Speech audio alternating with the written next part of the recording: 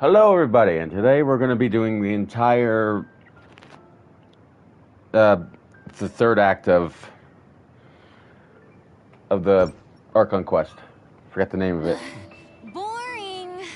Isn't there anything else more interesting to do? Sure, whatever.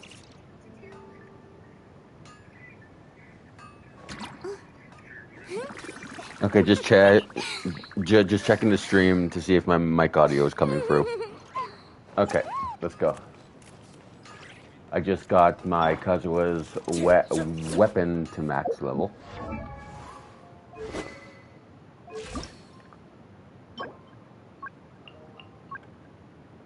Still don't know how to get this.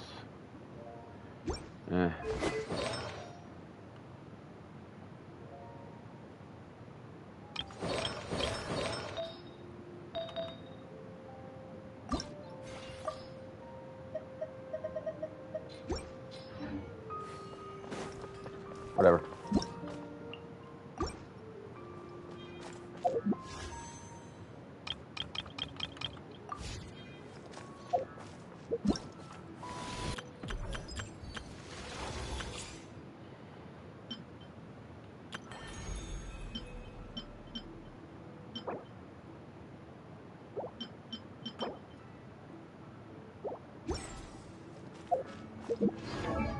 Let's just get on with this.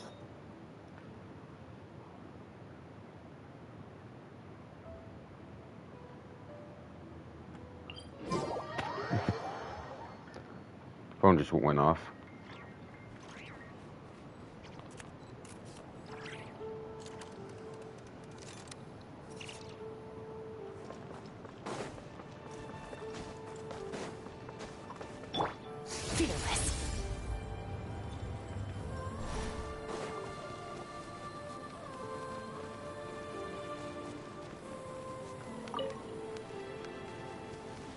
Merciless.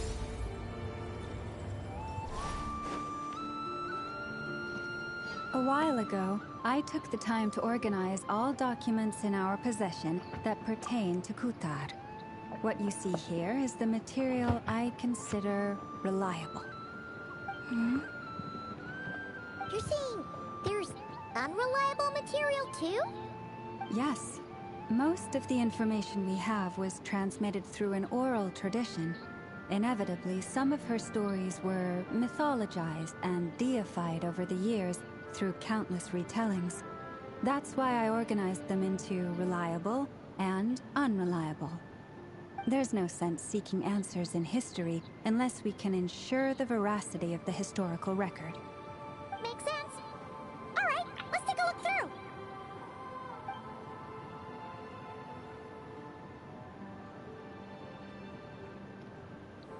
All right, come on, let's get this going. I want to kick the Torre's ass. Almost all these records refer to Kutar instead of Columbina.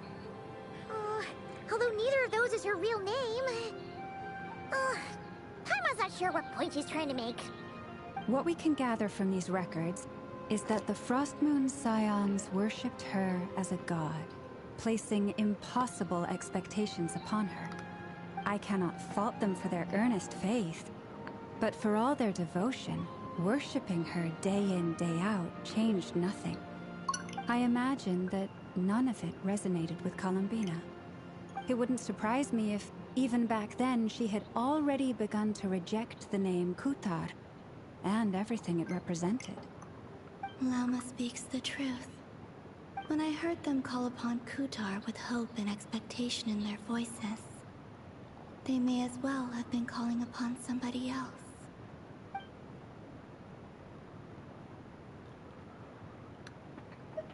Well, that's a bit complicated.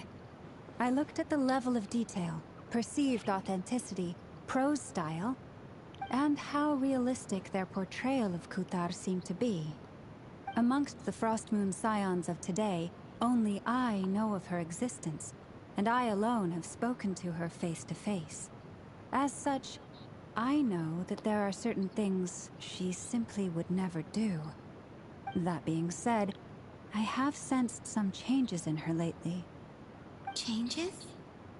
Me? Oh, seems like this is Ah, getting this us game. nowhere.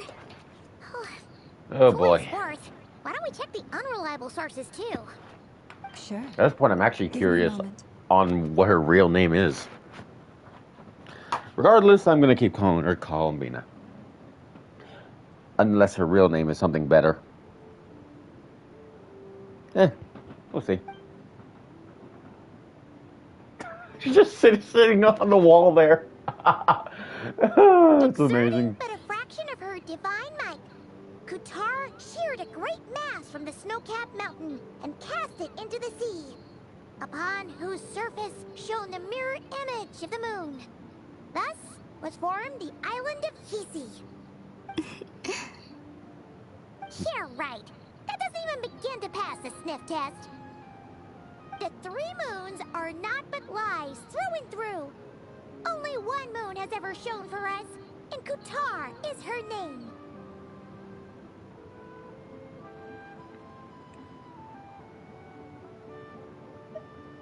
The vast majority of ancient texts are filled with fanciful tales like these. I trust you understand my criteria a little better now.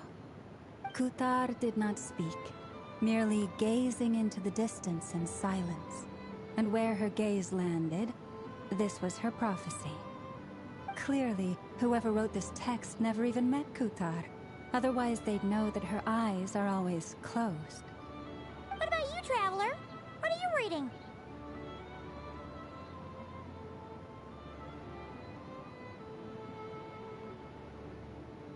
Come on, let Paimon see. The child wished to build a wooden nest with which to shield a fledgling bird from the cold. But being so young and lacking in strength, the child could not snap the branches from the trees. Kutar was passing by. Upon seeing the child, she summoned forth the Kuhenki, who built a beautiful nest for the child. I remember that. Not knowing the meaning of Kutar's divine intervention, the child dared not to respond, and thus ran home to call their parents. But Kutar was gone. The Moon Chanter declared the event a miracle and took the nest as a relic, placing it on high for all to see. The child was named as one favored by the goddess, and was greatly respected amongst the people. Yet, no further miracles were bestowed, and this matter was forgotten in but a few years. Huh. Any thoughts after reading that? Yeah. Columbina probably just wanted to join the kid in making nests. Ah. I'd originally considered this a fabrication, because Kutar did not perform any similar actions in subsequent records. But now that I think about it, it does seem like something Columbina would do. It's just that... She didn't know how other people would interpret her actions. She was probably worried about making things difficult for people. So, she gradually stopped joining in. Yes. Oh, that's so sad.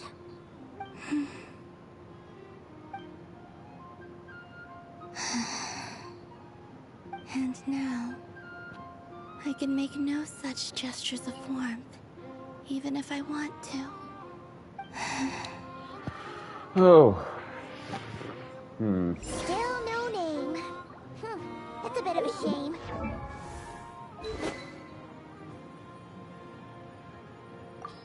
Oh, excuse me.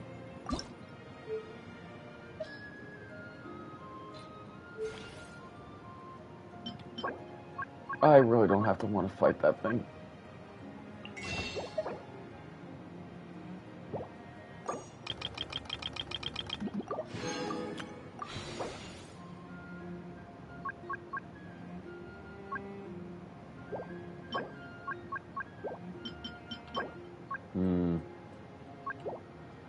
Okay, well.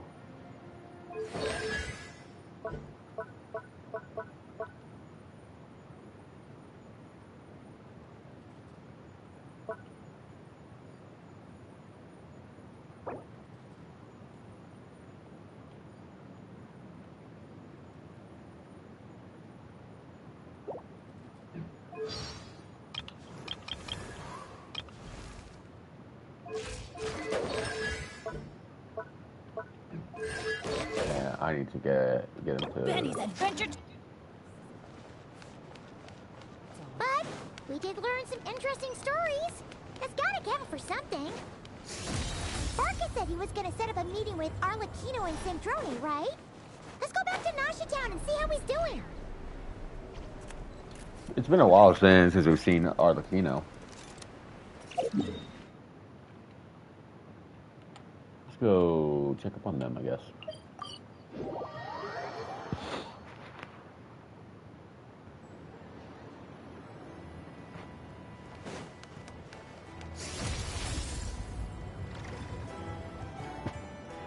Let's see. There's Barca. Oh, and it's Durin and Albedo too.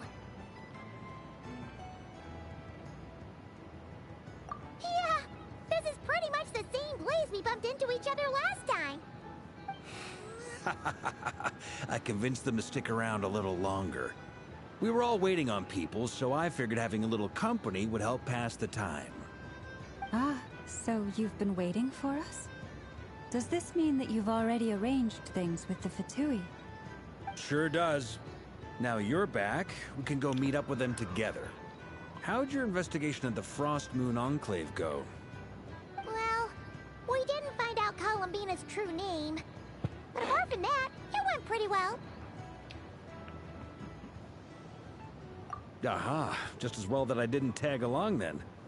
I'm sure our moon goddess wouldn't want every man and his dog knowing all about her private life. Still, desperate times, desperate measures, I guess. Someone had to do it. So, Barca was waiting on us, but what about you two? Are you waiting for Alice? Oh, no. We already met with her. We discussed that experiment I mentioned to you last time. Oh, and she also handed me this communication device.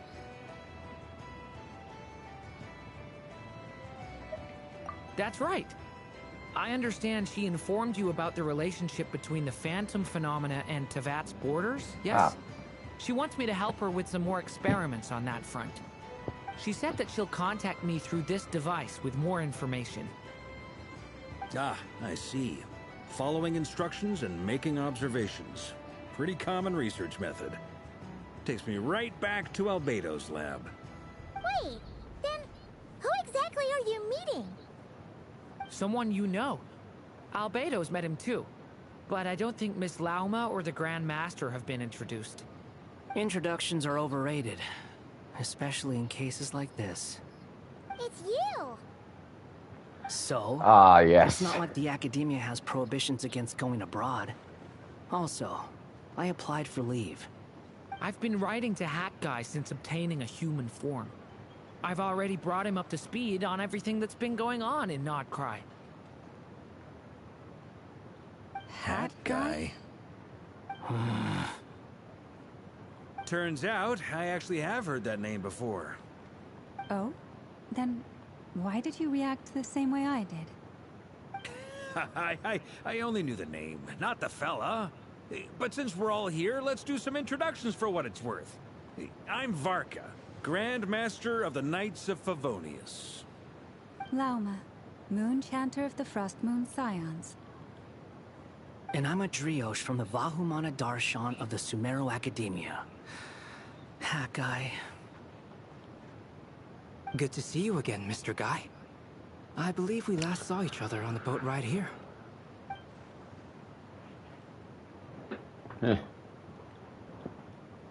Alright. So he's been here a while. Mind you, the only reason I came here is because there's someone I want to look into. Who's that? The Doctor, also known as Dottore, second of the Fatui Harbingers. Ah, we're getting into the good shit now. From the tone of your voice, it sounds like there's bad blood between you. I was reviewing our archives and noticed that a lot of information about him was missing. Left a bad taste in my mouth. That's all there is to it. Dottore, or Zondique, as he was then known, once studied at the Academia, but he got kicked out before he could graduate. So the Harbinger's #2 man is a college dropout? Ah, how embarrassing for them. Last we heard, he was planning something. We actually heard that a few times before, even coming to Nocrai. But we haven't seen a trace of him since we got here. He only appears when something interests him. For all we know, he might have left already. But the fact he did something here at all is worth noting. It'll fill a couple extra lines in his file. Why does it sound less like a file you're writing and more like a criminal record? Anyway, we were just about to meet 2 of the other Harbingers. Want to come along? You might learn a thing or two about him there. Sure. Even though they're Harbingers, well, they're old acquaintances of ours, so, you know, when you talk to them, try to be... I got it. The Frostmoon Scion's relations with the Fatui remain tense. Forgive me if I do not attend. In that case, we'll continue assisting Miss Alice with her experiments. Good stuff. Everyone's having a fruitful time. All right, we better get going. I'll lead the way.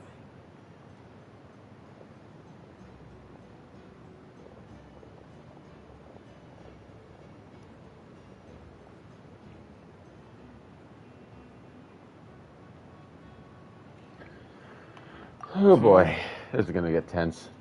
Well, yeah, that's obviously part of it. But I'm not the only one who has a score to settle with him. Neither you, nor Lesser Lord Kusanali, nor I want to see him meddling with things again. What's the hurry? Don't worry. Pigeons always know which way home is.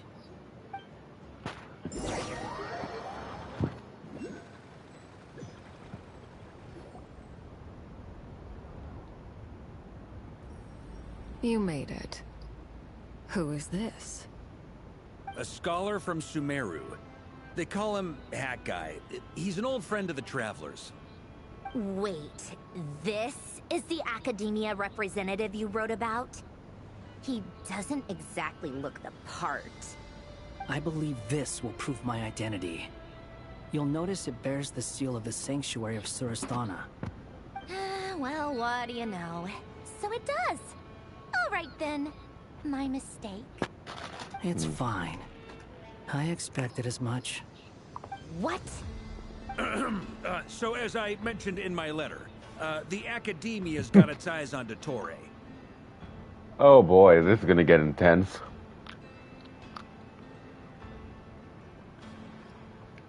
But this matter remains top secret. Apart from those assisting in the investigation, the fewer people who know, the better. If anyone asks, I'm here in Nocrai to pursue my personal academic interests. Gotta say, Barca, you did pretty well to keep all this under wraps for so long. Sounds like you got in touch with the Academia about this way back. You flatter me.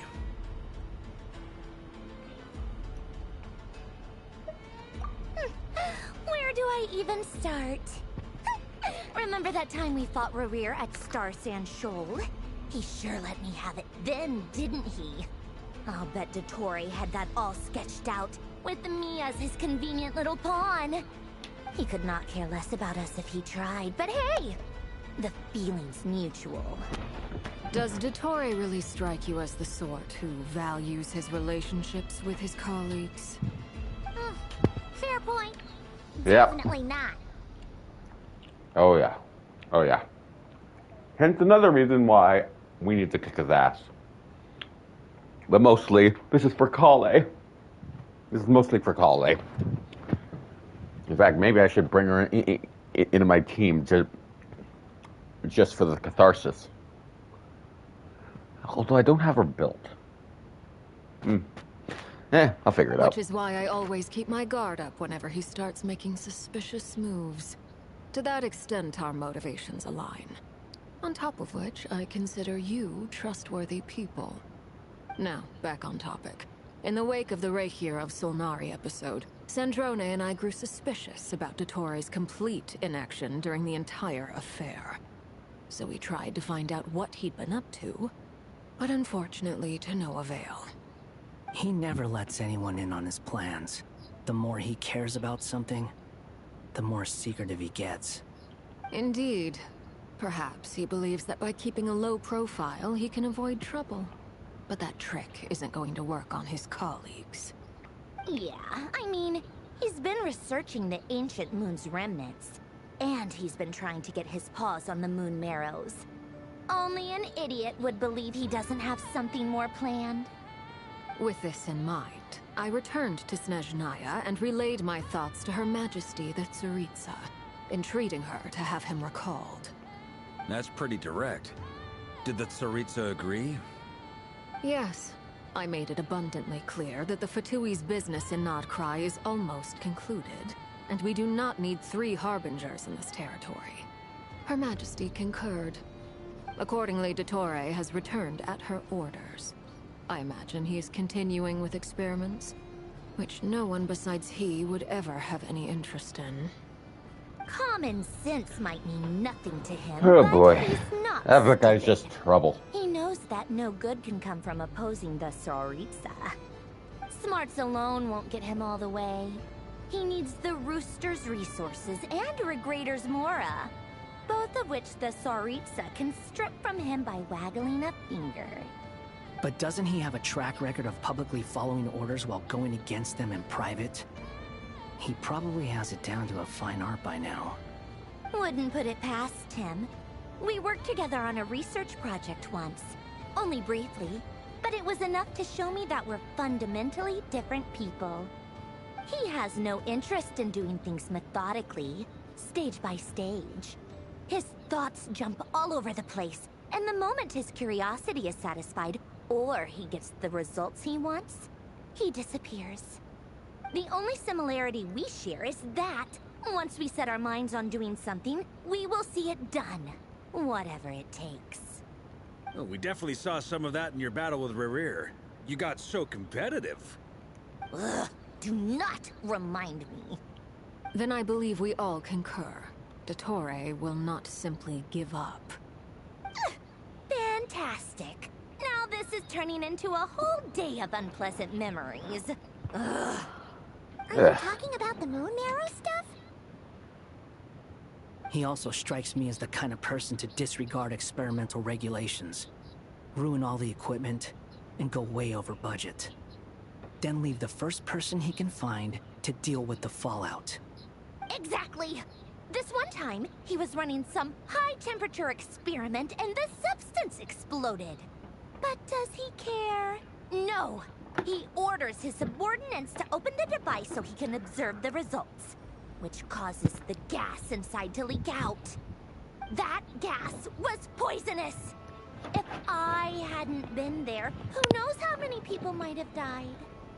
And after all that, he left while I was still cleaning up after his mess. What a waste of time, he said. Waste of time? The nerve! He wasted my time!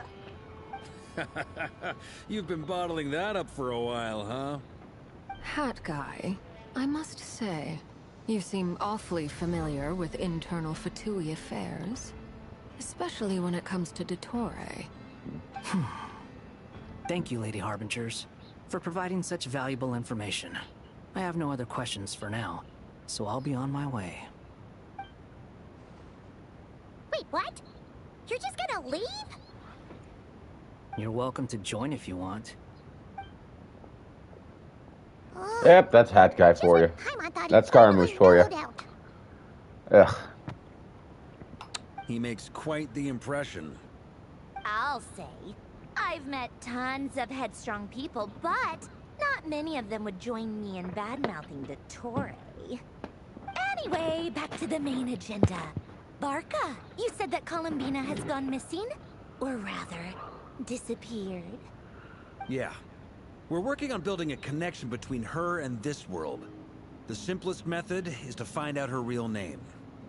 I've actually asked her that question before, but she said she didn't know. Considering our relationship, I doubt she was lying to me.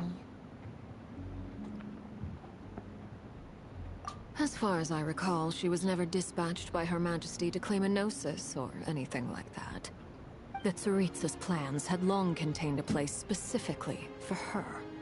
I always thought that was weird. What could she do that the rest of us couldn't? Knowing what we do now, it's probably something related to Kavaki, right? More than likely. When she first arrived, Columbina would often go to Her Majesty and ask when she could start the task assigned to her. But Her Majesty always gave the same reply. The time has not yet come. So she spent her days in Snezhnaya doing basically nothing. The Tsaritsa has summoned a beautiful blind maiden to be a harbinger, giving her the third seat by virtue only of her enchanting voice. It was a dumb and stupid rumor, but the reality of the situation made it hard to refute. And what happened after that? I imagine she stopped caring. She no longer seemed to care why she had been recruited, and Her Majesty never gave her any missions, so she just continued to sing in the flower garden. For my part, I was busy. So busy, in fact, that watching someone be that idol had me fuming. But still, I got the sense that she had long been used to a life of other people claiming she was needed when she wasn't. I just felt that having a place to stay would cost me something eventually. And so I waited quietly for the day that I would have to pay the price. And on the other end of that spectrum, you had me. Someone once told me that I had the lousiest work and the toughest luck. That's a good way of putting it. I forget who said it, but those words have always stuck with me.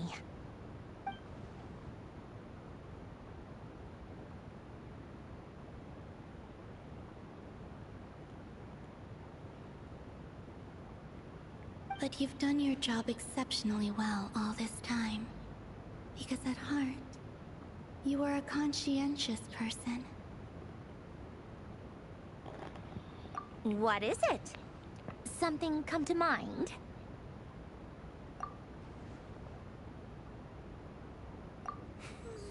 That makes sense. Nothing screams you are needed like your name shouted from across the town. Well, good luck with it. But if you ask me, Columbina is still the most shoutable name.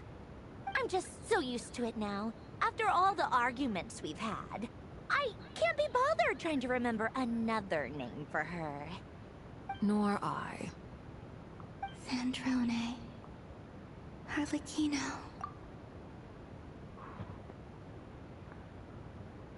Oh, I'm too immersed into this. I don't even have anything to say. I'm sorry. Oh, fuck. Can't think of anything to say about all this. It's a Sealy! Does that mean Nicole has news for us? Ladies, I thank you for your hospitality. If the chance ever comes up, I definitely owe you both a drink sometime. How long have we been streaming for so far? Half an hour. Wow. I'm sure it will. You can make your own way out. Heck, you've been here enough times, you probably know your way around better than I do.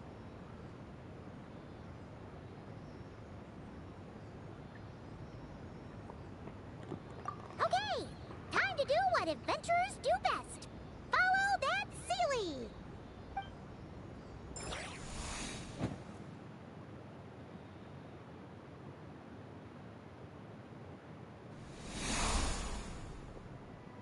Here you are.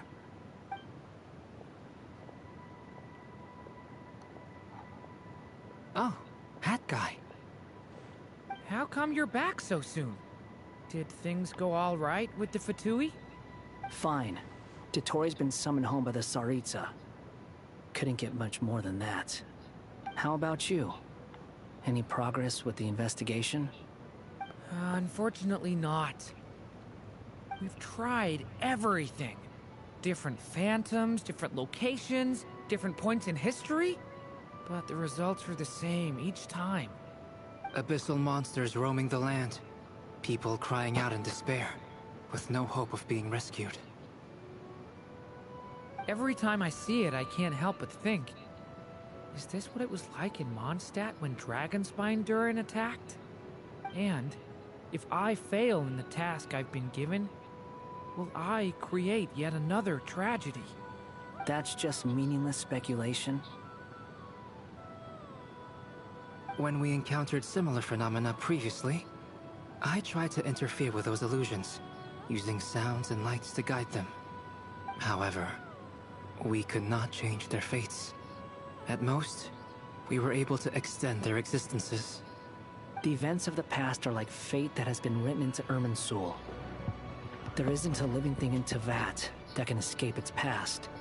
But Miss Alice instructed us to try to find ways to change the outcome that these phantoms face. It's an impossible task.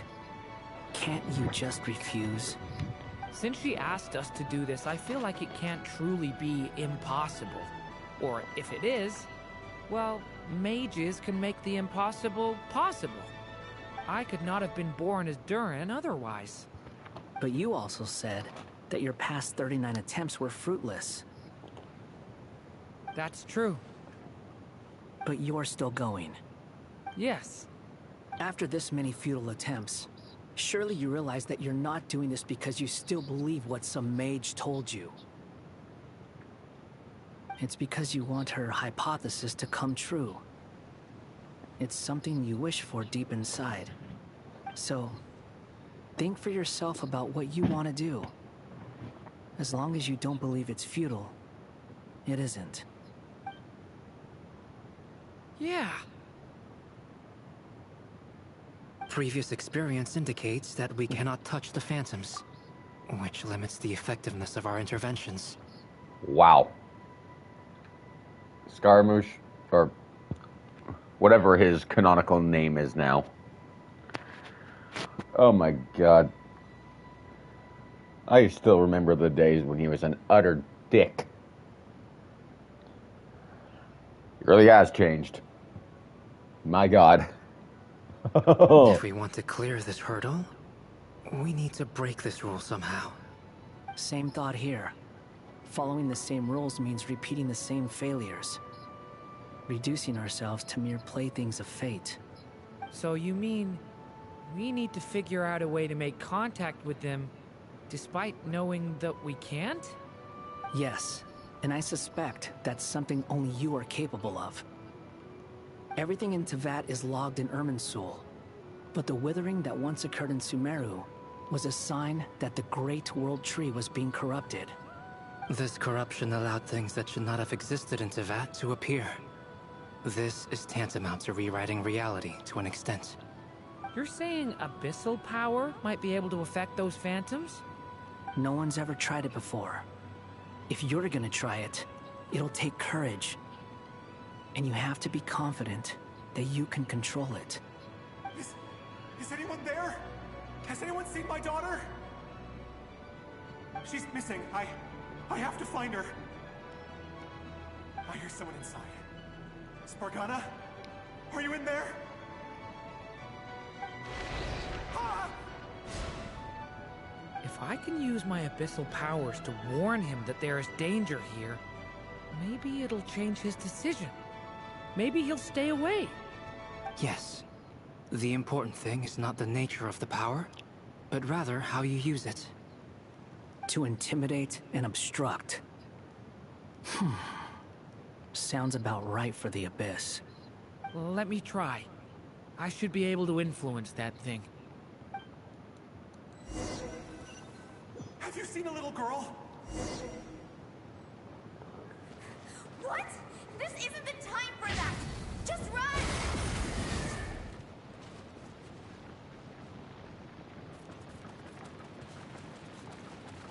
I hear someone inside. Spargana? Are you in there?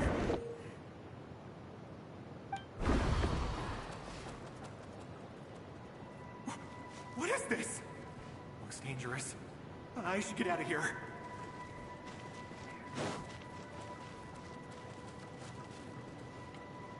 Okay.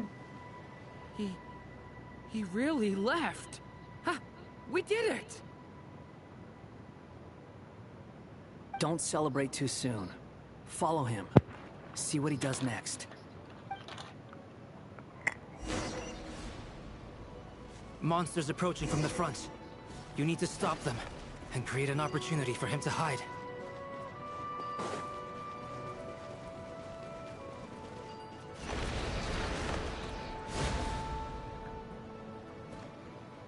Help me! Oh, I fucked this up.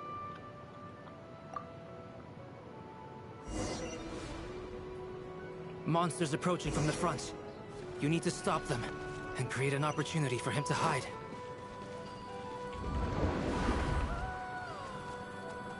No! There's a monster ahead!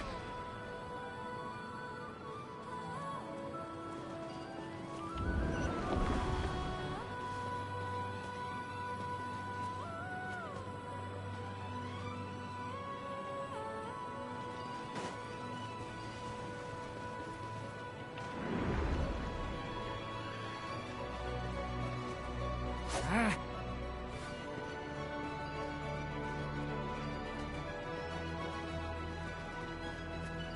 Wait, Oh, is that the barrier I saw earlier? Why is it appearing now? It's as if someone's controlling it. The monster's gone. Is it safe now?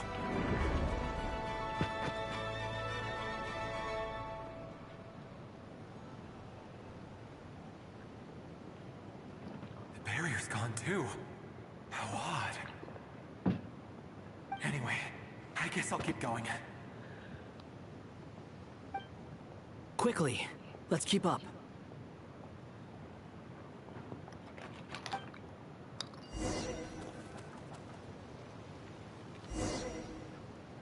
Wait, there was someone else here?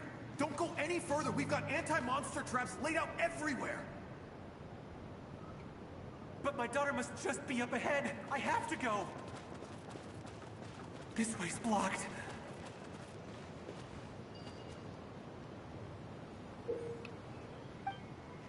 We might be able to use...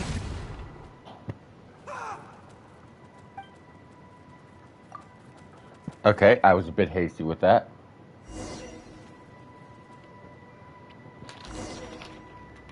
Wait, there was someone else here? Don't go any further. We've got anti-monster traps laid out everywhere. But my daughter must just be up ahead. I have to go. This way's blocked.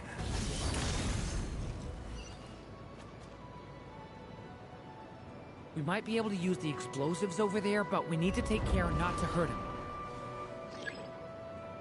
I'll use the barrier to keep him at a safe distance. This barrier seems to be helping me somehow. Hey, wake up! Oh, no good. Gotta keep moving ahead.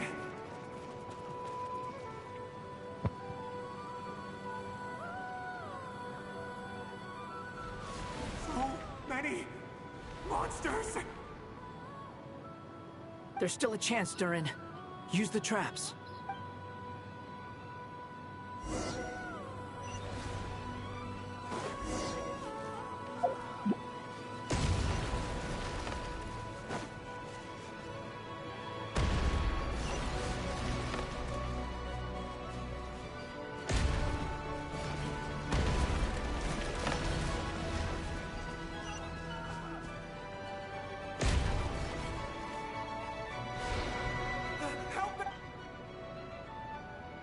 God damn it.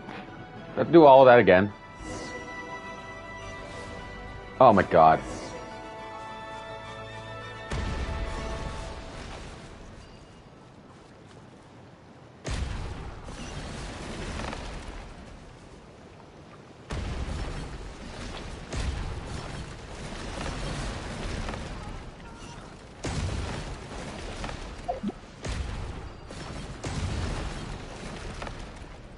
Oh. This is a new development. I've never seen this happen before.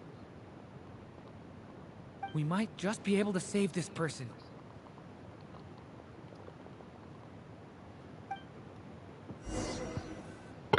Excuse me.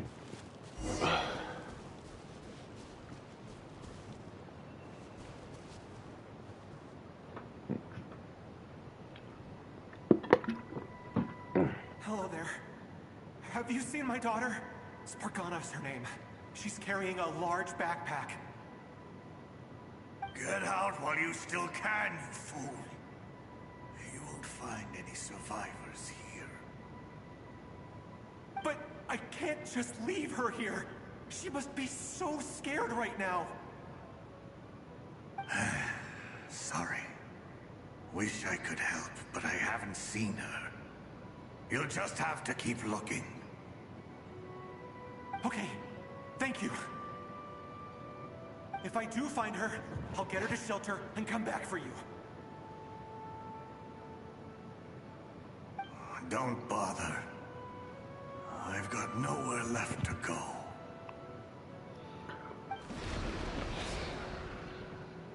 What's that noise? Monster! No, if he goes inside, he'll be walking into a trap. Let's try this once more. This time, we have to stop him.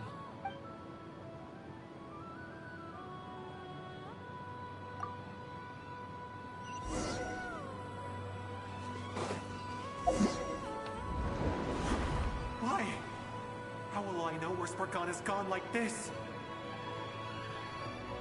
You know what? I'll trust this strange barrier. It's gotten me this far after all.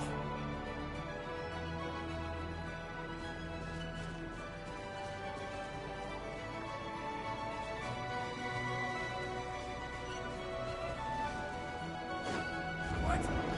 Spargana? Are you there?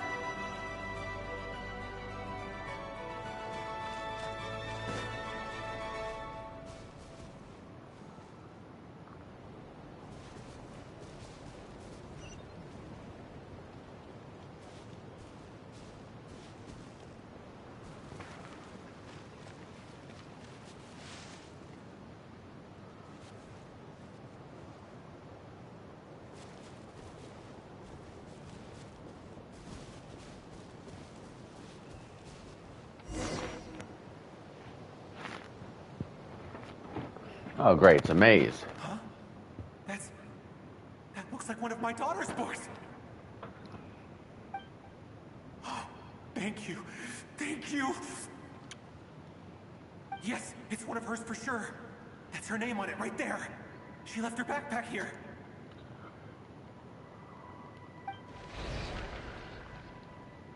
Durin, Oh, crud. just like last time. Use the explosives.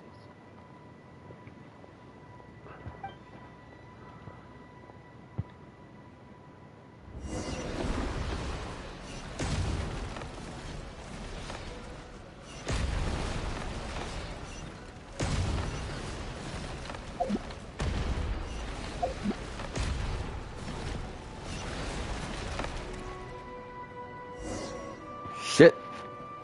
I was won't pressing. work. There's not enough left. If he makes it in, he'll die. But then, This clue could be the key to him finding his daughter.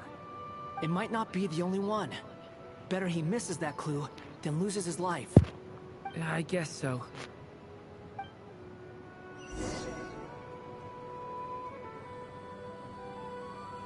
Stop him, Durin. We can't let him get any further in. That's my daughter's book! She's passed this way! Why? Why won't you let me go in? I've searched and searched and searched just for this! But how will I find her without any clues? I no longer have anywhere else to go.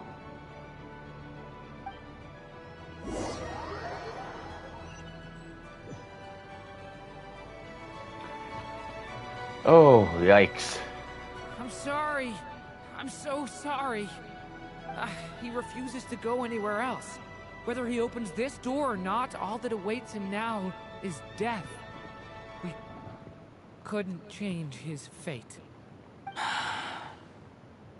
Albedo? Hat guy? Let's try one more time.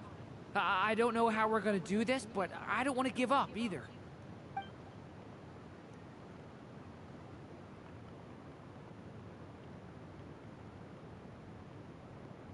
Why am I here?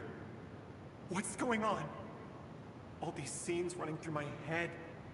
Where are they from? Huh? What's going on?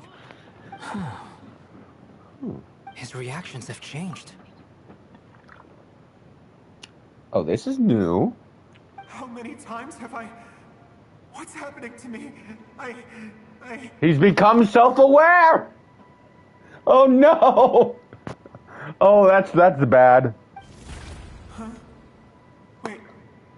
Who are you? They can see us! You can see us now?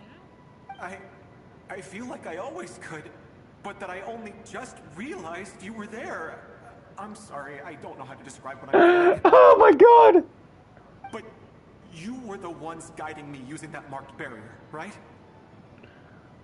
I haven't done anything yet, but those monsters, those deaths, they feel like memories. Like things I really did experience. I won't find my daughter. In fact, I'll ultimately die trying to find her. Isn't that right? Well, no, it isn't. Yes, it is. Even so, we're trying to find a way out of this. You've not seen my daughter either, have you? It seems she really isn't here.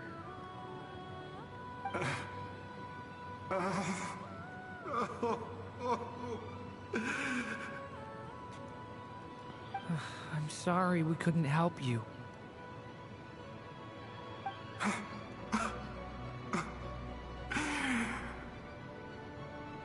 I'm just tired. Maybe this is destiny. Maybe it doesn't matter how hard I search. How long do I have left? Experience says 15 to 20 minutes.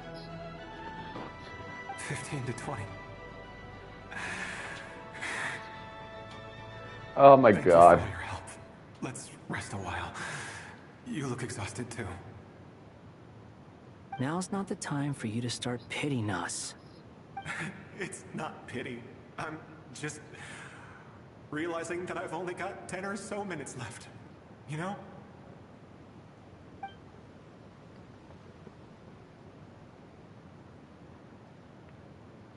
You say you're from Mondstadt, yes? A place with windmills, where people enjoy limitless freedom? And you're from Sumeru, where they've built an academy into a giant tree? Yes. It seems you've never heard of either place. Those names are unknown to me, I'm afraid, yes. Have you heard of Hyperborea? I have, but I heard that it was destroyed in the distant past. I see. That was where my ancestors once lived. What about Delphi Pytho? Was it later rebuilt? I've never heard that name. Then what about Salvindaknir? I have seen that name on stone tablets on Dragonspine. But I'm afraid the only things left of that place are its ruins. Oh boy. It's basically just time travel at this point. Oh, it's a fucking headache. I see. Sure enough, there was no way to turn this around, huh? I'm sorry. I was the one who asked to chat, but it seems like we're too many ages apart. There's barely any common ground to start from. It's all right. We did hear something new, at least. From how you speak of your lives, things must be going all right for you, I guess. They are. Mondstadt is a place of freedom and happiness. There's a lot of good people in the church and the Knights of Favonius, and even outsiders find that it's an easy place to feel at home. We have festivals a few times a year. Everyone gets together to drink, sing, and be merry. Sumero's a lot more uptight. Not really the kind of place where you can relax. It's a nation fraught with problems wherever you look. But if all you want in life is to seek knowledge, I guess it's pretty much paradise. That's wonderful. In other words, after this all-devouring black tide passed, humanity did not merely avoid extinction, but rose to build prosperous civilizations anew. I mean, I can see you all right now. That must mean the future isn't a total mess, right? That's true. Well, time's almost up. Let's part ways, I think. Might be best if you don't waste too much time on me. The chances are slim, I know, but I'd like to spend these last few minutes looking for Spargana. If things work out, I'd love to tell her about what I've heard. May we meet again. Well, or not, most probably. In that case, may your wishes come true.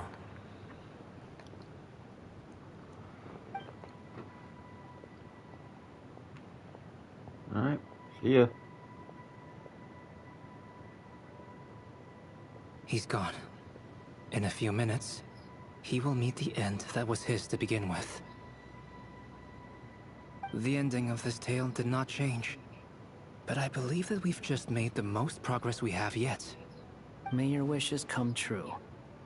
If only it were so simple. Hat guy, could I ask you a question? You've never talked about your past. It seems complicated, and it weighs heavily on you, too. Would you be willing to tell me about it? I mean, sometimes it's better to get things out in the open. Take that guy we try to help, for instance. At least he said goodbye with a smile, right?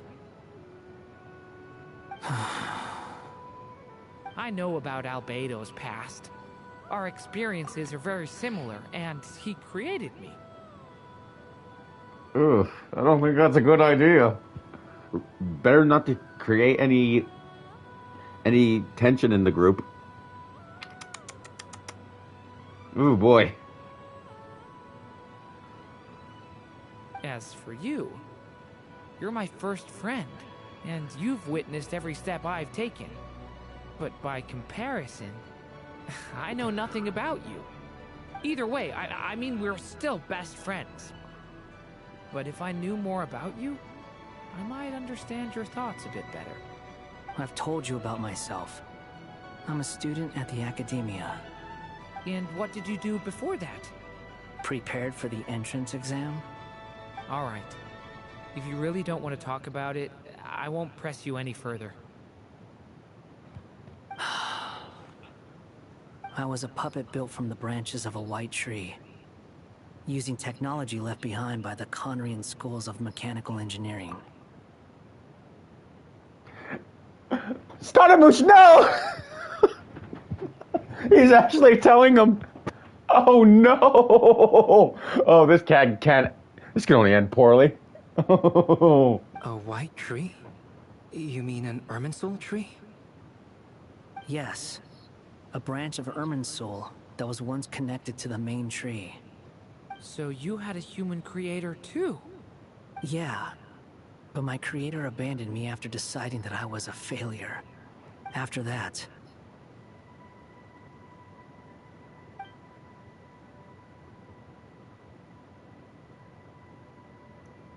Oh, it's been so long since we've seen that design. His purple outfit. Oh my god. Trying to do the right thing. None of these things are easy. But no matter how hard they are, trying to rewrite past wrongs is far harder. You asked me if you would create a new tragedy if you failed. I told you there was no point speculating about that. But the real answer is, yes, you absolutely will. That guy. But at least you've got people here to help steer you away from the wrong path. So, just keep aiming towards the light. I will. I promise. All right, break time's over. Hello? Durin speaking. Hello, friends, it's me. What have you been up to, I'm detecting some unmistakable fluctuations here at the border. Ah, hello, Alice. The amplitude isn't particularly high, but they're completely different signals from the ones before, and the scale is comparable to those I've detected previously. Alice, we were unable to save that person. However, he appears to have retained a portion of the memories gained through that cycle, and was able to hold a conversation with us. I see. Well, that is rather odd indeed. It definitely merits further attention. Could I trouble you to keep trying the same approach? I need to gather some more data. Counting on you. I should probably have Nicole come and check this out as well. Oh, that's the end? The fuck?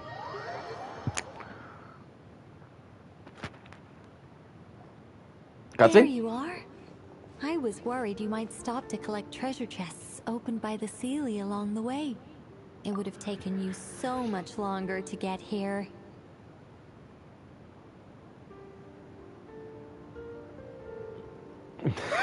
She's just, what's the word I'm looking for? I can't think. Oh my god. Whatever. Another conversation I cannot hear.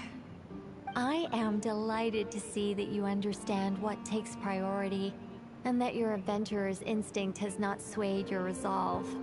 Really, I must applaud you for it. You should know. Paimon's head. Okay, I'll try and keep it short. My senses are telling me that this is where we shall find the entrance to the ruins. Oh, cool! Well, what are we waiting for? Let's open it up and see! Patience. This was a sanctuary of great importance to the Hyperboreans. A special process is required to open the gate. Oh! Like the place that housed the Eternal Moon's Marrow? Okay, so what's the plan? Need us to do anything? And just the short version, if you can. Ah. Alright then. I was planning to start with some background on the invention of these techniques. Are you sure you don't want to hear it? It's quite informative. Remember what you were saying about priorities? Fine. Simply put, we need 3 human representatives to successfully undergo a process of Kuvaki resonance. Think of it as a test from the 3 moon goddesses to see if the entrants are qualified, with the most recognizable qualification being Kuvaki. Pretty sure Lauma would ace that test. Oh, wait. We need 3 people. I also have no doubt that the Moon Chanter would be qualified. But we would need 2 other people with the same constitution. Therefore, the most feasible method is not so much to follow the rules, but to figure out how the test functions and find a workaround. I've done some research, and it turns out the mechanism is rather crude. We'll simply need humans to stand before it, who have sufficient Kuvaki energy within them. I'm with you so far. How do we get the Kuvaki in them? The easiest way would be transfusion. Take some Kuvaki from Notcry's soil, put it into the bloodstream, and get it circulating in the body. So we're going to cheat on the test? Precisely. There are other methods, but this is the simplest one. Cheating the system is much easier than trying to hide from it. Huh? Sorry? Does the idea of cheating upset you, Miss Lauma? No, that's not it. I suddenly had an idea. Ooh, what is it? It's about Moon Prayer Night. I figured out a way for Kutar to join in the festivities. Huh? But as Paimon said, we need to have our priorities straight. Let's get back to the test. I'll follow up with Nefer on the festival arrangements. Oh, okay. Anyway, is this really the best method we have? A Kuvaki transfusion sounds dangerous, no matter how you slice it. If you think that's dangerous, wait till you hear the other methods. I'd be more than happy to go through them if you'd like. There are several. No need, we're good. Let's go with this one. Very well. Kuvaki transfusion it is. Now, I should mention that the risks can be greater or lower depending on individual compatibility.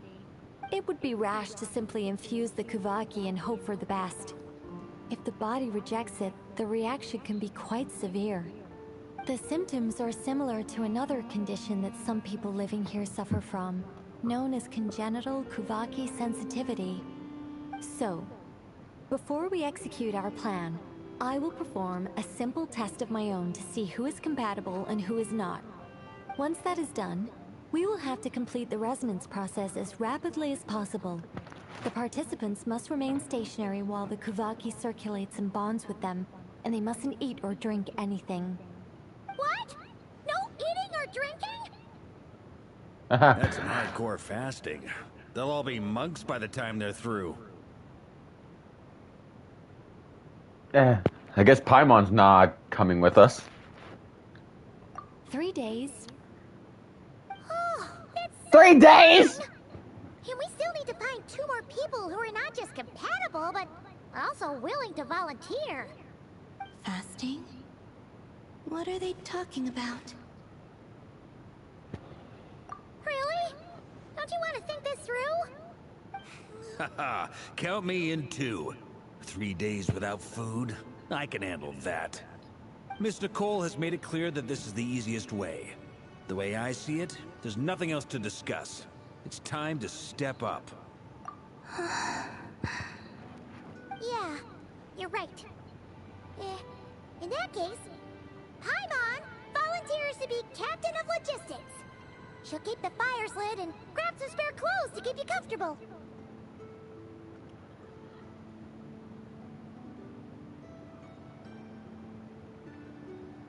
Then we'll start with you first, Traveler. Please step forward.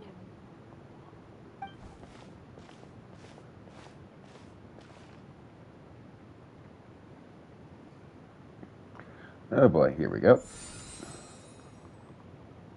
How's it going? Do you feel anything?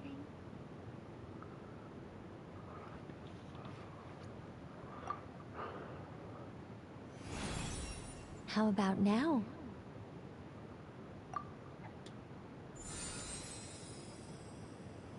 And now?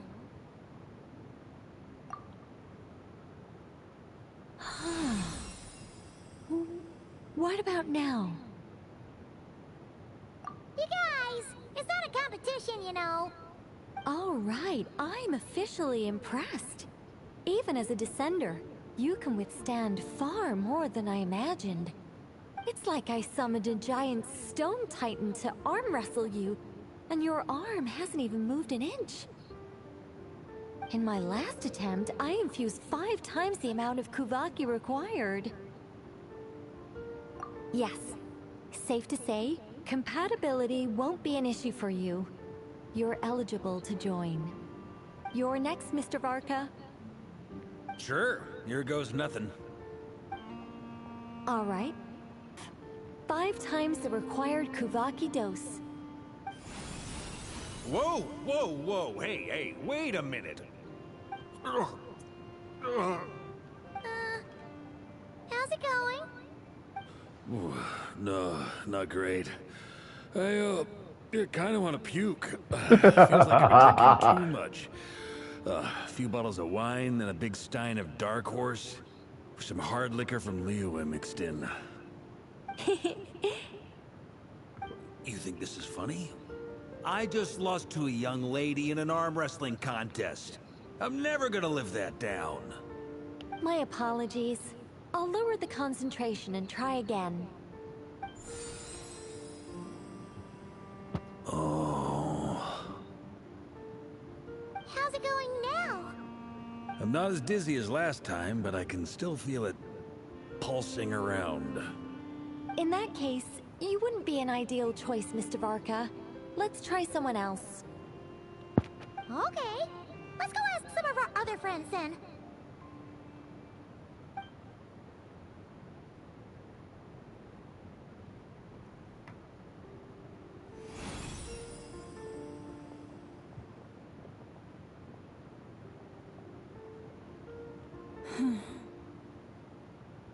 No surprises here, Miss Moonchanter. You're perfectly compatible. You may join.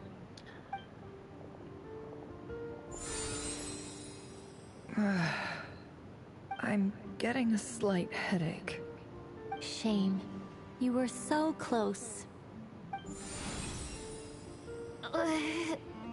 Whoa, I'm itching all over.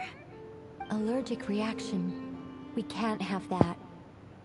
Jeez, this is gonna take a while, isn't it? Well, are you gonna start a what? I forgot how small she is. The Hexenzirkel is an organization that cares for and protects children. We will not have them do dangerous things. Not even tests.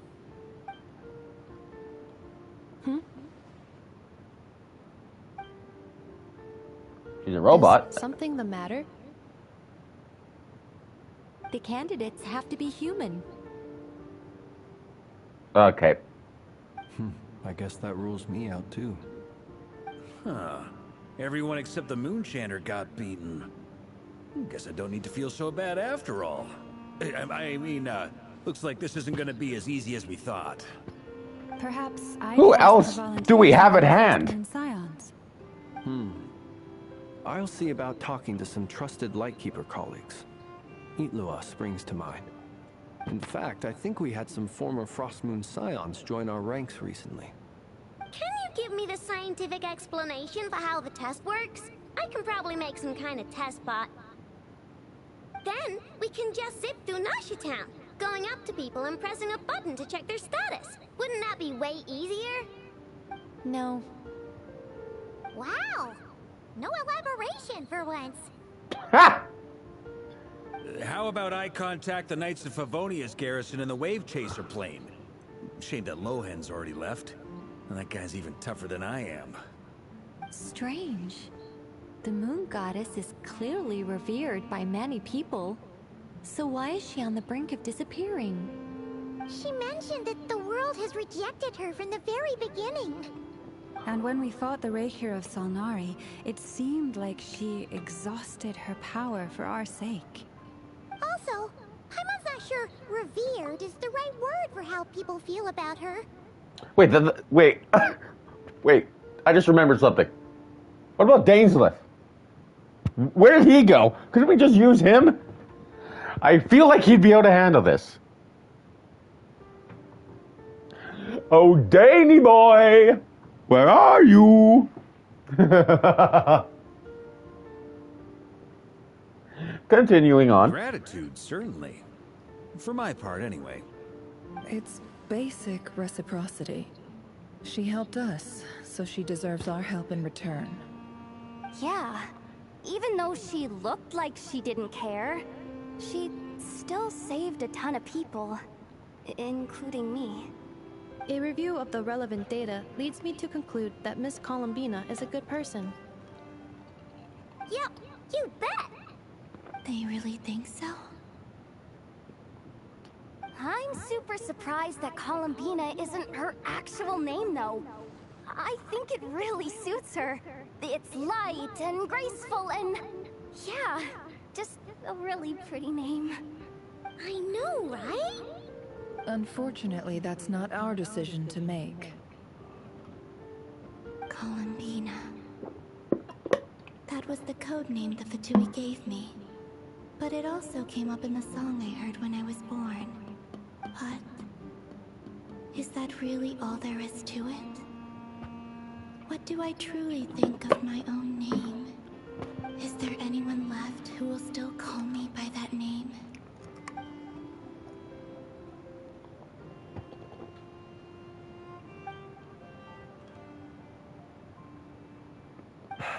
Moon Prayer Night is getting closer by the day. We're running out of time. We need to look for other candidates.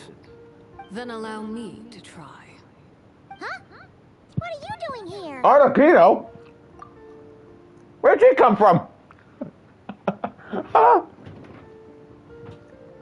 Good lord, this question just surprise after surprise. Oh. You contacted your friends via the Adventurers Guild. Sandrone has been keeping an eye out for something like that, so she informed me. Since I have the ability to accommodate a moon marrow, I should prove to be a suitable candidate. Oh yeah, I forgot about that. Huh. I guess we don't need Dangerous. Arlecchino. When can we begin? I see. We can begin right away.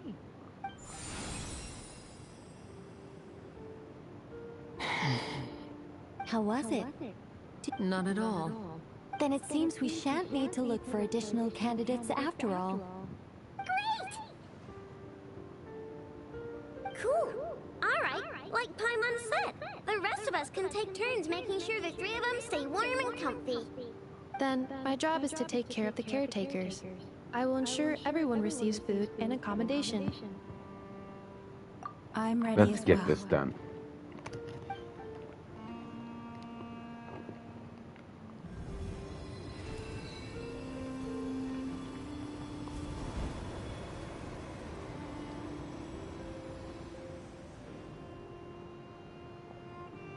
So they're just gonna stand there for 3 days? Wow.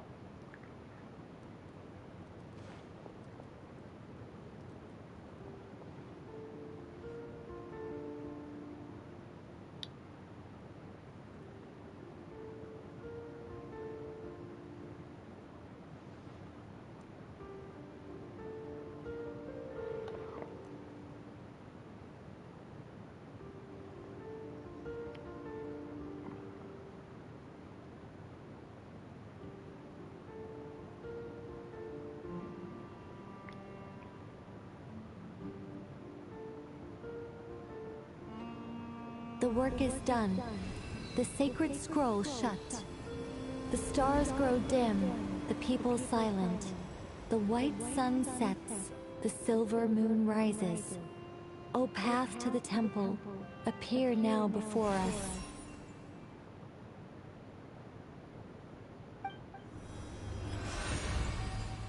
Wow! It really opened! So that's what all this is about. They've been trying to open this gate. With a calm mind, this proved not too arduous. Come, let us enter. It might be best to eat something first. Take care to chew properly and swallow slowly. It will give your body time to readjust to the digestion process. They will head in soon. They will need to enter this gate.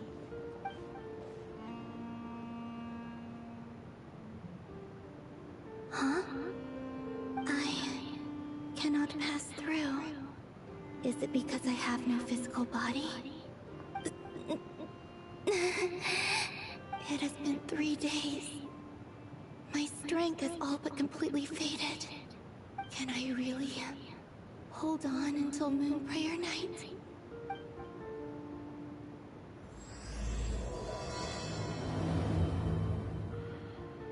Oh boy. Running out of time. Running out of time. This is not good. Not good at all.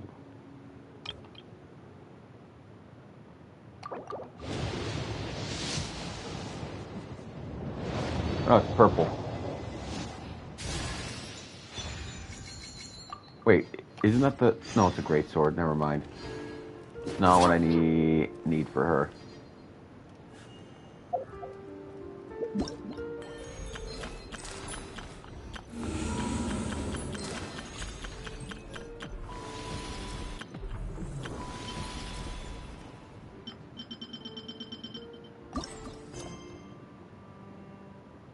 Let's do that at some point.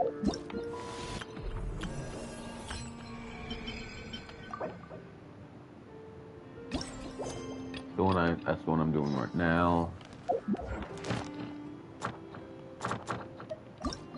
Oops.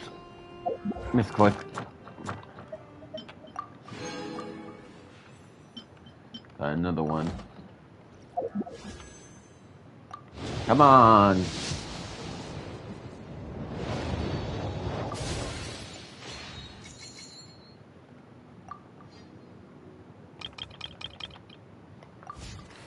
Whatever.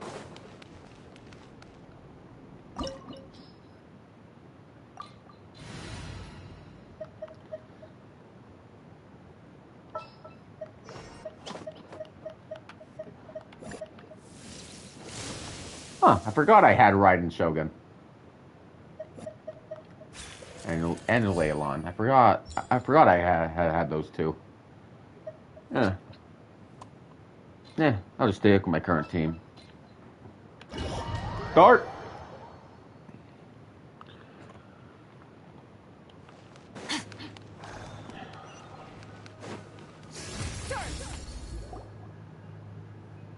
Alright. Are these people... Judging by their clothes, they appear to be phantom Hyperboreans from the distant past. That could mean they have some clues about the moon goddess's name, right?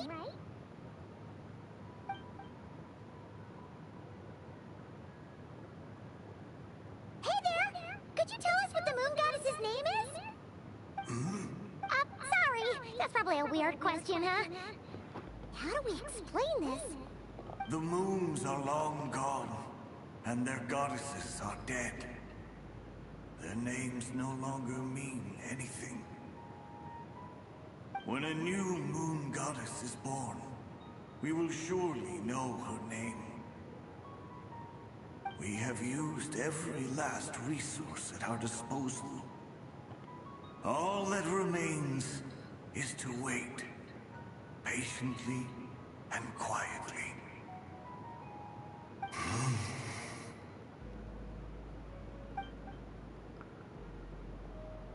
Were the people of the past all this devout?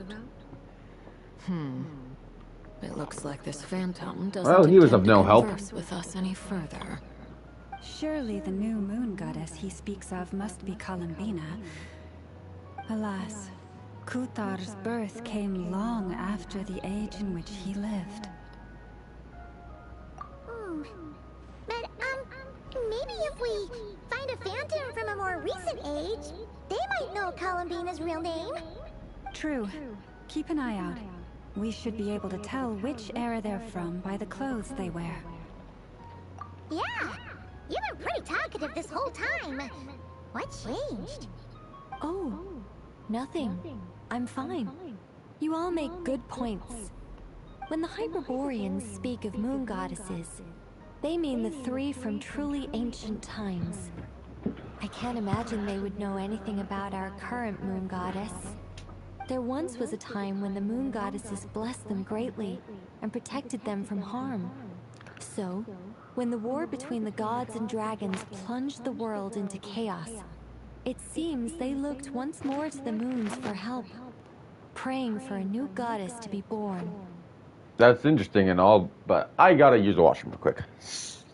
I'll be back.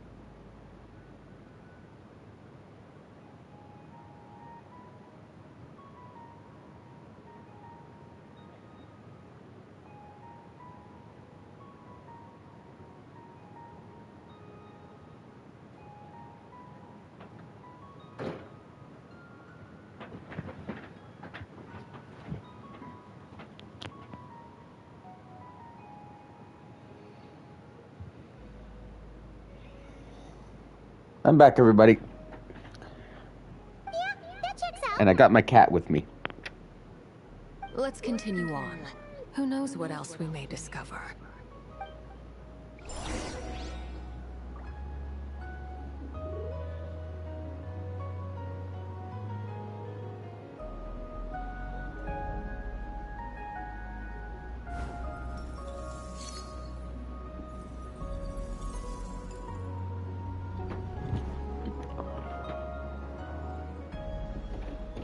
Alright, let's keep going. First I'm gonna see if I can level up my Bennett some more. Benny's adventure team, assemble!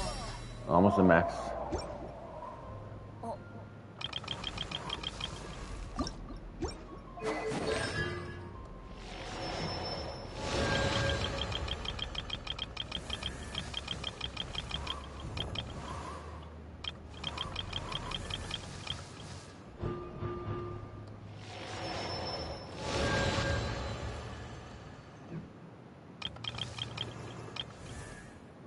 All right.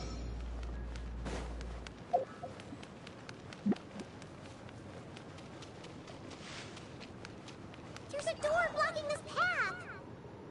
Not a problem. Try this. Whoa! How did that door suddenly collapse? This device was maintaining the door's integrity. Remove the core, and the device stops working. Is this our destination? Impressive. More precisely, this is a device that will help us reach our destination. Let's go. We still have a long distance to cover. This is reminding me of Enconomia a bit. Is that what the fucking place is called? I don't remember.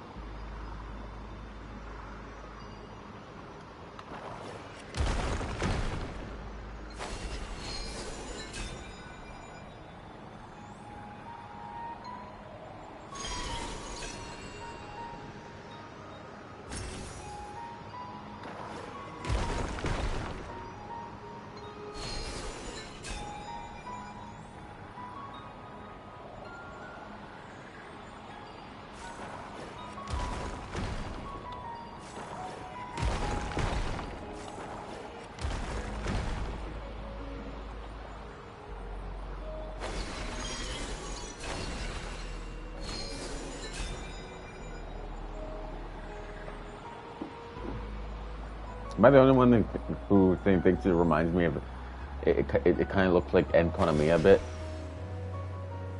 The way ahead is blocked by broken rocks. Ugh. Let's try that device again. Remember the door from earlier?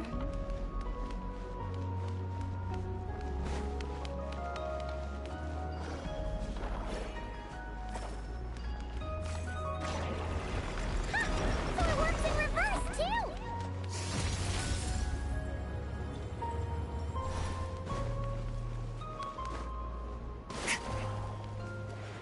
The humans we see are all phantoms, but the monsters are real.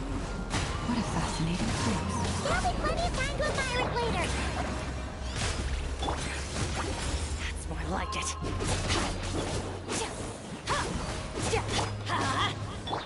Into the wind. Fallen leaves, adorn my night!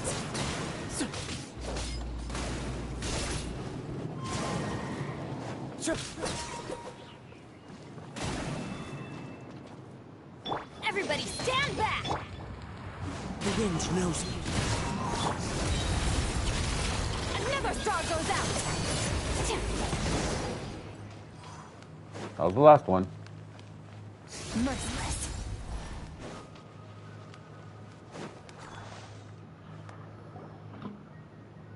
Ooh, there's a whole bunch of artwork in here. Seems pretty old.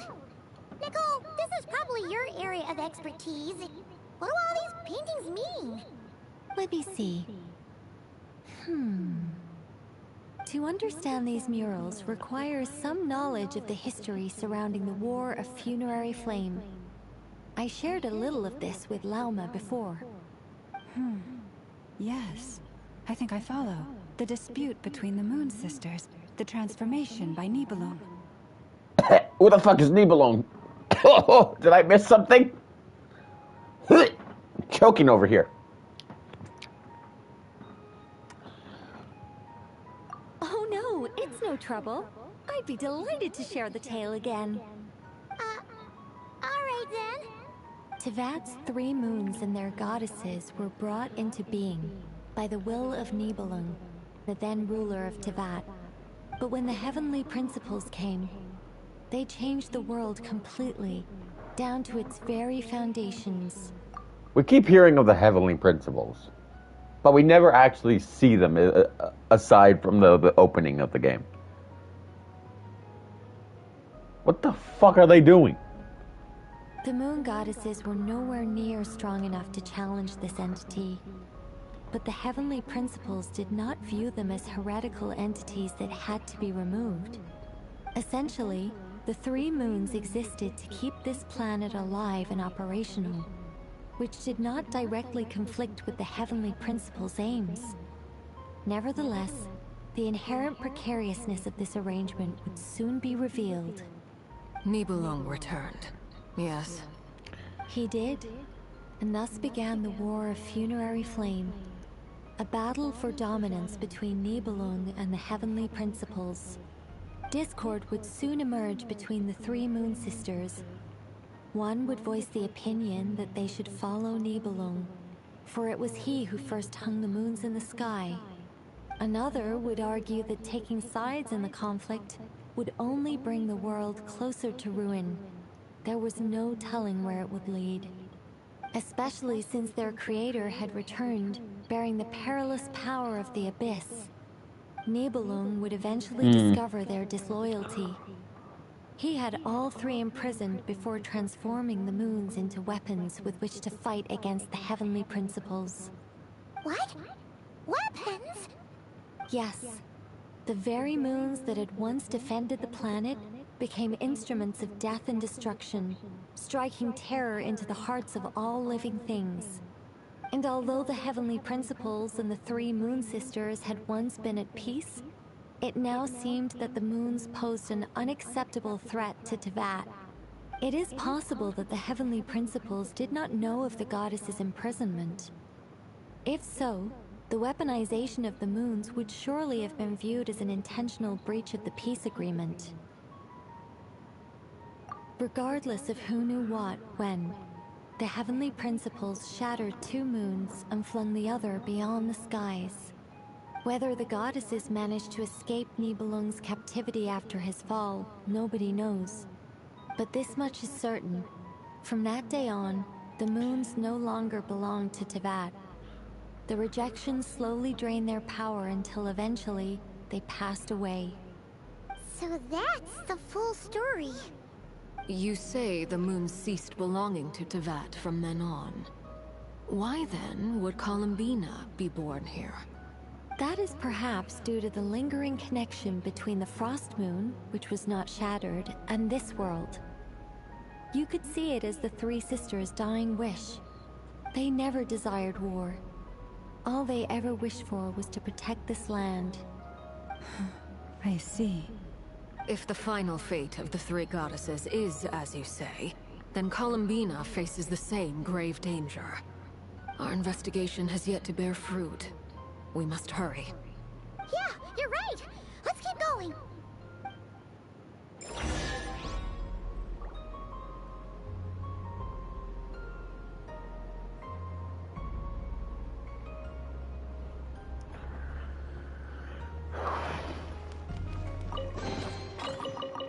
All right.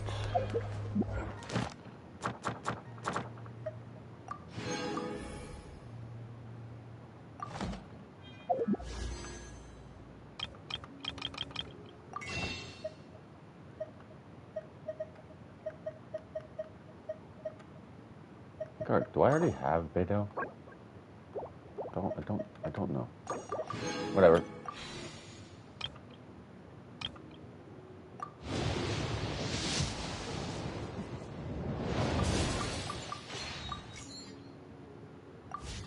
Whatever. Where's the way out?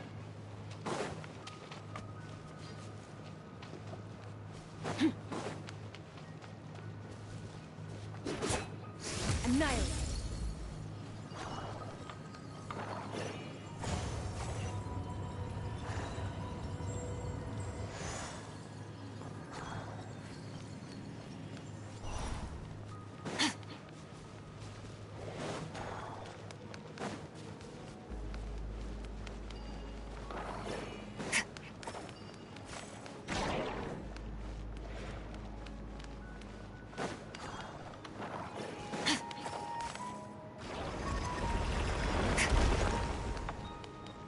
Hole.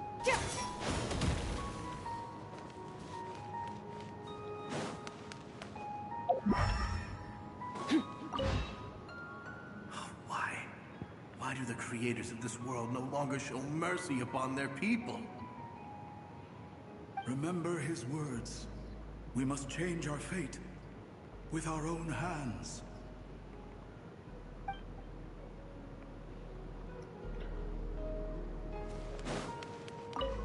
Should we trust him to keep his promise?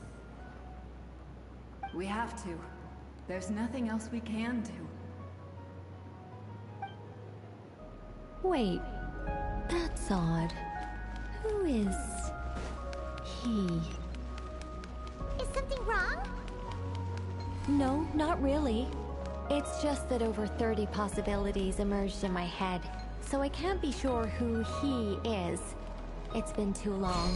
My memory isn't as sharp as it once was. Okay. 30. Wow. Impressive.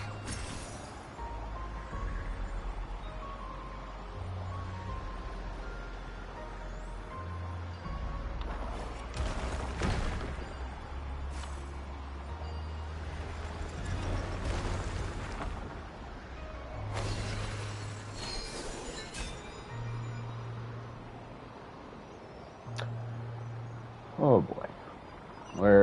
And we've reached the top.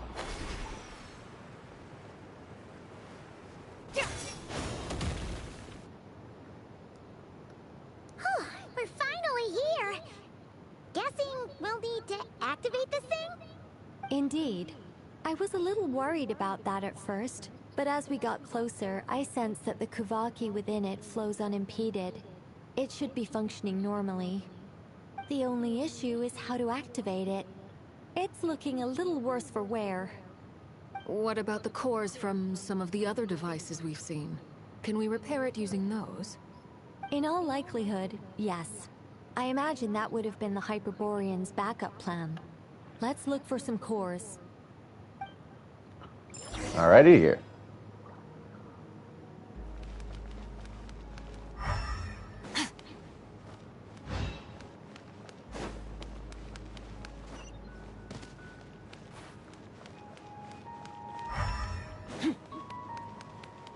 Merciless.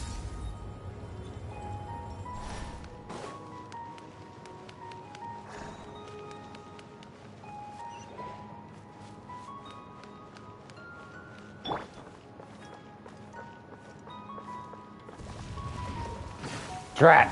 One with nature. Merciless. Into the void.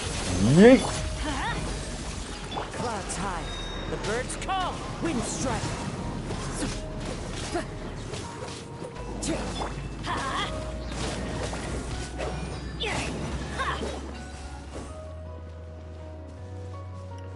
Let's suck it, bitch.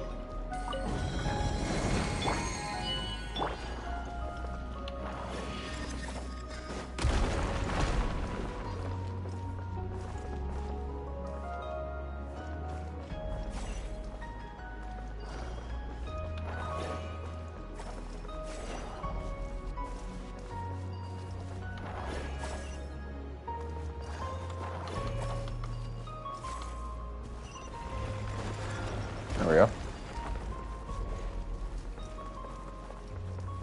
I know that a core, but how do we get across? Walk up, then jump down.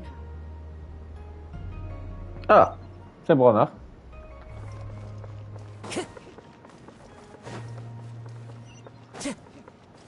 Time to go.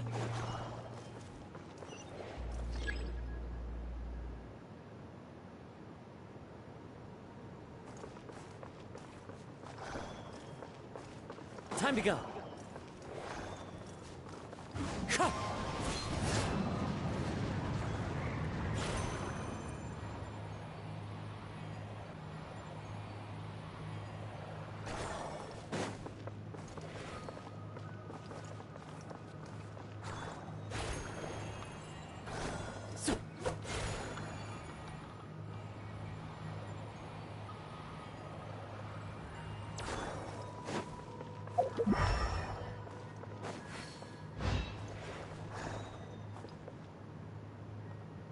I don't know what to do here.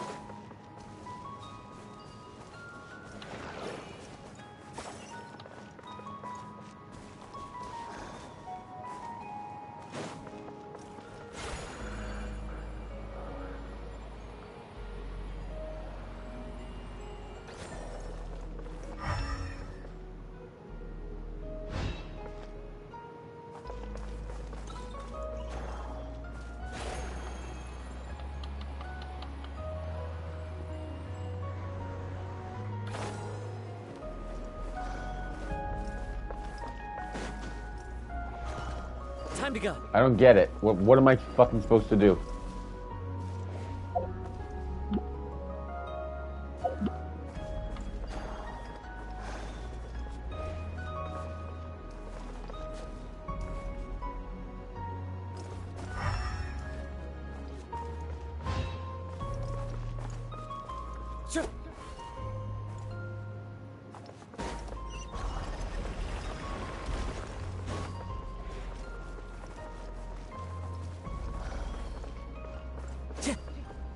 Into the wind.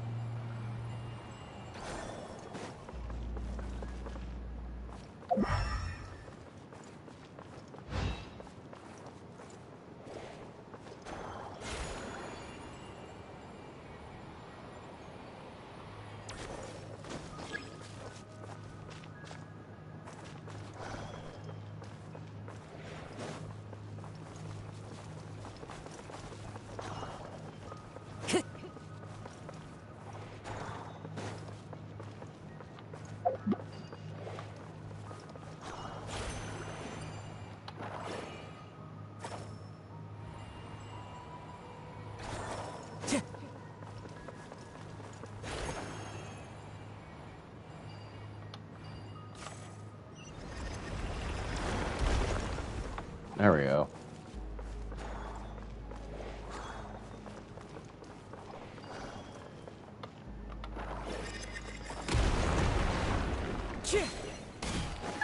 That should be enough cores. Let's head back.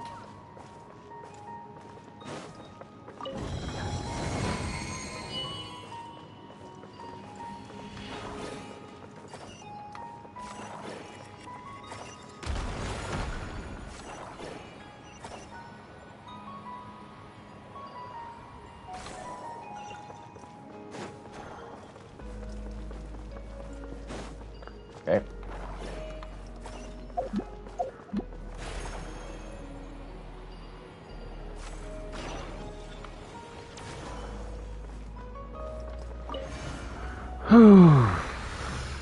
The device is up and running. It's hard to believe that the ancients were capable of constructing such things. Paimon sees our destination! It's right up ahead! Yes, let's go.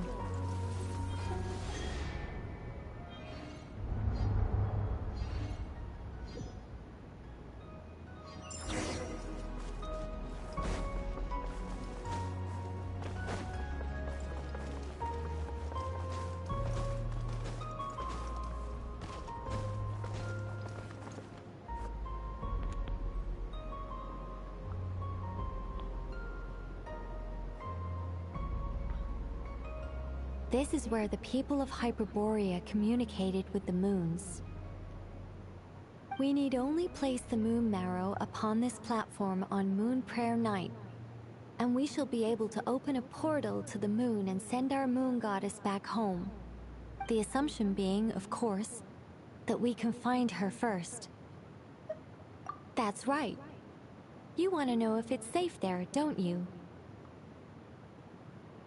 And yet, she has no choice but to return. You know this. That's not the only issue here. This is the end of the line, right? We've explored everything we can. And despite looking at historical artwork and talking to people from Hyperborean times, we're still no closer to learning Columbina's name. If it's not too much trouble, could you tell me exactly what Alice said to you about finding her name? Oh, sure. What she said was... Then your first job is to find it. As a moon goddess, I'm sure she must have a name she identifies with. Neither Columbina nor Kutar is her true name, and she's never really accepted either of them. Is it not also possible that she has never had a true name? Not at any point in history? That would be a hard pill to swallow. But at this point, we may have to accept that that is the truth. No one knows how she came into being, and she certainly doesn't have parents in any sense that we're aware of. Perhaps she was never granted a name at all. Then all this was pointless. Wonderful. Does that mean there's no way to get Columbina back? She's just gonna disappear and there's nothing we can do about it? Huh? Wait, why all this pessimism? Was it the way I phrased this question? You all seem to be taking this in completely the wrong way. Well, just because she's never had a real name in the past doesn't mean she can't have one now. What? Think about what Alice said again. She never once said that you'd have to find a new name, did she? Are you saying what I think you're saying? Yes. Names are anchors that connect us to the world. If she doesn't have one already, then all we have to do is create one, no? It's like... yes. Traveler, when you first arrived in Teyvat, do you think you would have turned around if someone behind you shouted, "Hey, Tumaini"? Well, what about now? I understand what you mean. Oh. Life is a long journey. Even the friends and family by our side can change over time. When people call you by different names, what matters isn't so much the words themselves, but what they symbolize. And of course, whether that resonates with you. Lumine. So, close your eyes and picture the moon goddess in your mind. If you were to call out to her in this moment, what would you say?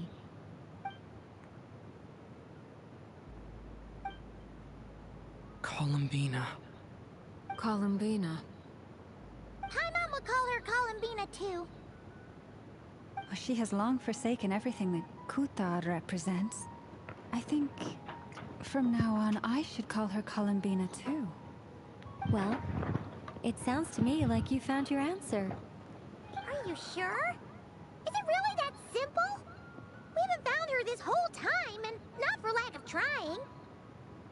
I'm thinking the developers were just too lazy to give her an actual name, and they just shoehorned this in here. I'm not complaining. Columbina is the best name for her, but eh. For a journey like this, the process is every bit as important as the outcome. Had you not searched far and wide, rejecting every other answer you were offered? How could you have come to an answer you felt was finally correct? Oh, it all makes sense now. This has Alice's fingerprints all over it. Are you suggesting that mage knew from the start that Columbina never had a real name to begin with? I can't say for sure. But I can definitely imagine her chuckling in satisfaction somewhere right now, saying, "Ah, what fun." Llama! Your antlers! You should hurry. The festive moon has begun to rise. Do not worry, for when you called the name Columbina just now, I could sense that the power within was enough to summon back the moon goddess. The power within what? The name? Yes. So, the thing is... What's wrong now? This is so annoying. I really want to explain how that whole thing works. Starting from the founding principles of Teyvat and... Oh, I could talk about this for hours. But... Deep breaths, Nicole. Deep breaths. You're an angel. A sober, sensible, solemn angel who has her priorities straight. Okay then. Sorry for asking. Clearly a bad call on Paimon's part. Anyway, you all need to hurry. Last thing, remember how it felt when you called out that name. Then it is agreed. By the name Columbina, we shall find her. Then we'll throw her the best Moon Prayer Night party ever! Alrighty, here we go. And at last, we will send her home.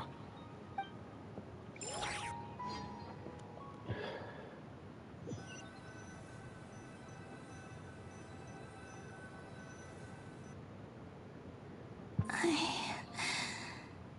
can barely move anymore. My consciousness is fading away. Have they come back out? I'd love to see them one more time.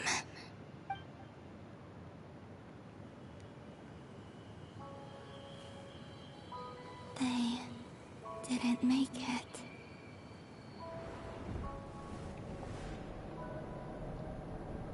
Could you tell me your name? My name is... Columbina!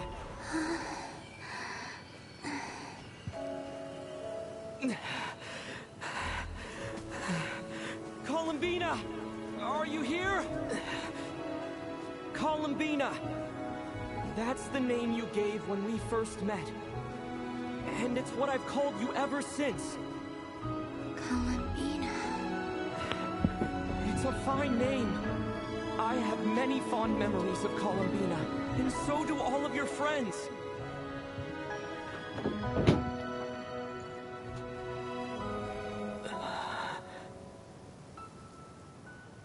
If you like this name...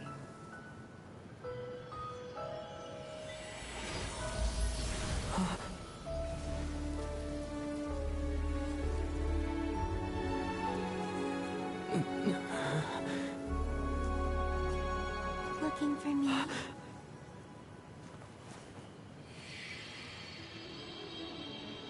Ha-ha! Yes! I like it. You can carry on using it. My name is Columbina Hyposelenia. Oh, that's your last name. Hyposelenia. Okay. That works. Columbina Hyposelenia. That's a wonderful name. She's back! Haha! I never thought that Columbina would become my real name. But after I met you and my other friends, the things that this name stood for slowly began to change. It went from Welcome being a back. Fatui code name to something my friends call me.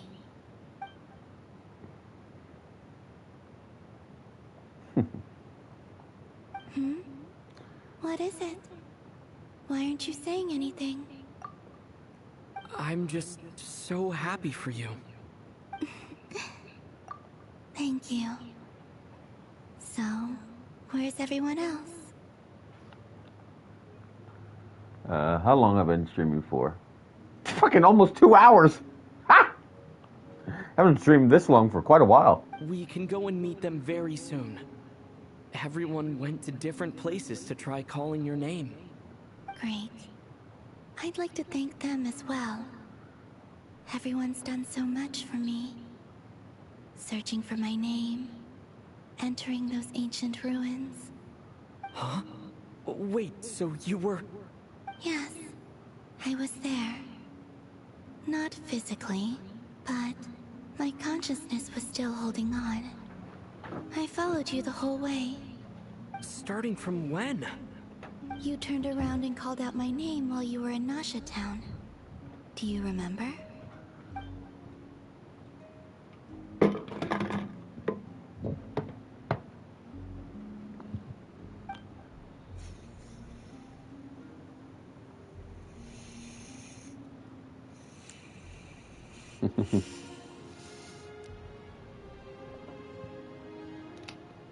Let's go. We don't want to keep them waiting. Sure. In that case, come with me. But... Hmm? Before that... Could you call my name one more time? Sure. Oh my god. Come with me, Columbina Hyposelenia.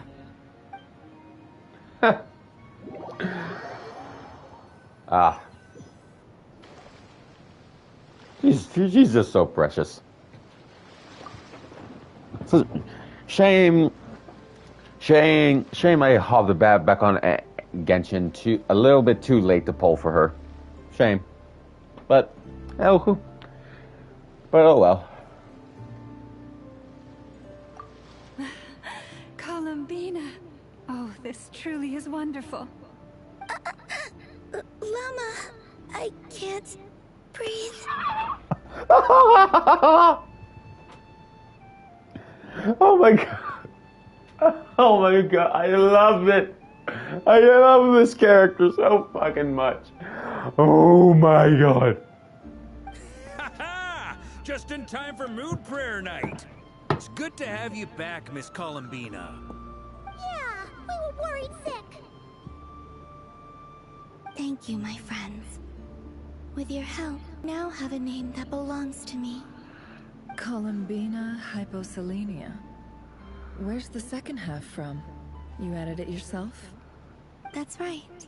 It means... Born beneath the moon. Yes. And by extension, it can also mean born beneath this world. A fine name.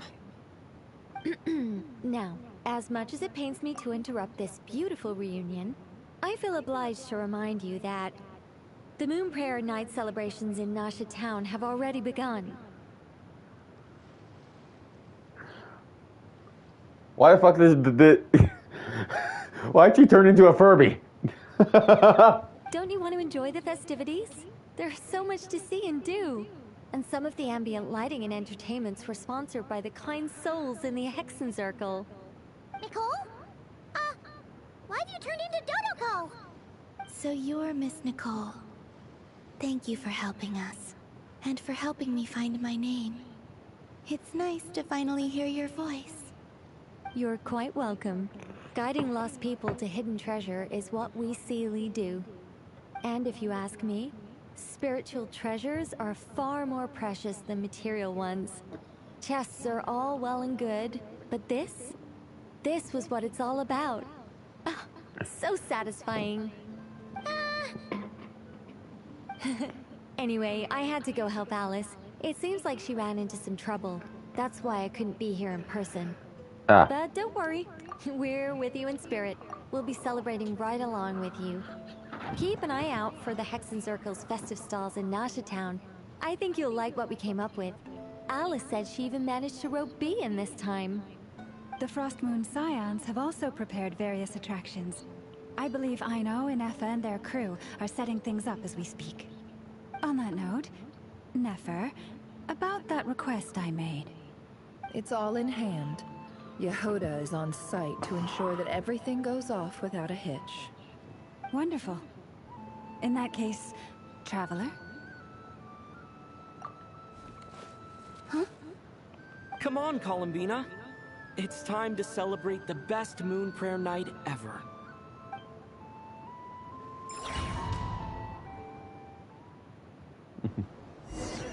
Oh, that's cute.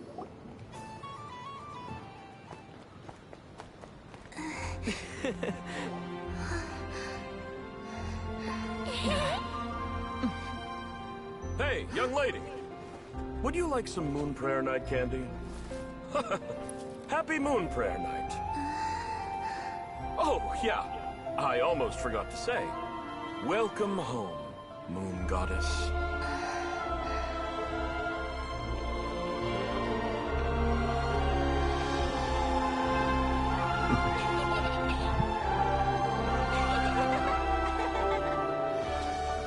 Welcome home, moon goddess. Oh, this is so satisfying to watch. Moon goddess. Welcome home, moon goddess. Turning Nasha Town into her home is a festive gift. A rather brilliant idea.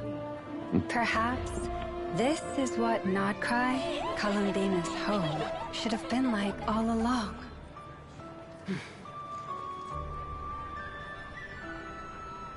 Thank you for the gift. I like it a lot. Now that that's settled, where's the Tory? I need to kick his ass. This feels like the surprise of my life. I swear if the Tory comes in and ruins all this, I am going to cut his throat. I do. And that is a promise. I never imagined I'd ever get to enjoy Moon Prayer Night with everyone so freely. If you're happy, we're happy. Quite a strategy you came up with. Hide the tree in the forest. It's not your usual style, Lauma. Is there something about Moon Prayer Night that enhances what's in your head, as well as the antlers on top? Okay, hold on. Hold on. This is all sweet and all, but I need to make a call real quick. Hold on.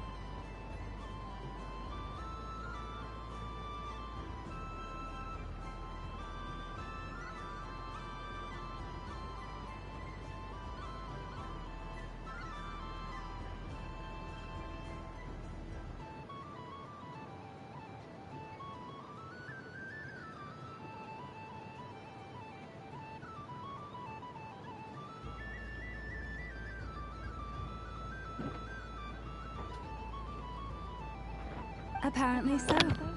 It even inspired a perennial I'm back. penitentiary to use their resources I'm back, for a everybody. greater That took cause. longer than I expected. It really is a magical festival.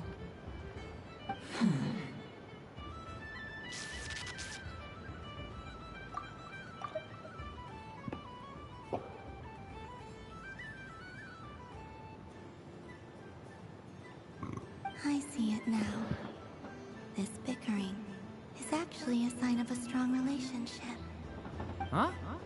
What's everyone doing here? Oh! Miss Columbina, you're back! Yes, I'm fine now. Thanks for your concern.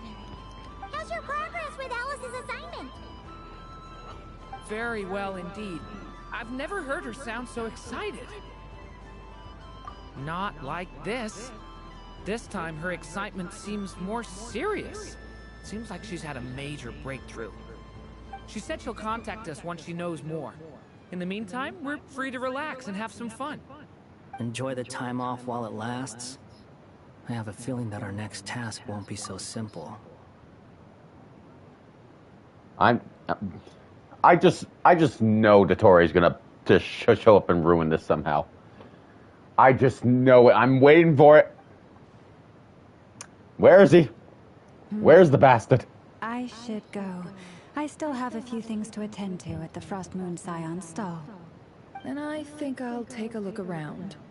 With any luck, this once-in-a-year festival will come with once-in-a-year opportunities. Hold up a second. Where's Varka? I believe he made a beeline for the flagship the moment he entered Nasha Town. Ah, that's Mondstadters for you. They know what they want when festivals roll around. Aha, Goodbye alcoholism. for now, Columbina. I hope you have a wonderful night. I will.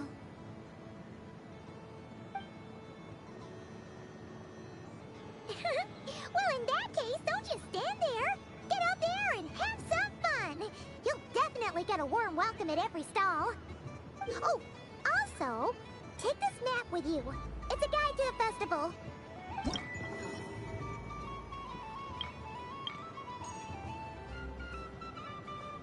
The Frost Moon Scion stall is over here.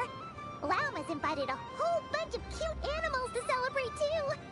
Over there is the Hexen Circle section. Alice seemed more excited than anyone about this festival, so she insisted on making it a grand affair. Oh, and then there's the Nasha Town local specialties, including...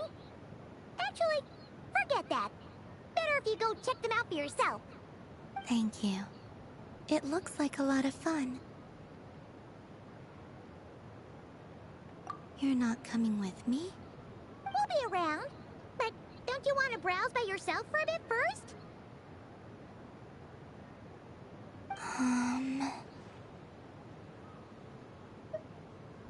Yep. If you find something you like and want to try it out together, just give us a shout. We'll be right with you. Otherwise, just relax and enjoy yourself. There's so much on offer, so try to experience as much as you can. And don't forget to stuff yourself with all the delicious festival food.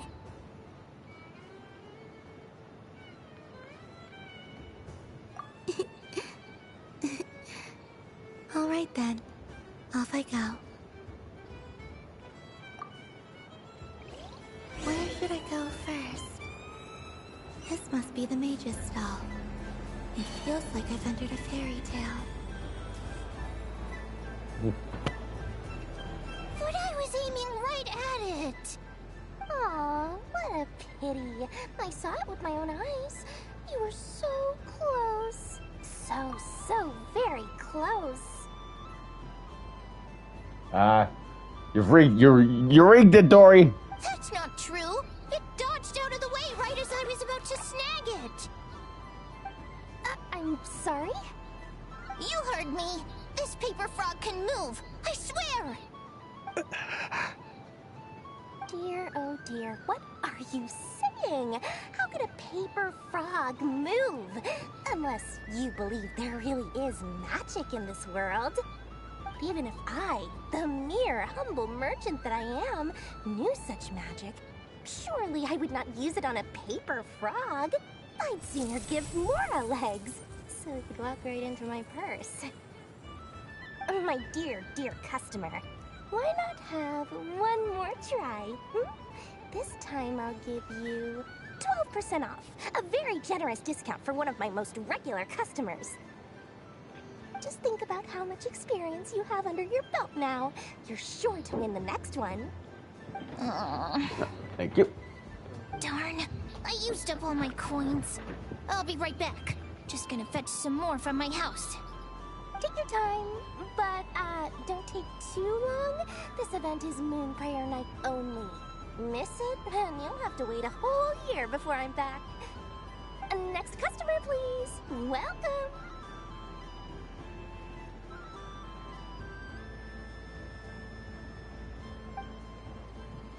Hello. Whoa, whoa! What's this big one doing over here? How do I tell my employees not to go running around this time? Shooting them a glance won't work. I haven't known them long enough. Dory? Why, hello there, Miss Columbina. Would you like to play my ring toss game? The rules are very simple, and it's easy to get the hang of. How much for a round? Oh, first time's free. Not a single mora. After that, well, we can cross that bridge if and when we come to it. But with your sharp sharp skills, I'm sure you'll win all the prizes in one fell swoop. Did she almost call Columbina blind? Dory, I'm going to slap you. That was an obvious enough hint for them, right? Right?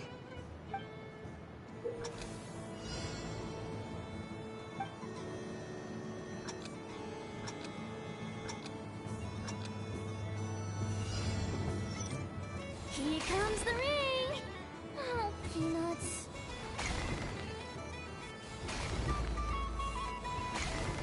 Change tracks.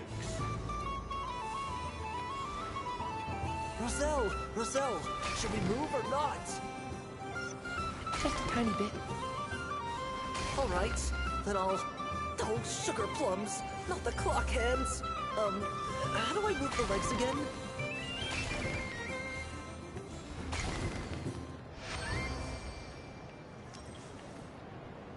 Let's see now. Let's see. Wow, very good. That's the highest score we've had all night.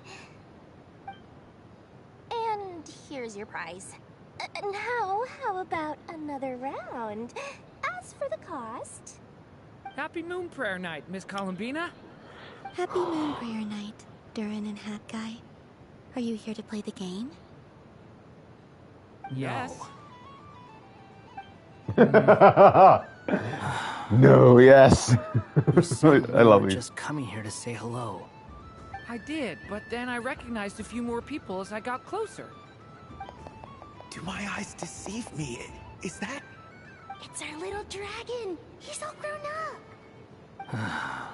Someone's popular. Well now, since you came all this way, why don't you try out this lovely game we have going? First try is free. He'll have a go. I'll pass. It's only one free try per customer. You can't give your try to him. I'm aware. How has Elder Almond been lately? He's in great shape. He goes for a run in the forest every morning to stay fit and healthy. He tried to go boat racing with Firecracker a while back, but he couldn't even make it onto the Lotus Leaf. Firecracker was in fits of laughter. How about you, little dragon? Can you still fly? Yes, I can. But you've become less chatty. Has growing up been tough on you? We call that maturity. You know, the thing people sing about. The knight wields a sword of stone to defend those hearts that are made of gold. Stone is very heavy. That's what keeps him from talking too much. That's awesome! I want to be a knight when I grow up too. Ring, here I come! Ha! Oh, the hat-wearing man. I never thought I'd see you again. You seem more determined than when I saw you last on the train. If you say so. Oh, I do say so. The people you once helped see it clearly. It's because you are once again on the right track. May the engine in our hearts propel us to the station of our dreams. I can move! I can move now, Roselle! What are you doing, running into the rings like that? You got them all so quickly! I've never seen anything like this in all my travels. Is this guy actually an old friend of theirs? But how? They're origami animals and clockwork people from a fairy tale. Getting to know them would be quite an arduous task, unless they share a hometown? I have to get to the bottom of this. Next time I see the Great Mage Alice, I shall demand answers. Thank you, Dory. I had a lot of fun. Now for your prize. Where did I put it? Give me a moment to dig it out. There is no prize. Sweet grand prize. How I wish I didn't have to let you go. Wait, what? Good thing I've already turned a profit from the customers earlier in the night. Otherwise, I'd have wasted all my hard work. Okay, I'm back. What? I leave for 2 seconds and someone's already claimed the grand prize? Oh, well, these things happen, you know? Perhaps you'd be interested in one of the other prizes instead. We've got all kinds of wonderful goodies here. Oh, poor kid. Is this the thing you wanted? Here, you can have it. Huh? But... Don't worry about it. It will be happier with you. Oh, thanks so much, miss. Moon Goddess. Oh, goodness gracious, Columbina. Give me strength. How am I supposed to make any more money from this child at this rate? Daddy, look! That's the game I was telling you about! This money grubber! There's a reason I don't use Dory in this game. It's just so infuriating sometimes. Forget it. She is the Moon Goddess after all. I'll think of some other way to swing this. Maybe I can try to hook this new kid. Huh? Oh, someone already won the grand prize. You can take mine if you want. What? Why? Why are all these bleeding hearts coming here to ruin my business? Suffer. Happy Moon Prayer Night, everyone. Happy Moon Prayer Night.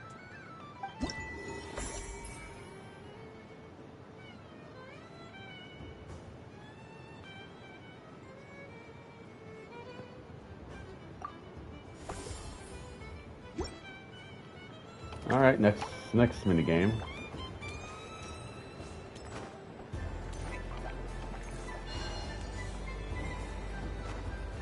I know that's you, Alice.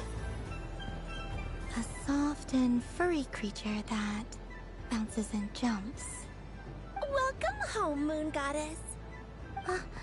This one talks too. Allow me to introduce myself. I am a Dodico from a distant archipelago. That is not Alice. The most mischievous of all my Dodo brothers and Dodo sisters. When the I going think. got tough, I powered through, and when I met obstacles, I think. boomed them away. That sounds like a lot of fun. Doesn't it just? Oh, but then the trouble started. Okay, the mannerisms are very similar to Alice, but the voice I don't think fits. Maybe I'm just not remembering Alice's voice right. Whatever. Recently, I found a lovely beach, the same beautiful jelly color as my hometown, and so I dove in to have a look. Only to find it overgrown with seagrass and nasty little spiky fish everywhere, looking to turn me into a Dodico kebab. I made it back to shore by the skin of my teeth, but my tail was sorely hurt. Couldn't you just boom them away? Oh, I wanted to, believe me. But I've heard that you, Moon Goddess, can understand animal speech. The last thing I wanted was to cause a gigantic fuss and get taken to court by a school of spiky fish. I'd be driven out of these waters for good, and my winter holiday would be ruined. Fish court. Ah! What? Who comes up with this shit? Who comes up with the plot? Oh my god.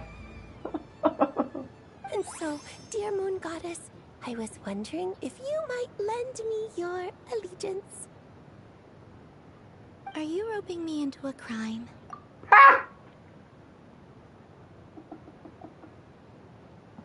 Oh my god. Oh my god. I love this game. Oh, let's call it a once-in-a-lifetime carefree adventure. Does that sound better?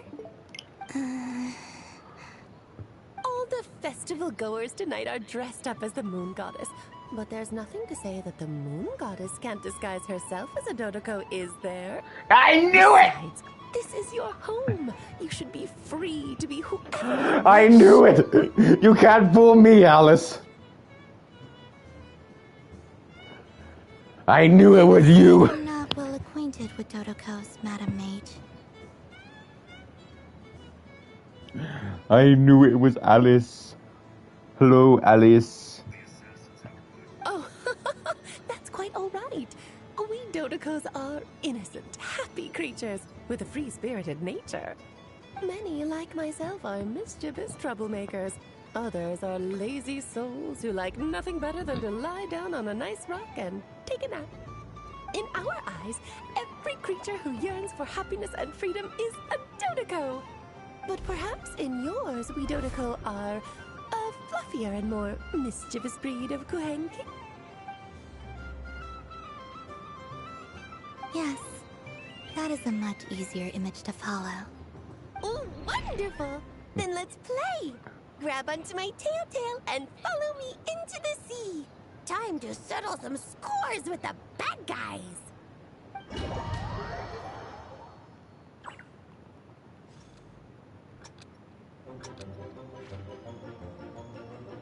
Oh, what the fuck?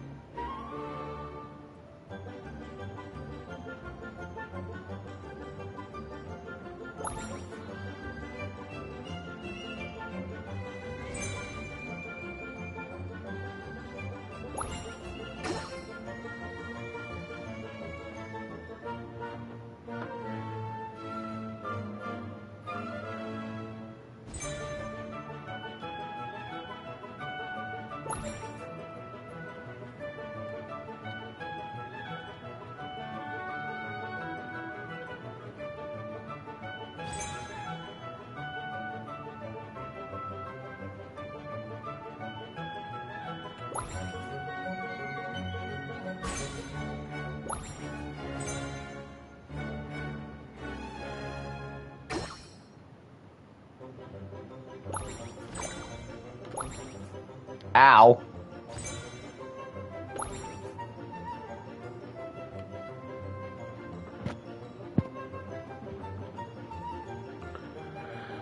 Come on. Come on.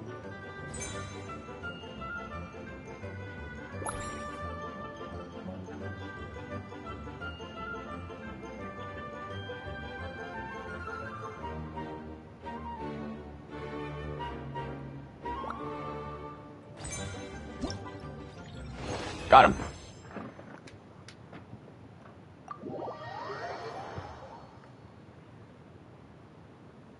Ooh, a remarkable talent! So, what do you make of it? The use of Jumpy Dumpties doesn't come as naturally to me as Kuvaki. but their unpredictability makes it fun. I think they call this... novelty? Indeed! And how did it feel blowing those pesky nuisances away? Not bad. Any guilt? Hmm? What do you mean? Oh, wonderful! Lovely answers to all 3 questions. You've passed the safety test. Now I can give this special bomb to you as a souvenir. Remember, if you find any meanies living on the moon, you can use this to boom them into oblivion. I will.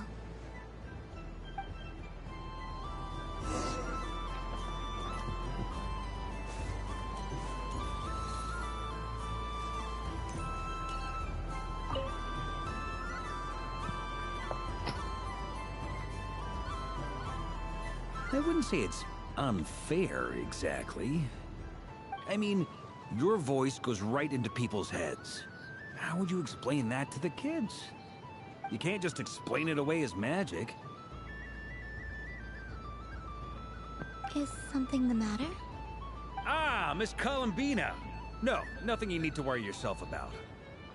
Ah, impeccable timing. Stick around for a second, Miss Columbina. I need your input on something. This self-proclaimed Knight of Justice has yet to give me a satisfactory answer. I, for one, would like to hear your verdict on the matter. Hey, now, I left the flagship just to help you out, Miss Nicole.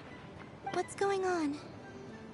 So Alice and I are both using long-range remote control spells that work on similar principles, allowing us to attend this festive fair in Dodeco form. Sorry, let me backtrack a little. While similar, there are some key differences. Alice, being a great mage, wanted her Dodeco to reflect something of her own charm and mystique. So she adjusted the way its tail moves when it spins around. An entirely gratuitous move, in my opinion. I hardly see how anyone is going to notice that. If anything, I'd say that anyone who stares intently enough at a Dodeco's tail to notice such a small detail is someone we ought to be highly concerned about. I only say this to emphasize that my question has nothing to do with tails. Now that we're clear on that, why is Alice's Dodeco permitted to interact directly with the children celebrating Moon Prayer Night, while mine is not? Your voice speaks directly into people's minds. See? Exactly what I said.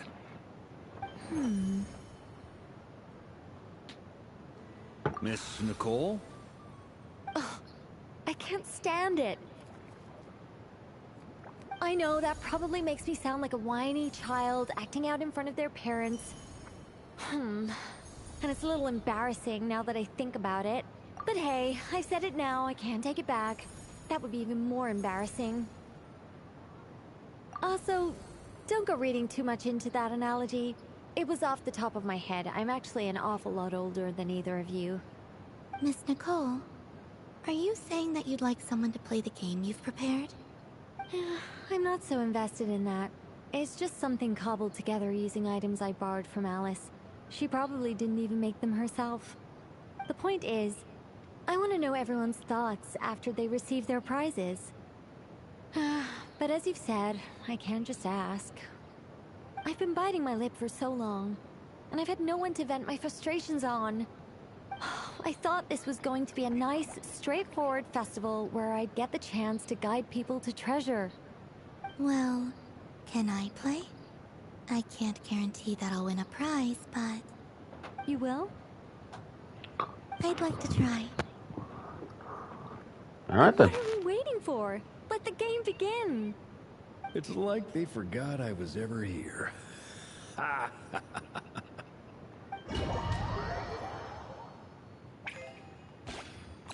Okay, what's this game about?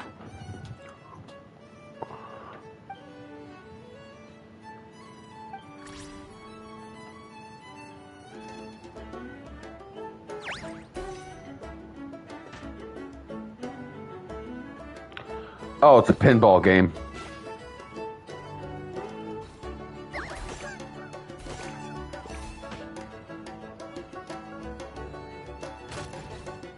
Oh, It really is just pinball.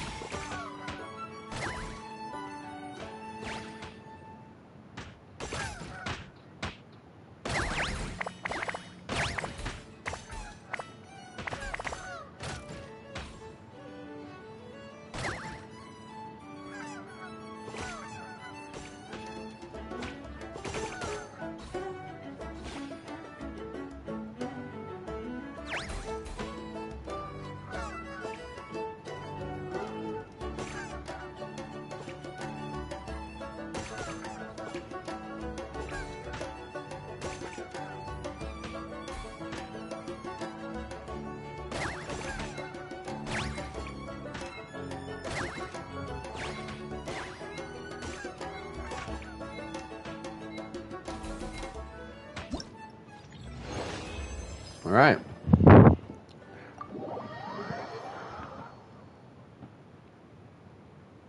Congratulations, Miss Columbina. With your great wisdom, you have overcome every obstacle in your path and conquered the great challenge posed to you by fate. Fate? Well, something to that effect. If you'd prefer something more poetic, it could be the icy winds or the dawn. Anything you like, really. You could even go with the challenge posed to you by Dodeko, if that's what you're into. Anyway, you can take or leave my suggestions. Moving on. All my hopes are now resting on this. Can I open it now? Stop teasing me. Please, I'm begging you. No more talk. Just open it. Wow. What a lovely sculpture. Classic and cute at the same time. Thank you, Miss Nicole. I'll always treasure it. Ah, there we go. Music to my ears. You have my sincerest gratitude, Miss Columbina. Thank you for sharing your precious time with me and fulfilling my wish. Don't mention it. You've all done much to help me. And still, I'm the one receiving all these gifts.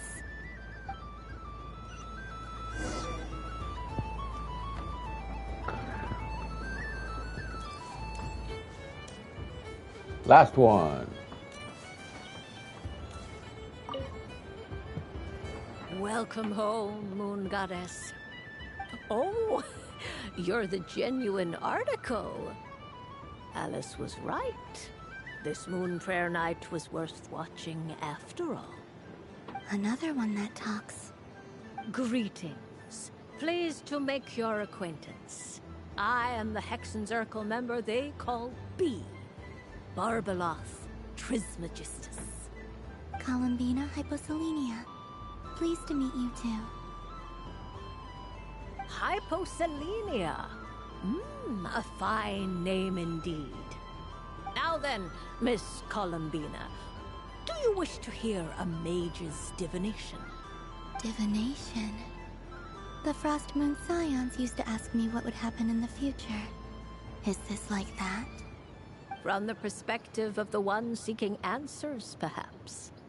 As you look to your journey ahead, if you seek to understand the unknown, resolve your doubts, and soothe the confusion in your heart, divination could be for you. The unknowns on my journey. Of course, if one wishes to peer into fate, then hydromancy is the more precise option. But that is a complex affair, and to relegate that majestic art to the status of a festive amusement would seem somewhat uncouth. Besides, it is sometimes better to not know fate with great certainty. Hence, Fair I enough. shall use the suitably festive Luna Arcana to tell your fortune instead. It is more popular with the youth in any case. Lunar Arcana. Indeed. Unlike hydromancy, this will only display possibilities and trends. People like to think of themselves as creatures of agency and free will. Peering too far and too clearly into the future is detrimental to both body and soul. I'd like to give it a try. Of course you may. Come then, take a seat, Miss Columbina.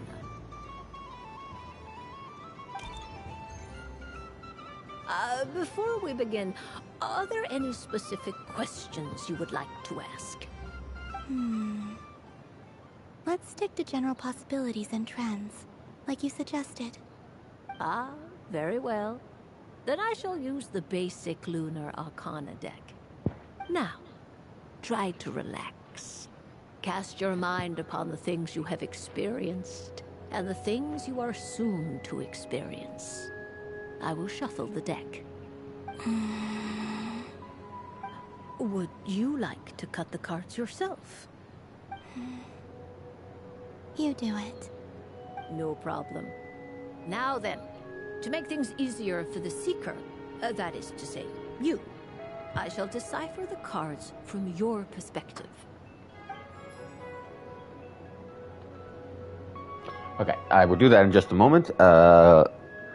My McDonald's order is here. I gotta go grab it.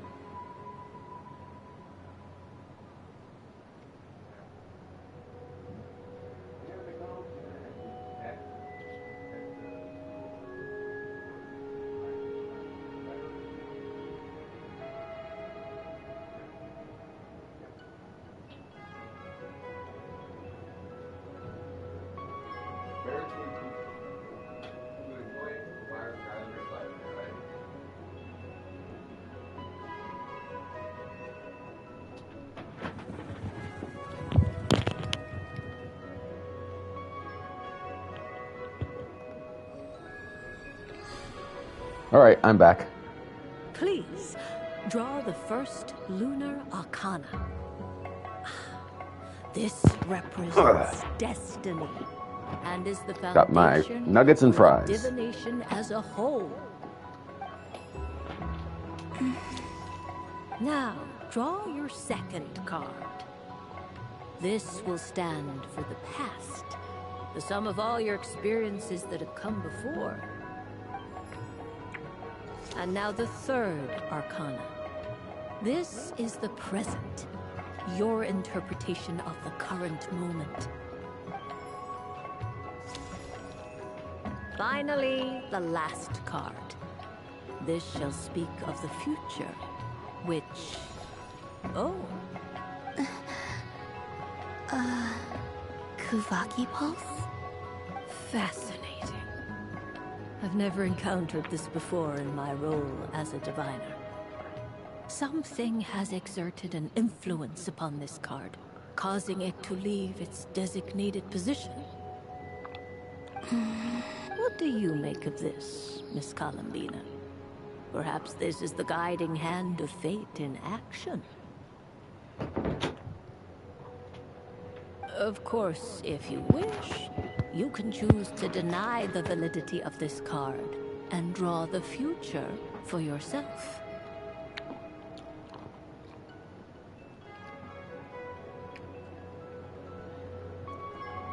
Ah. No, it's fine. Let's go with this one. A bold decision. I must say I'm looking forward to the results. Well then, let us flip the lunar arcana in sequence and see what emerges. Sure.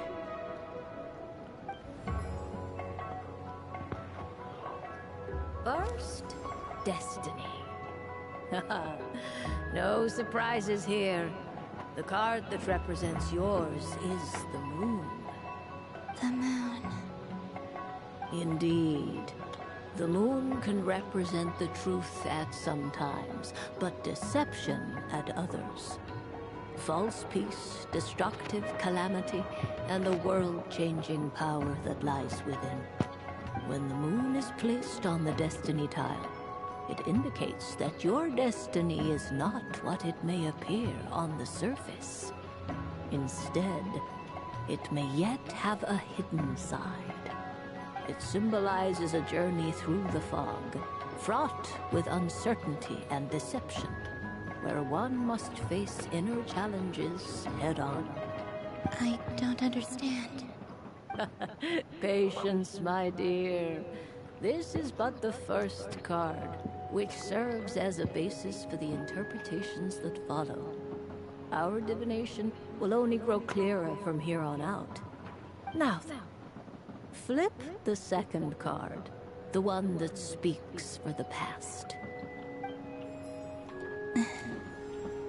Ah, the Hermit, but inverted. Inverted? Yes. The Hermit symbolizes solitude, introspection, and the pursuit of truth. When inverted, it represents isolation, truth out of reach, and a path that leads one astray. Combined with the moon as one's destiny, the Hermit inverted represents a choice you made to stand alone in the past. It was a choice made not out of fear or arrogance, but for reasons that others could not perceive. You fumbled through the darkness without a guide, but you did not find your way. Rather, you went astray. More than once, it would seem. Is this about how I became Kutar despite not wishing to become a god? And how I joined the Fatui because I yearned for a place to belong? I suspect only you know the answer to this question. All is not lost. The past is in the past, and so it shall remain. Shall we look into the present now? Oh my. The Lovers. One of the most interesting Luna Arcana. What does this one mean? This means that you have had an unprecedented emotional experience. The joy of finding your soul becoming intertwined with that of another. A precious and wonderful thing indeed. It's true. I've made a lot of friends recently, and they are very good to me. I like them a lot. That sounds lovely. I am most delighted for you. The lovers can also represent important decisions, perhaps related to a parting of ways. Now, if I were to guess... Yes. I return to the moon. I understand. Parting with friends is never easy, Columbina. But rest assured, this is not the end of your journey. There is always another story waiting to be told. The future always lies ahead. The future. Well now, it's finally time to flip this most mysterious of cards. Why did it appear? And what does it wish to tell you? I'm ready. Very well. Flip this card and see what lies on the other side. Oh. Miss Barbeloth? Oh. What is it? This card is death. That doesn't sound very good. It depends on how we interpret it. It is true that it can represent an agonizing death, a complete and utter end, but at the same time, it can also represent rebirth. Do not forget that your destiny card is the moon. That lends your future many different potential meanings. If death spells the end, is it unavoidable? As I have said, divination can only display general trends. It is a rough guide, but it does not show predetermined outcomes. Allow me to summarize it for you. In the past, you may have lost your way, but now you have gained new connections and new strengths. You now face an important decision, one that may bring about a great change in what is yet to be. This change might, in turn, be the end of all things, or their beginning. But remember, everything is subject to change because of the moon present in your destiny. You must see the truth clearly and face your innermost thoughts. The truth. My innermost thoughts. Thank you, Miss Barbeloth. Don't mention it. Some people dislike divinations, the fear of glimpsing an ending to their story that they wish was not so. Oh, that has me a bit concerned. But I can see that you're different. The result of this divination will not sway your decision. This is a rare quality, and one that diviners always hope to see in the seeker.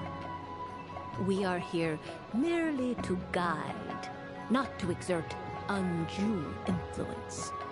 I understand. Go then and illuminate your future, Miss Columbina. The moonlight that shines from you now is most captivating.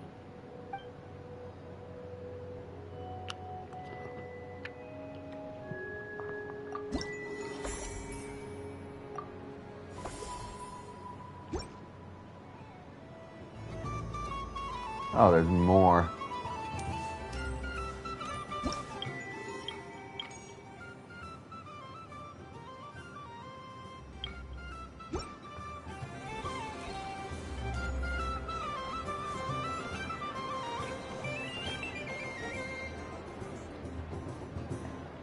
Dodoco's Whirligig! Come check out Dodoco's Whirligig! I'm not gonna be able to. Ah, welcome home, Moon Goddess. What is with that guy's face? He looks like he looks like one of the child character models, but not. Oh! What the? Might I ask what this is? He is so It's a disproportional. very special amusement sponsored by the Great The eyes Mage are too himself. big. Ride on a soft and furry Dodoko and embark on an unforgettable adventure. I say that, but I'm just following a script here. Who is this mage, anyway? And what the heck is a Dodoko? I'd like to ride. No problem. But, are you by yourself? Is that not okay? Oh, no, it's fine. It's just that each Dodoko can accommodate 2 passengers. Would you like to bring a friend along? My friends... That should do it.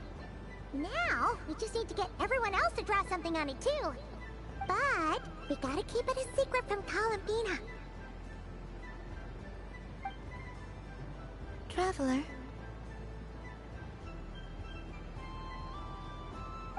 Oh my dear.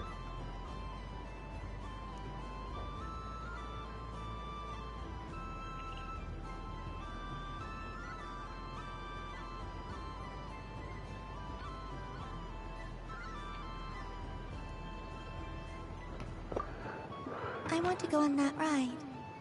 Will you join me?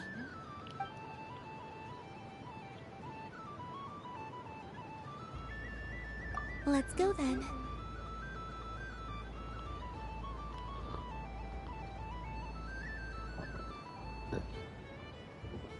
Don't worry. Paimon will do the rounds. You go have fun.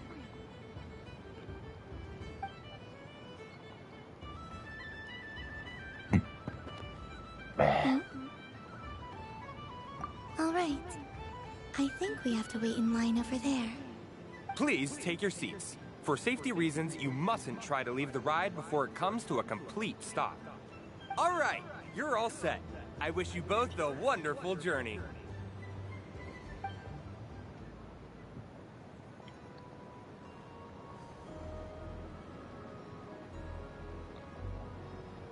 Yeah.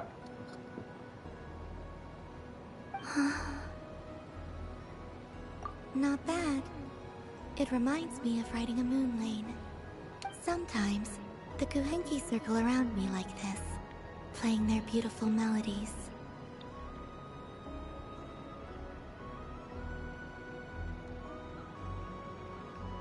Yeah.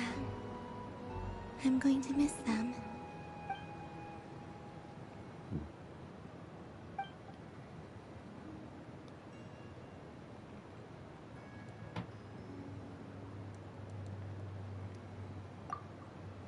It does. I've felt scared in the past, too.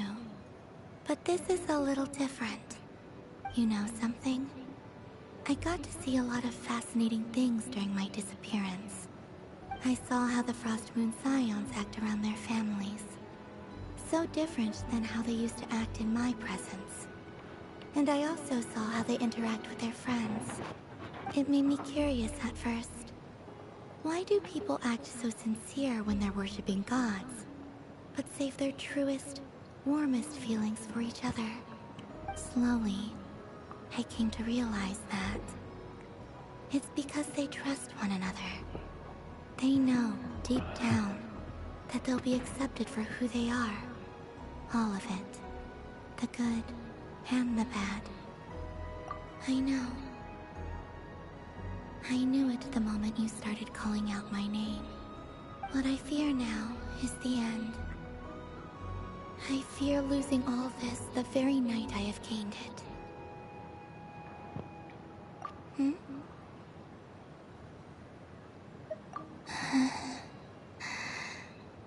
Thank you for this conversation. Thank you for listening to me. Don't worry. This fear I have, and the unknown that awaits me, they cannot hurt me. Not when I possess a treasure far greater. I just want you to remember this version of me, the real me, on this final night together. Dear passengers, Dodoko's awesome adventure has come to a close. Please leave in an orderly fashion, and we look forward to seeing you again in the future. don't want the journey to end, huh? Don't worry, you two. There's always another adventure waiting just around the corner.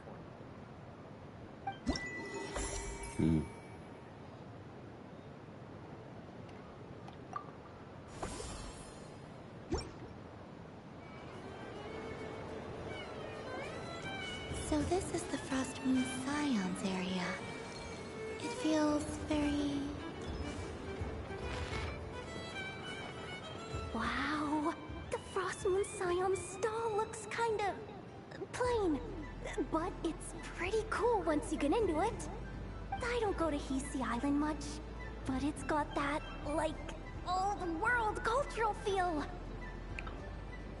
And if culture means we get more festivals, I'm all for it! Hello, Yehoda. Columbine? Hello, Moon Goddess? That was too close.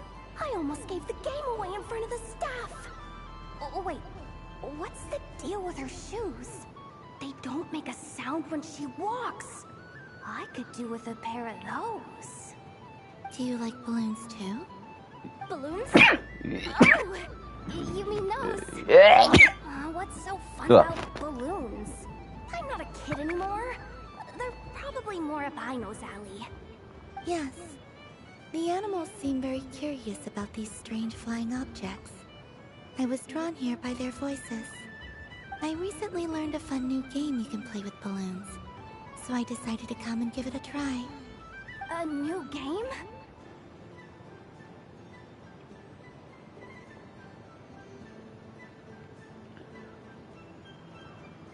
Hello. Welcome home, Moon Goddess. Here to buy some balloons? Yes. Could you give me a few that haven't been inflated yet? Are you sure? I guess it's not a problem, but... Yes, please. Thank you. Uninflated balloons? But those are just little rubber pouches. What does she want with those? Would you like to play the balloon game, Yehoda? Huh? Sure. I guess. How do you play it? Wait here a moment.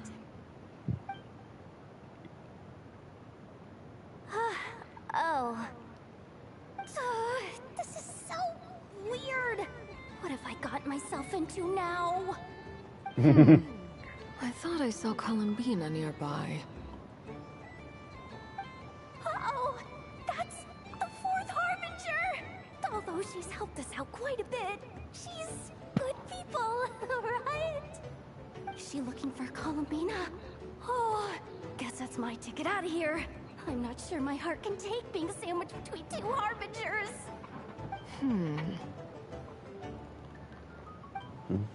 Which stall is she checking out? Oh, it's that other Frost Moon Scions one. Try on the headgear, see what it's like having antlers or animal ears for a day. Oh, I wouldn't be caught dead wearing that stuff. So embarrassing.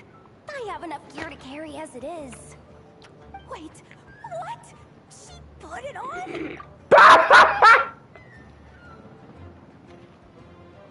Oh my god. Oh, Arlen. Oh my god. This internal monologue here. These internal thoughts is the faces. Oh my god. How peculiar. This would take some getting used to. I wonder if this is what it's like for Lynette. Oh. Really suits you, ma'am. Just changing the white and yeah. Oh my god. What is this? She was so intimidating a moment ago, but now, dang, she's really rocking those ears. How does she make them look so cool? I suppose I may as well keep them on for now. All part of the festive experience. She's coming this way. How do you do, Miss Yehoda? Oh, jeez. Don't talk to me while wearing that thing. Where am I supposed to look? Oh, Hey there. I'm looking for Columbina. Have you seen her? She just... Huh? Wait, is that what she meant by balloon game? Yeah. Huh? Ah! No fair! How come I get caught in the crossfire? I love this. Oh my god. Oh. An ambush from the rear? Is this a declaration of war, Columbina? Would you like to play too, Arlecchino? Seriously? Are they gonna start some beef right here, right now? Gladly. That said, I believe there is another who would like to join. Boss Nev! Thank goodness! You've gotta get me out of here! Things are kicking off big time! Hello there. I'd like 10... no, make that 20 balloons, please. Uninflated. What? Oh no. Oh no. It's about to become a water balloon war. Oh. Miss Moon Goddess, I hope you're prepared to pay the price for assaulting my employee. Welcome to the game, Never. Just to be clear, let's keep this a fair fight, okay? No strange powers, please and thank you. Naturally. Don't just stand there, Yehoda. Aren't you going to team up with me?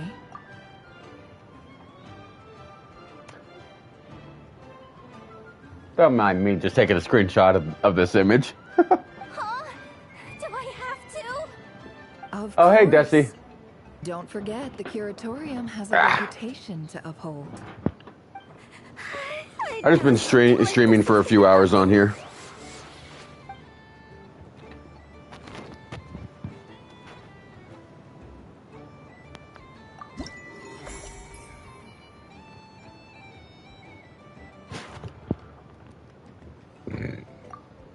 That was very enjoyable. Still got a few more mini games here to do.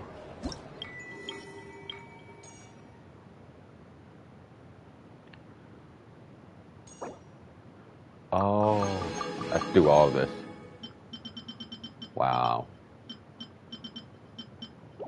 Still got a few more to do.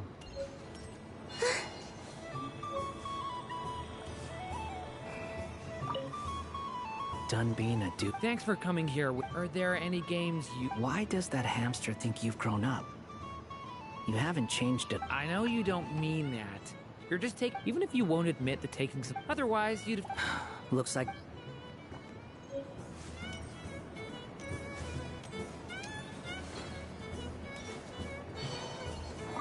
If all the prize... So the next time a customer can remember... What's this? Should I give it a try?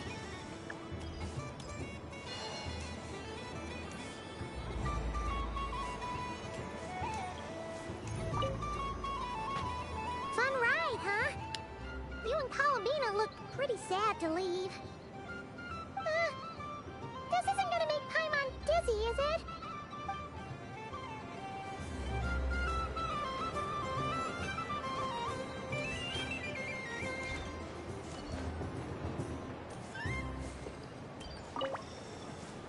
Oh, I can take the balloon with me. Oh my god, she keeps the ears. It would...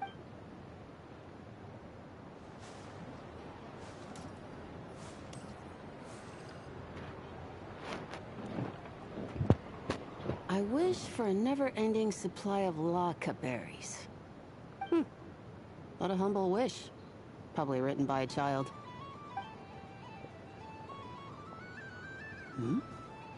Is that Lauma the Moon Center?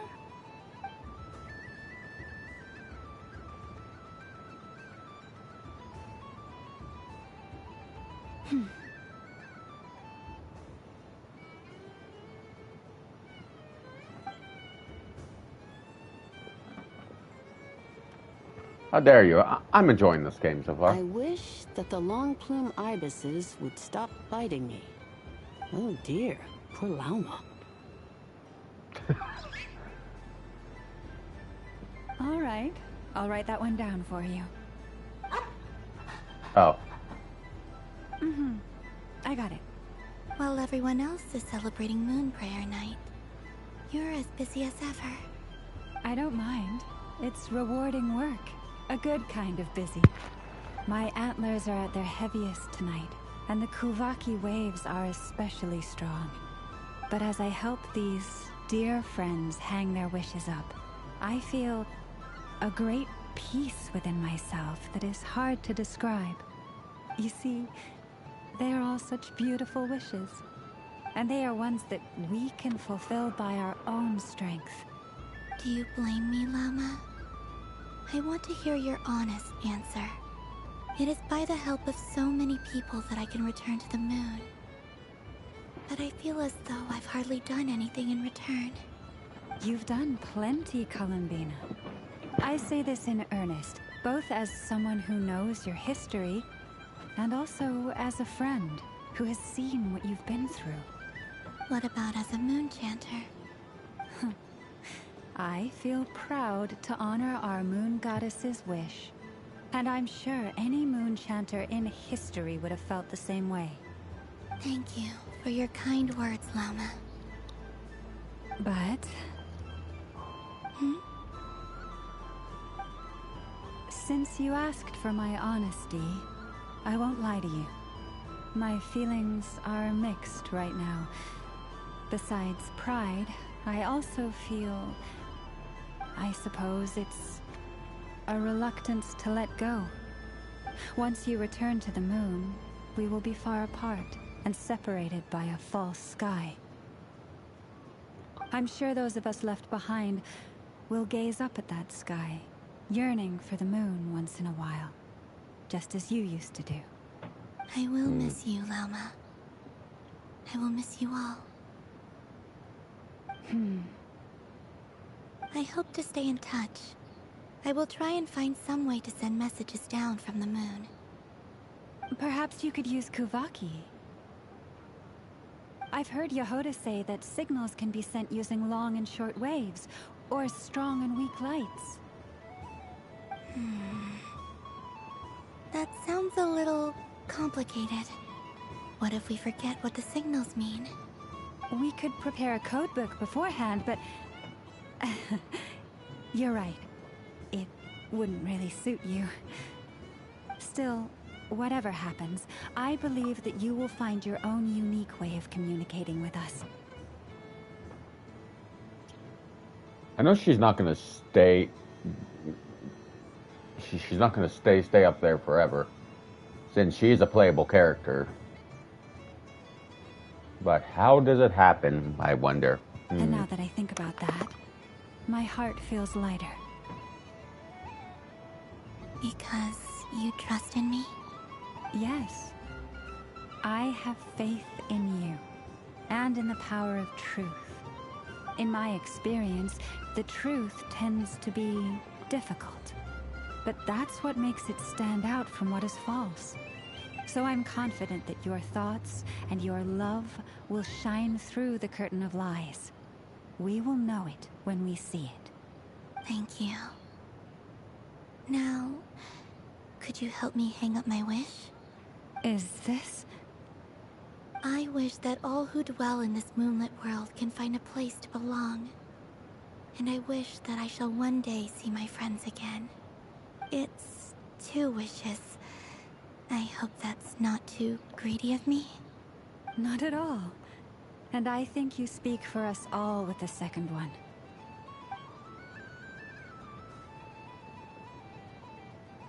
I shall continue to pray until the day that all of these wishes come true.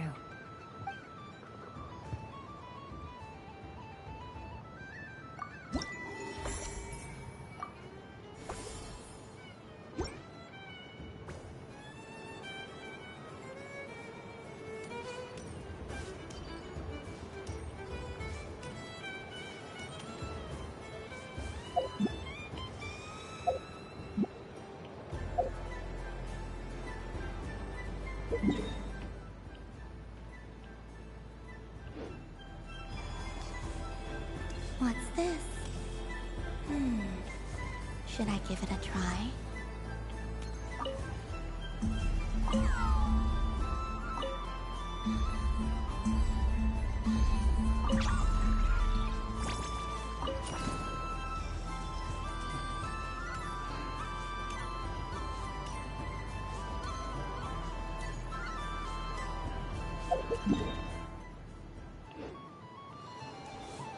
There are so many attractions here. Since I rarely get out, I might as well make the most of it.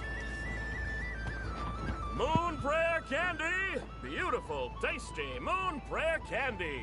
Buy a whole box, share it with your friends and family! Candy? To share? I wonder what flavors everyone would like. Welcome home, Moon Goddess. Fancy a box of Moon Prayer Candy? Sure. I knew you would. Now, what flavor would you like? I'm not sure. What flavors do you have? Is this for yourself or as a gift? A gift for my friends. Ah, I see. In that case, I'd recommend apple, lockaberry, or midsummerberry. Those are the most popular. Do you have nocturnal blossom flavor? Huh. I've seen couples give those as gifts before, but I did not know they were edible. No? Okay then. Moonfall silver?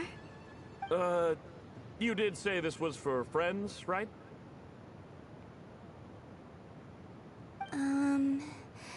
Maybe smetana then. Hey, now that's a creative idea! I've never tried it before, but if you're happy to wait, I can see about whipping up a batch on the spot. While we're at it, you got any other ideas?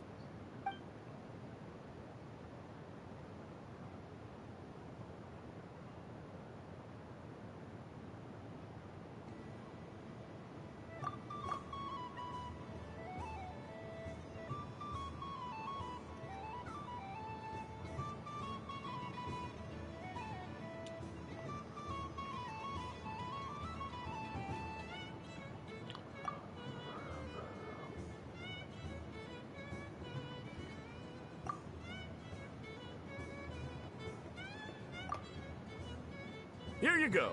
Every flavor you asked for is in there.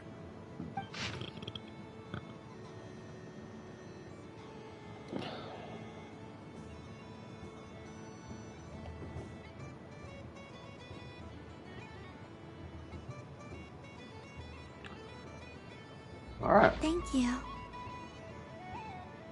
I should be the one thanking you. You brought me a whole bunch of new business. It's like a genuine blessing from the Moon Goddess. I hope you and your friends have a lovely night. All right.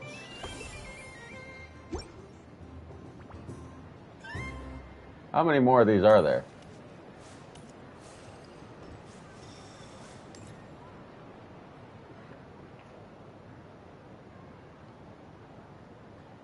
What is going on over here? It looks like fun. Hold it right there! You can't run up. Are you talking to me? Of course. Do you see anyone else here dressed up as the Moon Goddess besides me and you? Hey, come on! Happy Moon Prayer Night, Moon Goddess. And the same to you. Anyway, there's no time to waste. Get ready for the duel of a lifetime. Duel? Meet my partner, Stacko. Come on out, Stacko! Well, don't just stand there. Partner?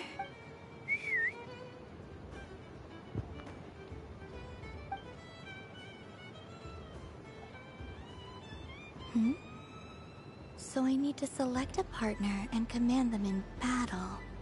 Partner. I need a partner.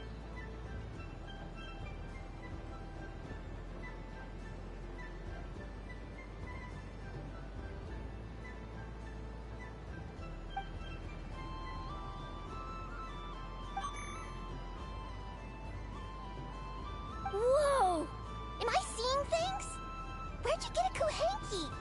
They're super. That's great. But you can only bring one partner to battle against me and Stacko. No ganging up allowed. Aren't you the one ganging up on me? They all look so eager to be picked. Which one should I choose?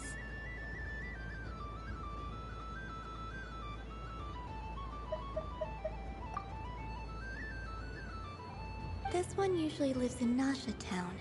She likes falling asleep to the sound of striking hammers. And I bet she's quite familiar with robots' weak spots.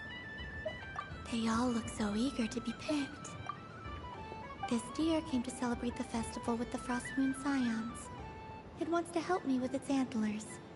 They are its pride and joy. They all look so eager to be picked. I'm not sure what this bot is trying to say, but it seems very happy. They all look so eager to be picked. This one usually lives in Nasha Town. This is just Pokemon. Oh. Testing! Testing!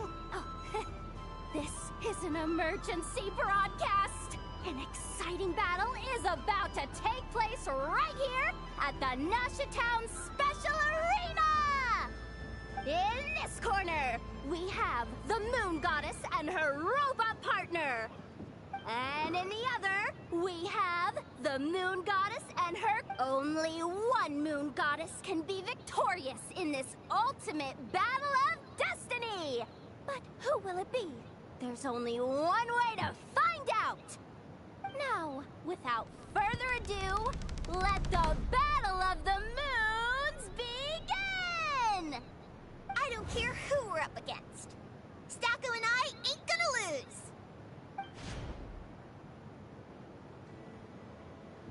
Let's strike first! Stacko, formation shift! Ho ho ho! The robot has kicked things off with a change of formation! It really is just Pokemon. What the fuck? Nobody knows!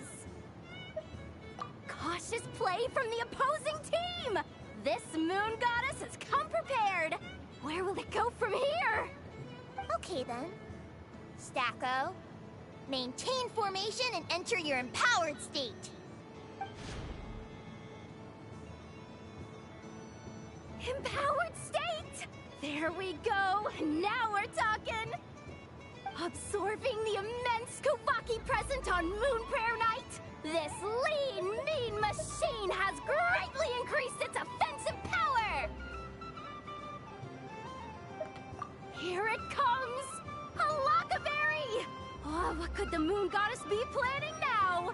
Frankly, I don't have a clue, so your guess is as good as mine. The battle is heating up fast! I'm about to start sweating machine oil over here! Go for it, Stacko! Set Kuvaki to maximum! Can their opponents withstand this blow? And what will this Moon Goddess do? Hello. Don't be afraid. Fight however you wish. It's a moon lane! A deft use of a moon lane allows the Kuhenki to dodge the blow, and now it's spiraling around its foe in circles! One loop, two loops, the robot's screen is bugging out! It's getting dizzy! Stacko! Stacko is down for the count! Our winner is the Moon Goddess! The fuck does that mean? The slightly taller one, I mean. You did your best, Stacko. I'll take you to Ainos for a checkup right away, don't you worry.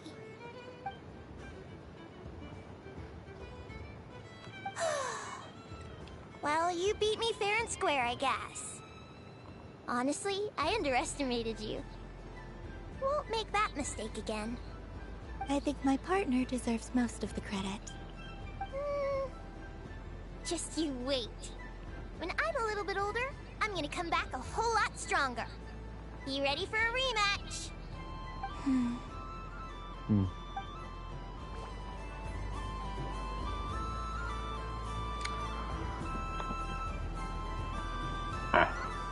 All right.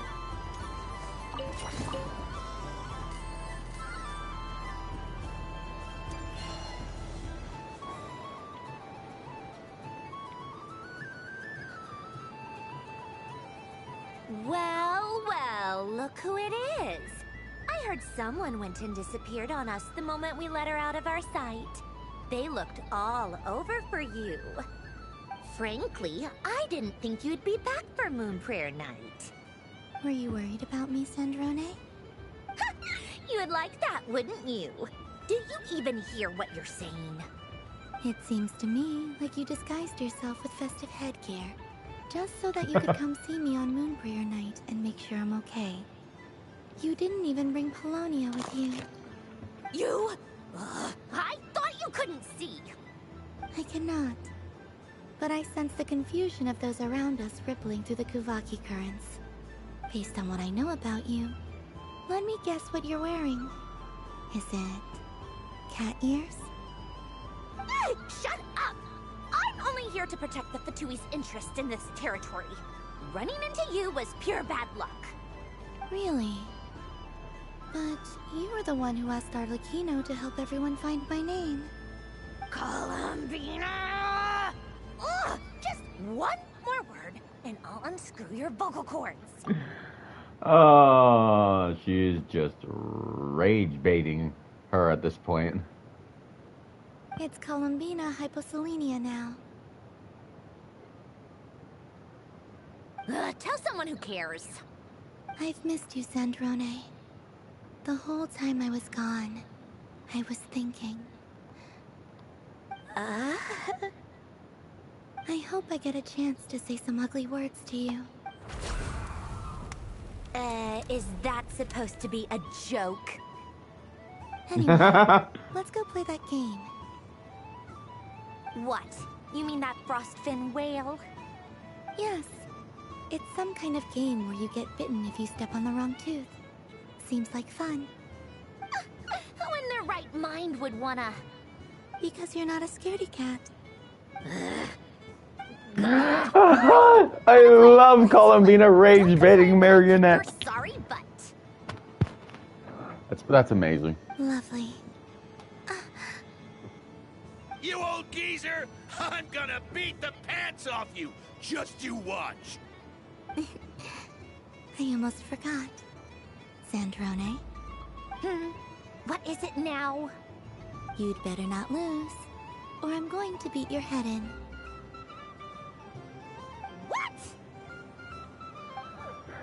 Was that a voice crack in the what? Demonstrate since I'm feeling so nice. You just step on the teeth, like this.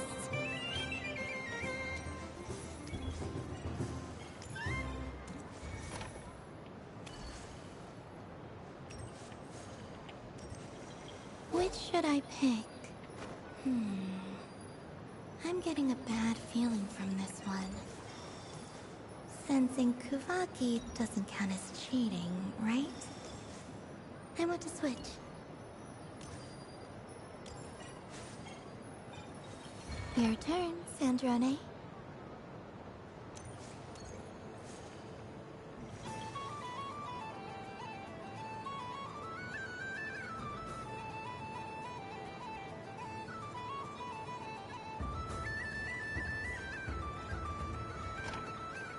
Don't come crying to me if you get bitten.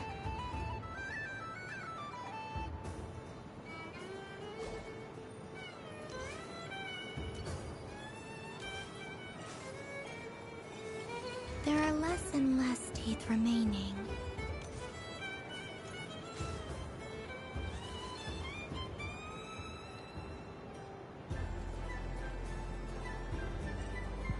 Huh? What's that noise?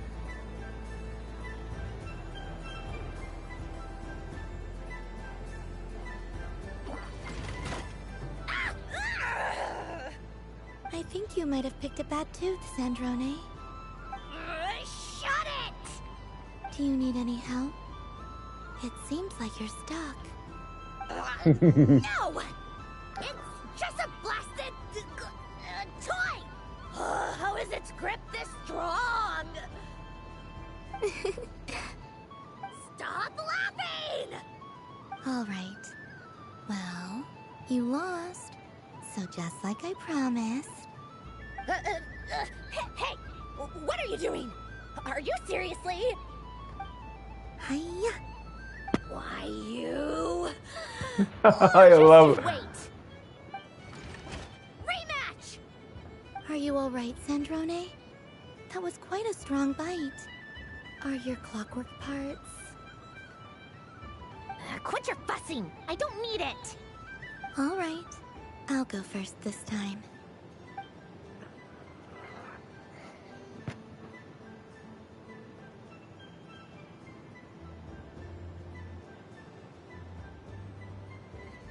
I see it now. She can sense which teeth are rigged. So I just need to avoid the same ones that she does.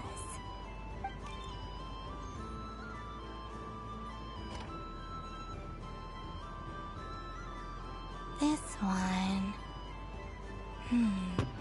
Seems fine. She avoided that one then?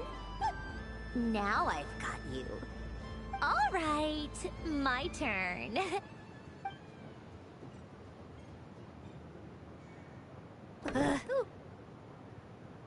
What? Looks like you lost again, Sandrone. Wait! There's more than one bad tooth! Bonk. Played you like a damn fiddle. And again.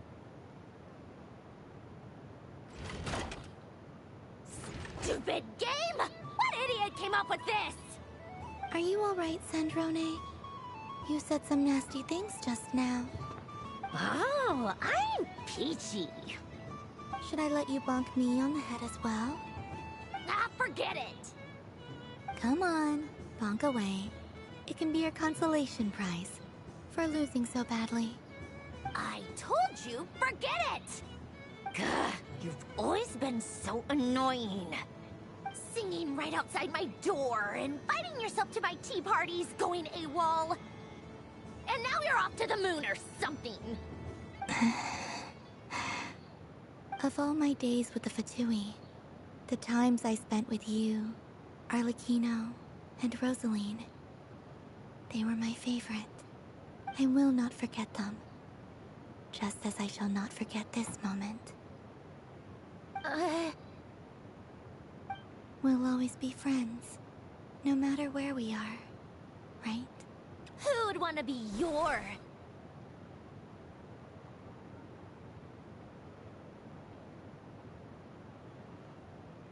I'll miss you, Sandrone.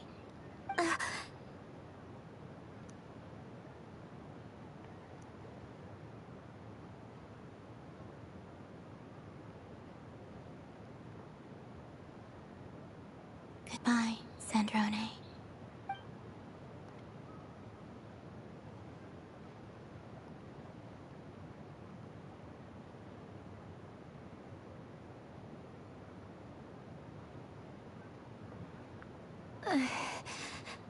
I'll miss you too, Columbina. Sorry, what was that? Pap! Yeesh! No need to freak out. Where did Paimon come from? Looking everywhere for you. What do you want? Oh, nice ears. They don't match your vibe. Do you want? This. Huh? It's your turn to draw something. You're one of her friends too, aren't you?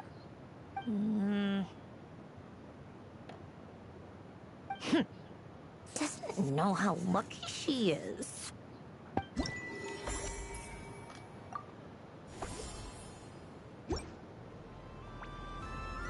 Okay, I gotta return back to...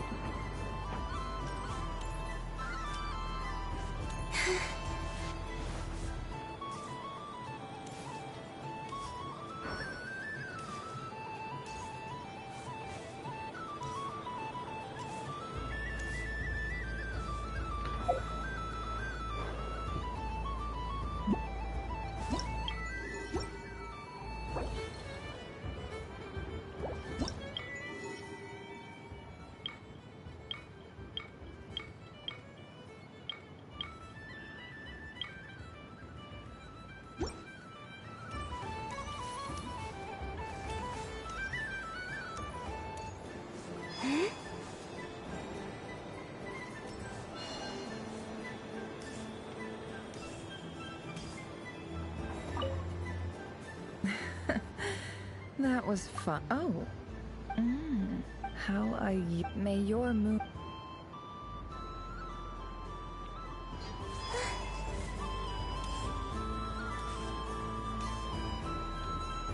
Sunny days! I prefer sunny days. Ah, well, you are as warm as the sun itself, Moon Goddess. Very well. I believe your spirit animal has to be this most adorable chic badger. Wow! Thank you, Mr. Talking Magic Lamp. Have a very happy festival, Moon Goddess. Lance? That's you, isn't it? Shh. It's our little secret, my dear traveler in Paimon. Okay, sure, but why are you here selling sugar sculptures? Everyone celebrates in their own way. After gazing into the abyss and spending time around gravestones all year, what better way to relax than to see sunny smiles on the faces of the living? Besides that, I like to think of myself as a fair judge of character. I dare say matching personalities to confection suits me rather well. That's not what Paimon was talking about. Aren't you afraid that your true identity might be exposed? Should I be? There is all manner of magic in the air this moon prayer night, thanks to the work of the great mages. I see Miss Columbina is hiding in plain sight. Why should I not do the same? Why miss this rare opportunity to enjoy a special evening in my true form? Fair enough. You got a point there. People who don't know you will probably think you're just a talking lantern. Well, now that we see eye to eye, what brings you here? Not a search for your spirit animal, I presume? Well, actually... Here, see for yourself. Oh, this is... How wonderful. A beautiful idea. Yeah! We just met Barca, and he said that having everyone draw their own section was kind of boring. So, he did your bit for you. Ah, Varka. Ever the maverick. I see his artistic skills are truly one of a kind. In that case, I shall paint something on Mr. Albedo's behalf in a short while. What? Why not now? Ahem. Welcome home, Moon Goddess. Phew, that was close. Hello, twins. She recognized you right away! Oh, friends. What keen eyes you have, Miss Columbina.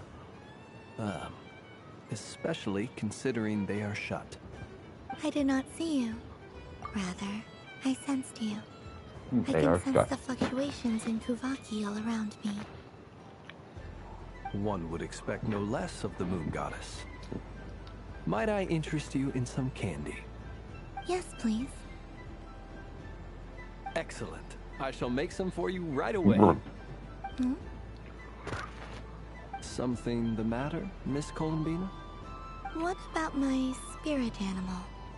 All the other children carrying sugar sculptures are talking about it. Wait, is she taking the test seriously? Ah, my apologies. How could I neglect that? You are quite right, Miss Columbina. Every one of us has a magical creature living in their heart.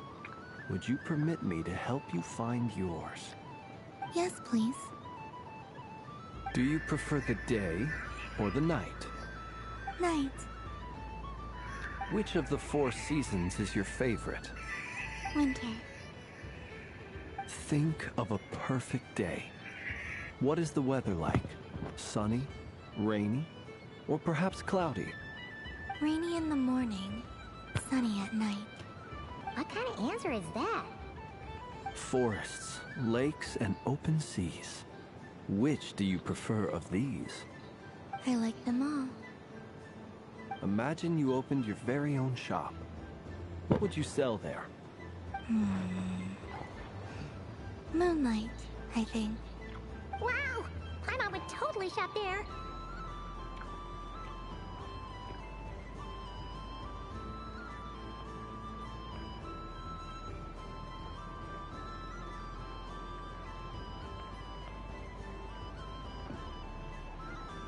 It wouldn't cost anything. You'd just need to visit. Aha! I believe I know what your spirit animal is. Here. For you. Oh, it's a Kohenki! Indeed. A free-spirited being with a deep love for all things here in Nodcry, who selflessly lends her aid to as many people as she can reach. It is the perfect fit for you, Miss Columbina. Thank you.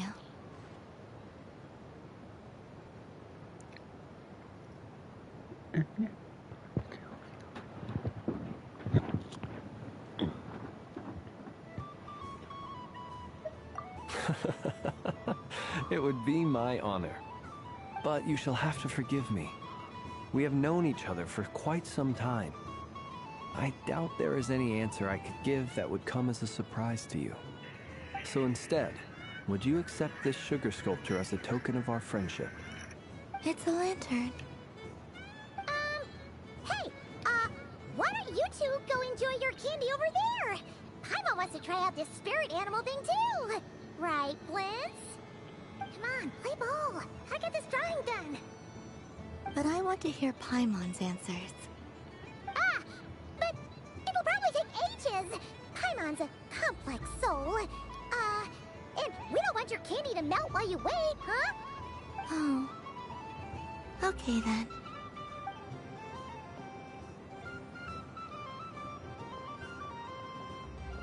Phew. Nice excuse, Lady Paimon. That was some quick thinking. Yeah, no thanks to you. A little help next time.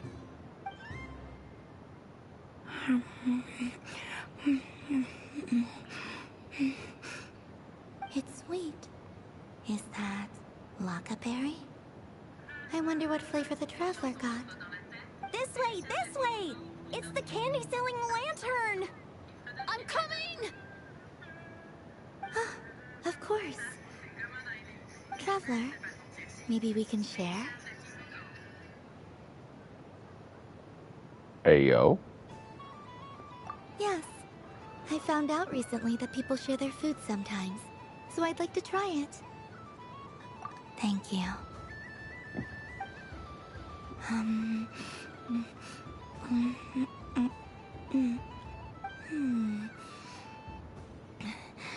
Yours is a little more sour than mine. Here, you try it.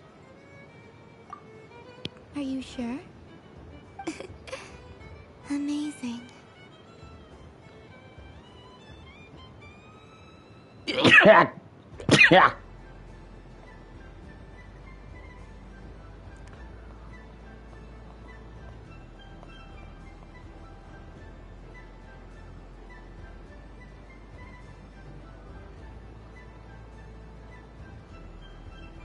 My sugar sculpture has shrunk, yet my heart is filled with feelings of sweetness. I will remember this feeling.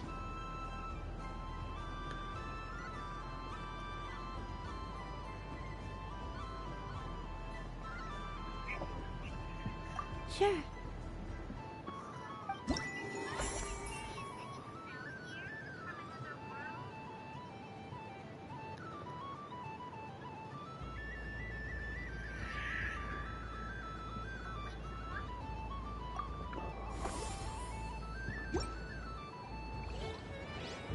Only one left.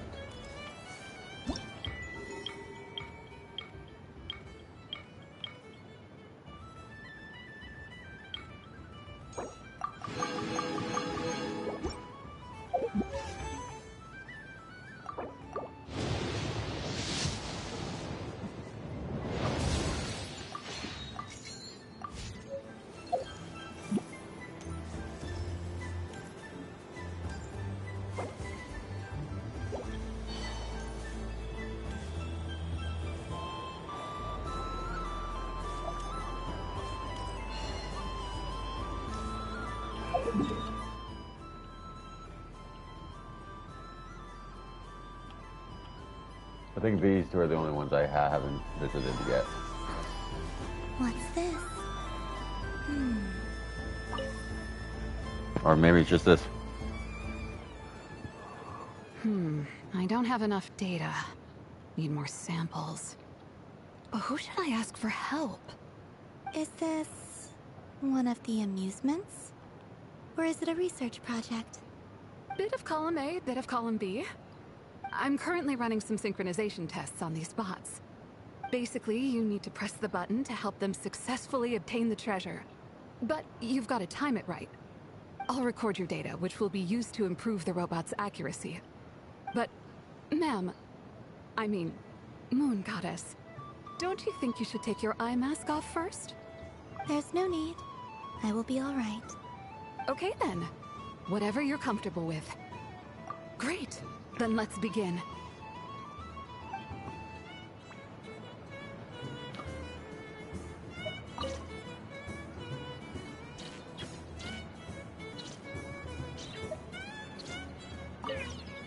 Oh wait, Would I you got like to it. try again? Oh, I get it now.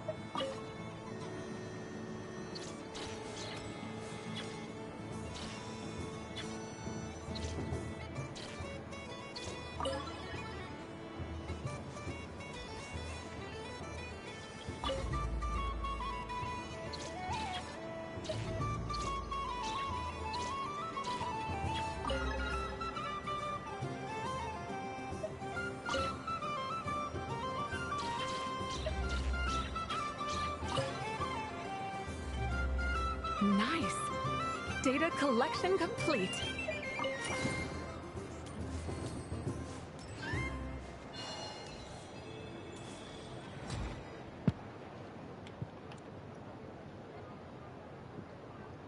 This doesn't make any sense. How am I losing every single time? Wait, Inefa, you're cheating, aren't you? Yeah, that must be it. I am not cheating, I know. Uh-oh, sounds like Inefa's turning into a big baloney bot. I think it's time for some serious maintenance. Moon Goddess, help me. Miss Columbina, I know, is attempting to cheat. What the? I'm not the cheater. You're the cheater. How dare you throw it back at me?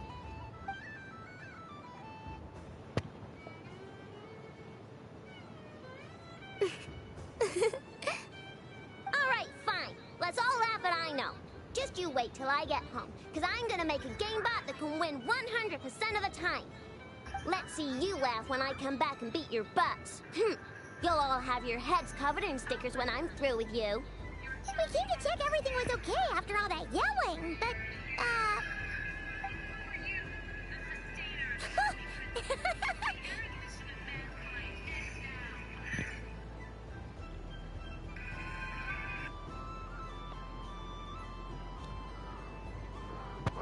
Whatever it is, it sounds like cheating is allowed. Kuhenki concentration. Each player starts with differently colored Kuhenki. Each round, they draw one Kuhenki from their opponent. When a player has two Kuhenki of the same color, they make a pair and can be discarded. Any that can't form a pair must be kept. The round ends when a player can't form any more Kuhenki pairs, and that player gets a sticker.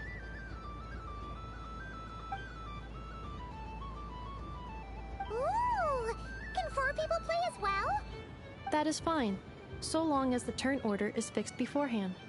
Alrighty then. In that case, the 2 of us will join as one team. Okay, but if you lose, you're both getting stickered. I don't want to hear any excuses. Sure. And if we win? If you win, only one of you gets to sticker someone else. I have taken to calling this. I know logic. Hey, lay off me, alright? Okay, so we're starting the game from scratch again, which means all my stickers so far don't count.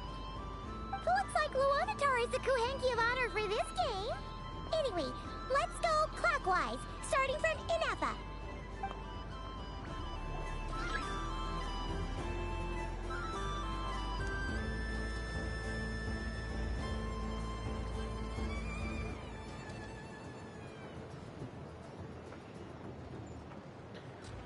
Alrighty.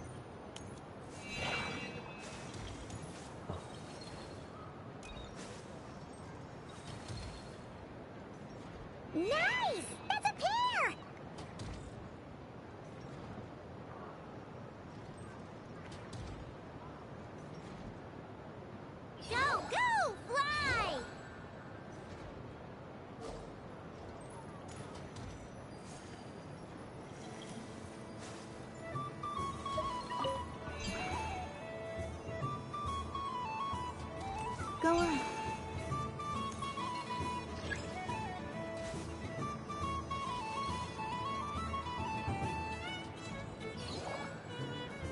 I have a pair.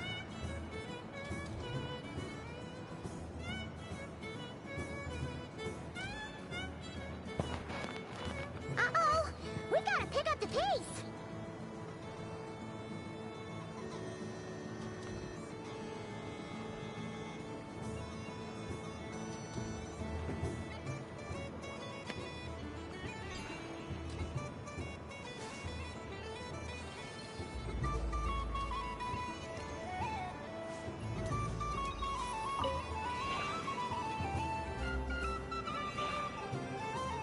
I win.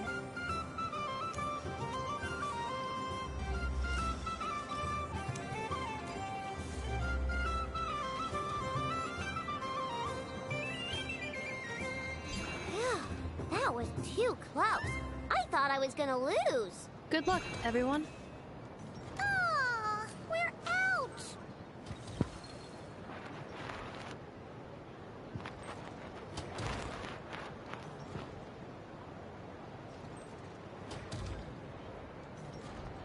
Let me pick a good one.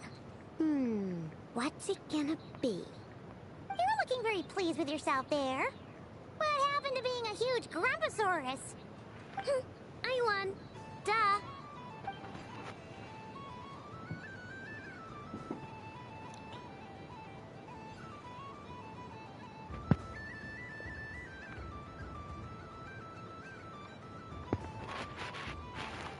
Oh, me again? Don't fidget too much, I know, or the sticker's going to fall off. I don't care. If it falls off, it falls off. If a pair of Kuhengi get discarded, why not a pair of stickers? Huh? Huh?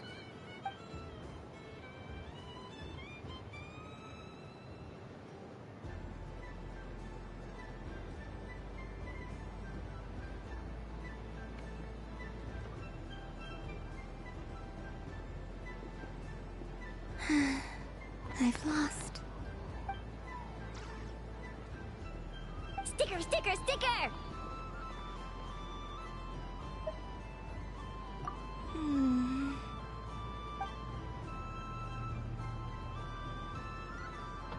Cute! You think so? Shame. I can't see it for myself.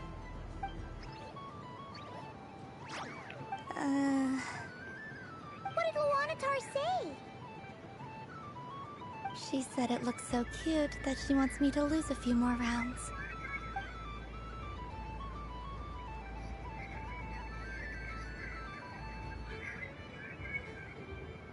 Who put these stickers on Paimon's eyebrows? Ugh, she can barely see! Alright, now, I think we got enough evidence to prove that there's a serious problem here.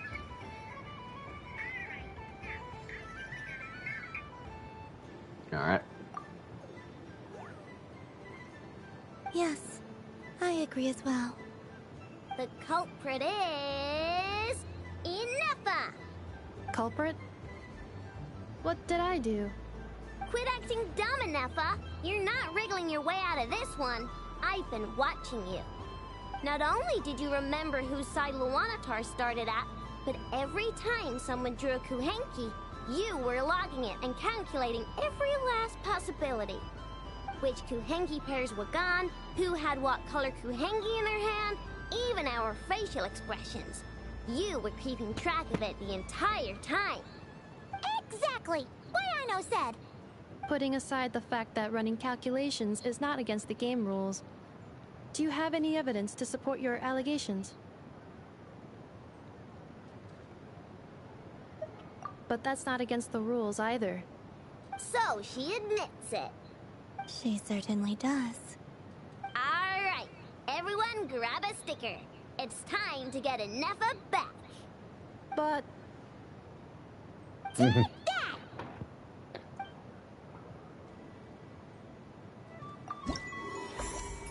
That should be the last one.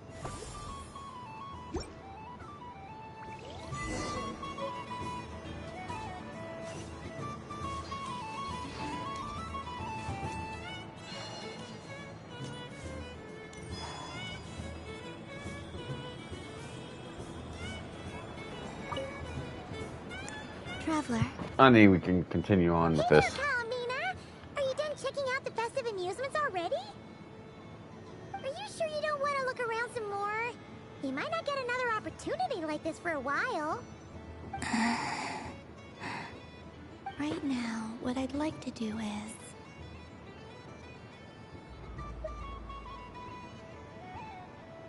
Thank you. But I think I've had enough fun for one night.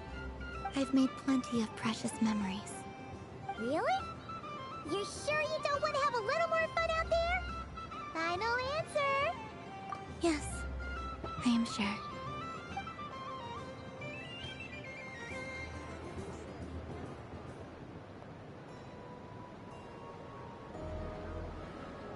This was the most fun I've ever had on a moon prayer night.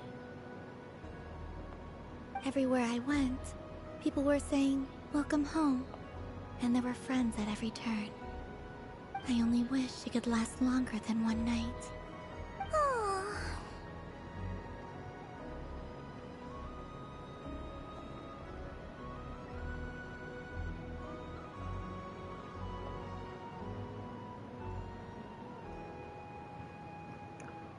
Yes, you're right.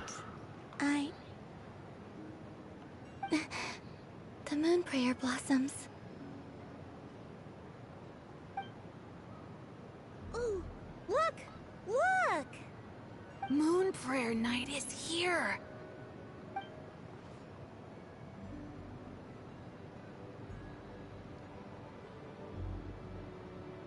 The moon. It's so beautiful. Happy moon prayer night, dear. Oh, time's come. Happy moon prayer night.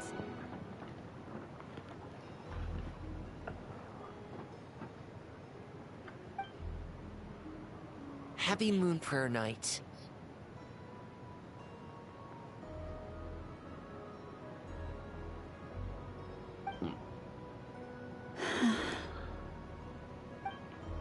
Aww. Huh.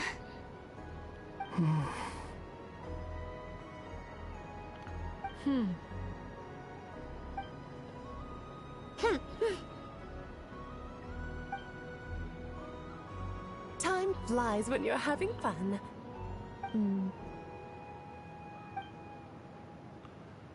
Oh. Looks like the time has come.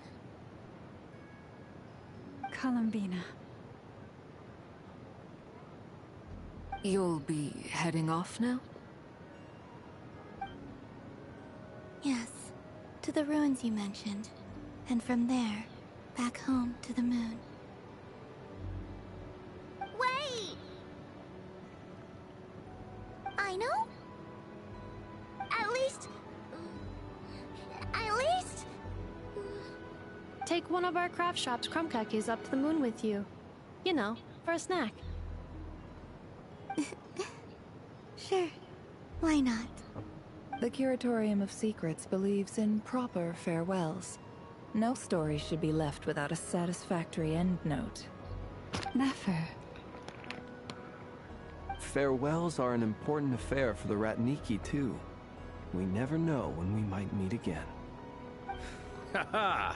And here I thought grand farewells wouldn't suit tonight's mood. But I suppose friendly passion is not to be stopped, eh?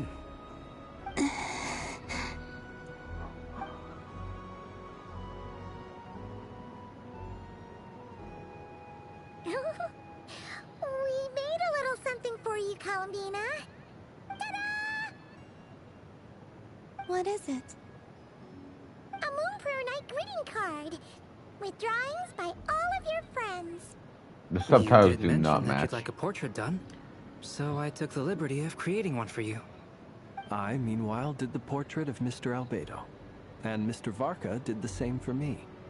I mean, I think my work was pretty true to life, don't you think? The picture of Ashru was my doing. The two of you seem to get along rather well. Wait, was I the only one who did a full-body picture? That's so embarrassing. I did pictures of me and Anefa. I did my own portrait and one for Hat Guy. Plus, there's the two mages, Arlecchino and Sandrone. So, if you ever miss us, just flip the card open and we'll all be right there with you. I don't know what to say. Thank you so much, everyone. This whole moon prayer night was more than I could have ever asked for. It is the greatest gift I have ever received. Lauma, I figured it out. Figured what out? Remember how the Frost Moon Scions used to use milk as invisible ink to write hidden messages? That was a very long time ago. Oh, are you saying? Yes. When I miss you all, I shall use moonlight in the same way to write words that only you can see upon the moon itself. Wow, that sounds lovely. Okay. Quite. But how will we see them? Simply open your windows on nights when the moon shines bright, and the moonlight will naturally flow towards the words I have written. That sounds most fitting indeed. Very true to form. I'll try to write them in places that won't disturb your sleep. I, for one, would sleep all the better for having read one of your messages before settling down for the night. Exactly. So don't worry about disturbing anyone's sleep. Just promise you'll write to let us know you're okay, alright? Alright. I promise.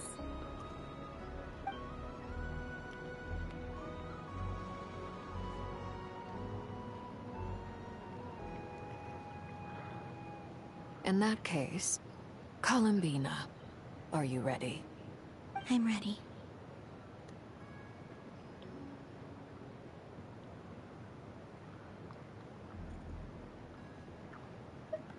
Very well. Let's go.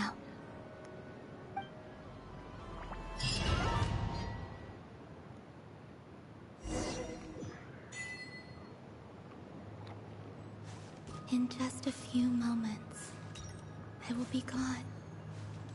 I still don't know what to expect on the moon. Will I really be able to send messages to my friends? The Kuhenki, the animals of Not Cry.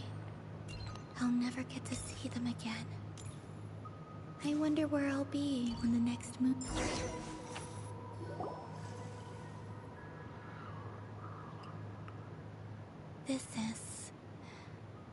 This is where the people of Hyperborea used to communicate with the moons.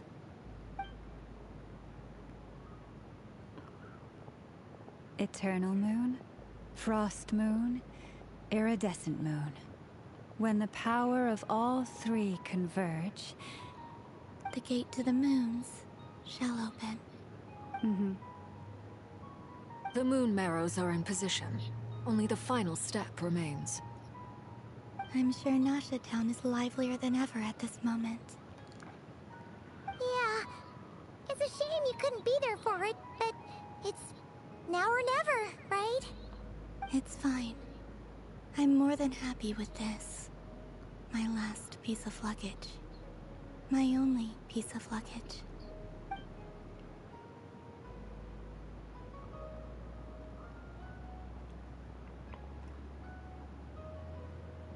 Okay.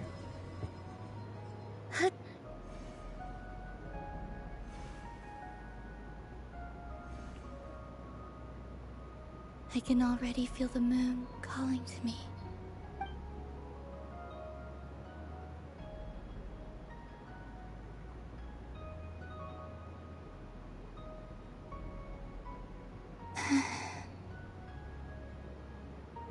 This ray of light will lead you home, Columbina.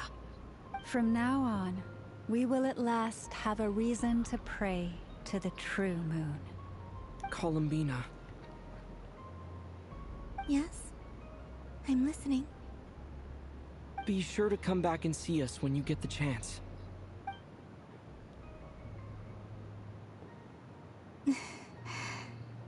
Of course. But if that chance doesn't come, then remember that you have friends on this planet people who will miss Columbina. Yes, I will. Thank you for everything you've done for me. And remember, come night or day, the moonlight shall always connect us. Well then, farewell, my friends.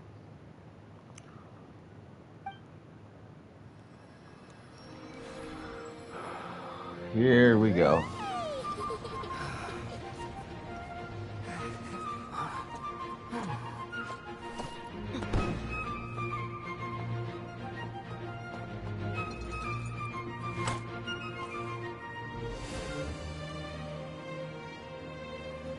Thank you.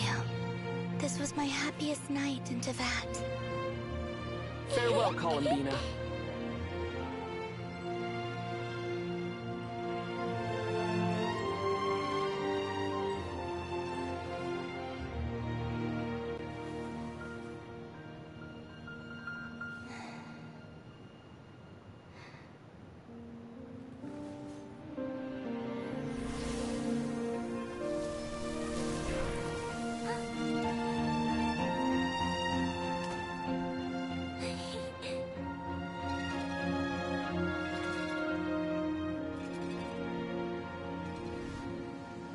I think Alice is trying to call.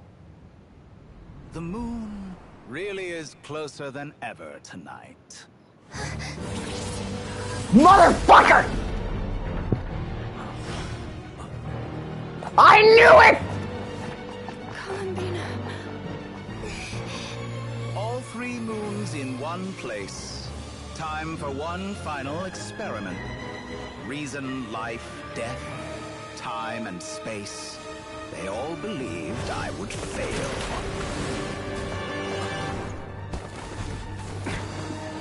Dottore! But Tevat's primordial power never did belong to the throne of heaven. And now, they are mine.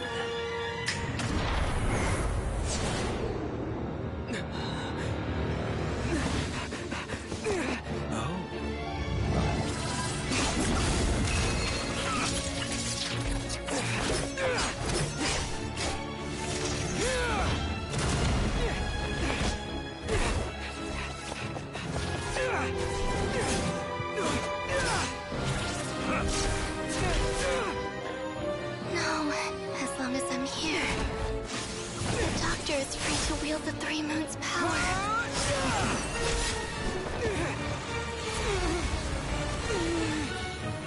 It's the only way.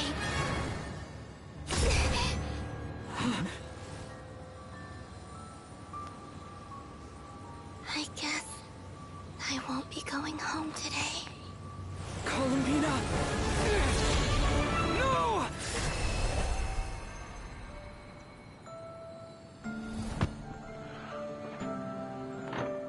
Dottore, what have you done?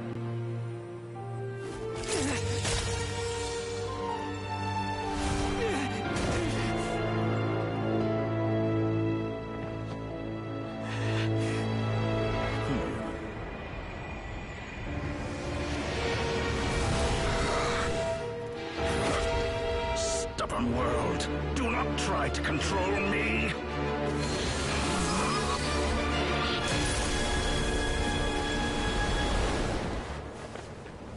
Columbina.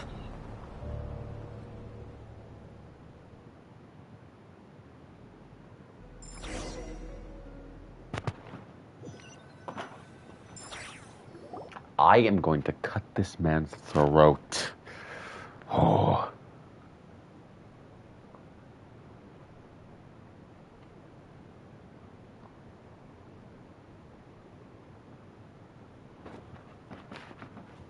Are you all right?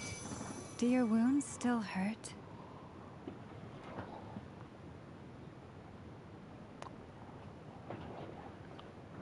I had someone prepare a little medicine that could prove effective. Take it if you need to. In that case, let me relate the contents of the call we made to Alice after the incident occurred. Dottore is a crafty one. He distracted the Hexenzirkel by creating a huge fuss at Tevat's borders. I'd assumed that the cause was an abyssal intrusion from the outside world, which in fairness is a rather common occurrence. But after learning that you managed to influence the phantoms in Nordcry, I realized that perhaps this interference could have come from within Tevat instead. But we weren't able to change their fates. True, you couldn't change how their stories ended, but you did build some variables around yourself. Variables? Yes. Things you heard that you could not otherwise have learned. Ideas that would otherwise have never crossed your mind. All these things are variables. Of course, most variables usually pale into insignificance with the myriad of possibilities floating around. But the moment you start treating them as building blocks and intentionally stacking them, that changes things. That's what Dottore did, and it's how he created the necessary conditions so that when you activated the portal tonight, it played right into his plan. However, we have no way of knowing exactly what he did. Yeah, we also need to ascertain Columbina's status. And that about sums it up. As I suspected, Dottore has disappeared completely. If it's any consolation, he wasn't able to control Columbina as he might have wished to. Oh no!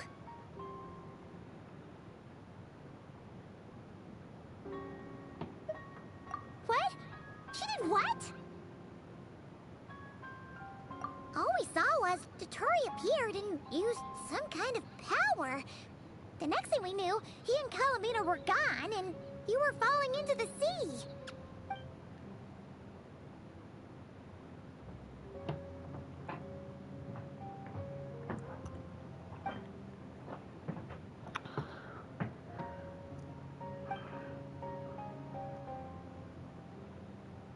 So, Columbina intentionally opened the Moon Gate and escaped into the same mysterious world as Rerir and Thalindis.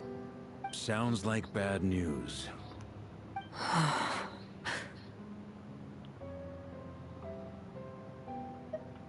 Seen in that way, the Trilunar Syzygy and Rerir's emergence, Dottore might have been pulling the strings in both cases. According to Miss Alice, he is attempting to transcend his destiny and finish an experiment that only a god might complete. An utter lunatic. Wait a sec, where's Hat Guy? Seems like he'd want to be here for this. He took off with the Dodo communication device after we spoke to Alice. He said he had a hunch that he wanted to investigate by himself. The look on his face was terrifying. I've never seen him like that before.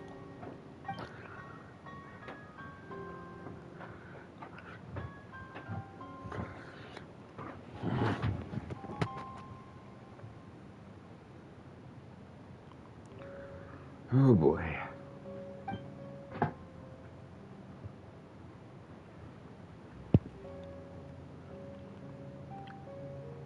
I'm back. Hat Guy! I went to look for the Hyperborean phantoms again. I think I've gotten to the bottom of it. I got them to talk to Nicole on the other end of the communications line. Turns out, the history they describe is different from how Nicole remembers it. Really? But how? Surely Nicole can't have been wrong. Because the phantoms are the ones who are deceived. They speak of a savior who appeared in their history. One who never should have existed. This savior promised to create a new moon within the false sky, and even bring back their moon goddesses. Foolishly, they believed in him, and told him everything he wanted to know about the moons.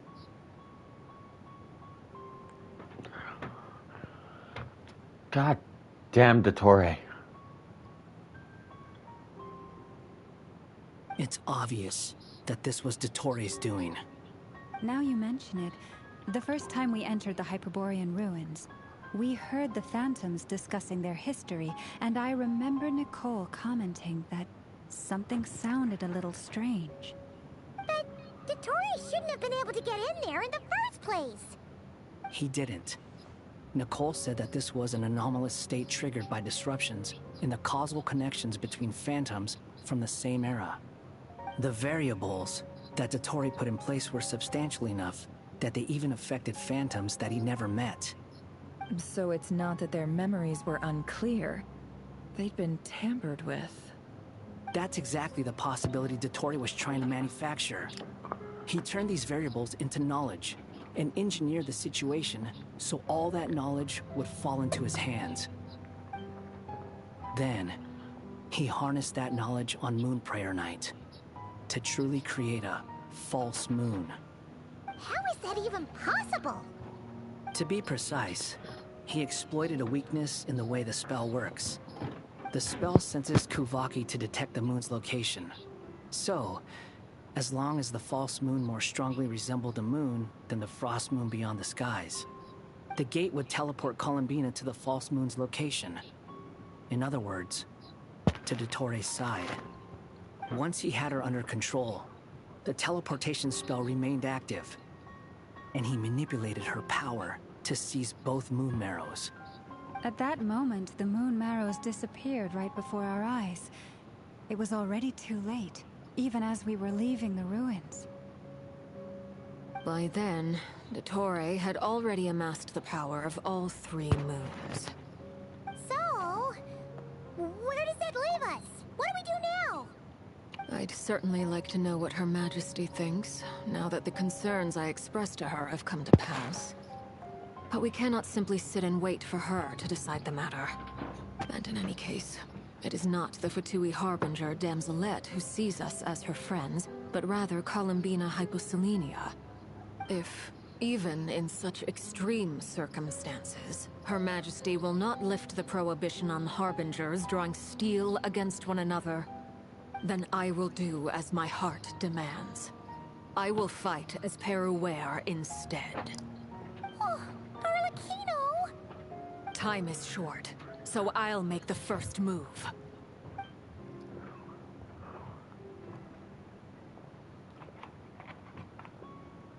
Whew. Even Arlecchino seems to be losing her cool now. As she rightly should.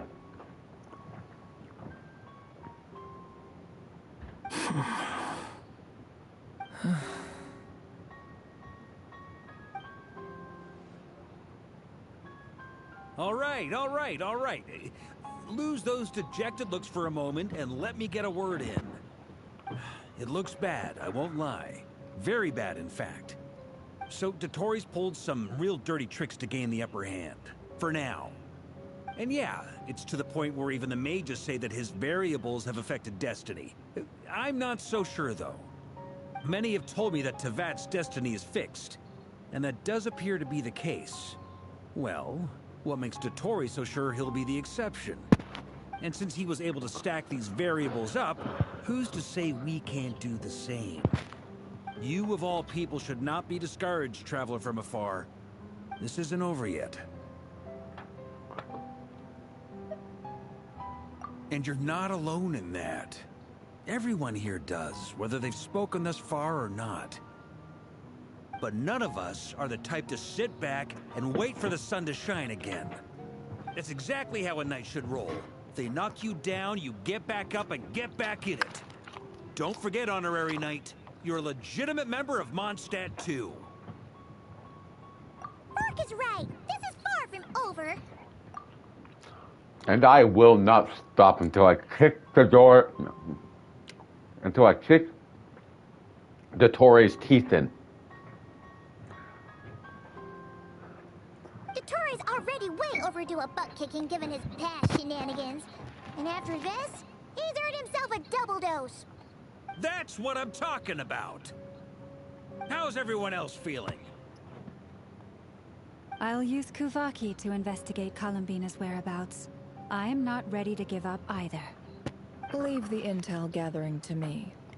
Whatever happens within Nobkrai's borders, when the Curatorium of Secrets wants to be in the know, we always find a way.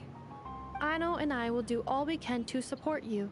We will attempt to reverse engineer Dottore's actions and seek a breakthrough that way. Alice and Nicole are busy dealing with an emergency at Tevat's borders, so they can't return just yet. But they're both very angry about this. They've asked Albedo and me to act on the Hexenzirkel's behalf and do everything in our power to fight back against Dotori. Are you ready then? We're going to have to conduct a lot of research, even in the early stages. I'll do my best. As for me, I'm pretty familiar with Dotori's way of doing things, so I can try to predict his next move. I'll help with your investigation. Nice! Looks like we have our basic division of labor. I'll get in touch with Flints and Itlua, get them to have a chat with their Starshiner. It couldn't hurt to bring the Lightkeepers on board as well. At the same time, I'll pass on instructions to the Knights present in Nodcry to assist the Lightkeepers and other organizations in ensuring the safety of those living here.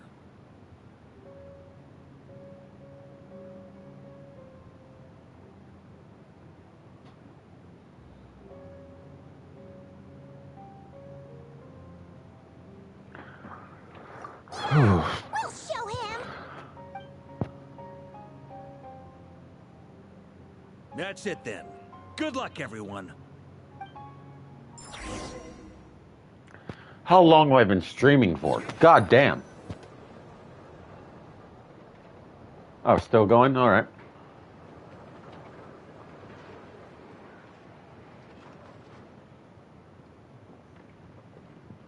I never thought that Columbina would become my real name.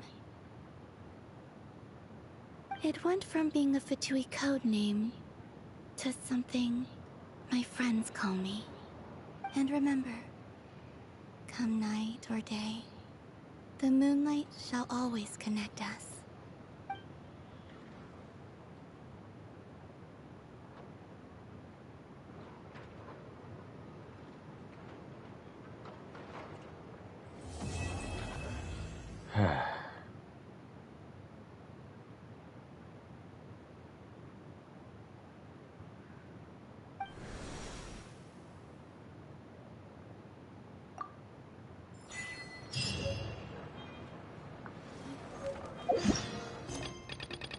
I have another Archon quest to do because I am ready to kick that boy's teeth in. Yes. Another Archon quest. Wonderful. What the fuck? Okay. What the? Oh yeah, right. I forgot they added the ability to rewatch cutscenes. I forgot about that. And I have so many. Can I rewatch these as well?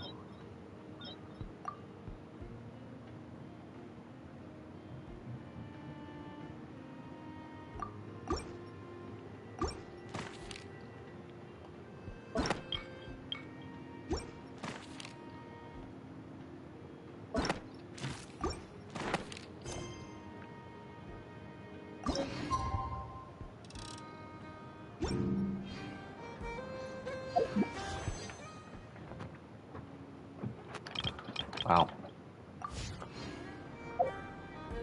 What the fuck is this?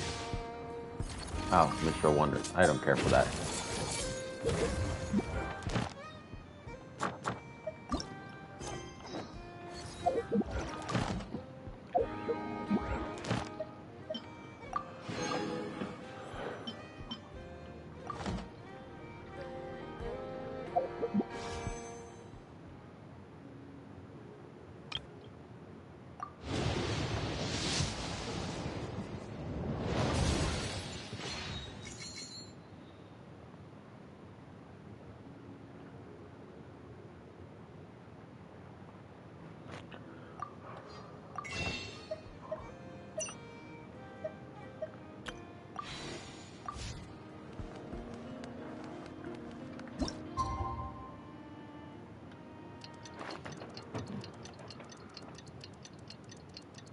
Okay.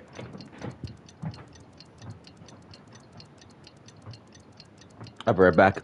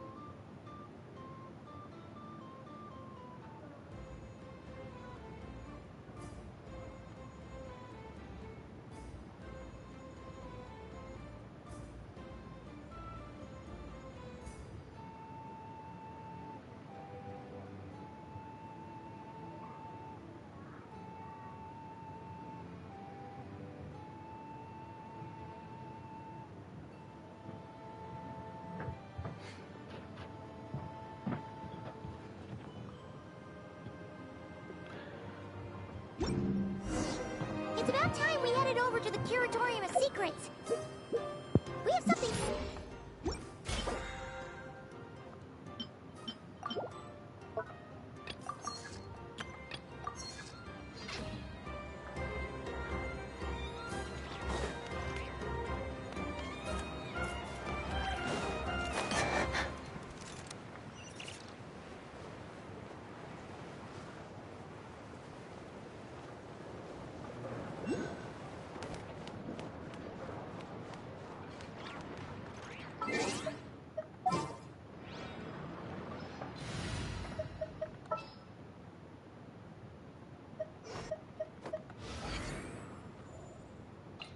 This had better be important.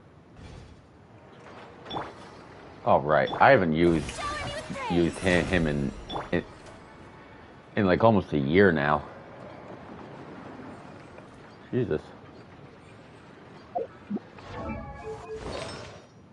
Oh my God, I have to build him.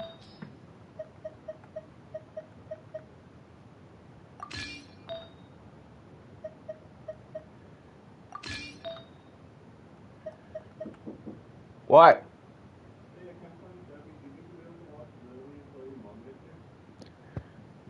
Oh my God.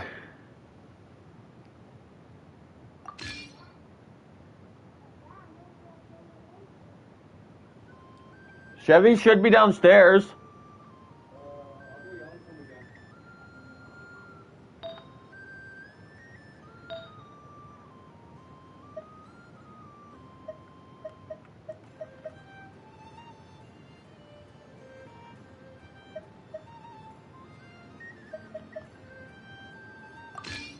There we go. That should be decent enough for now.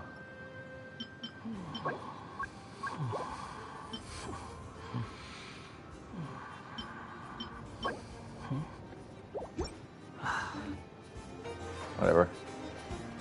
It's not like I'm going to be using it much. Mostly for that exploration and all that.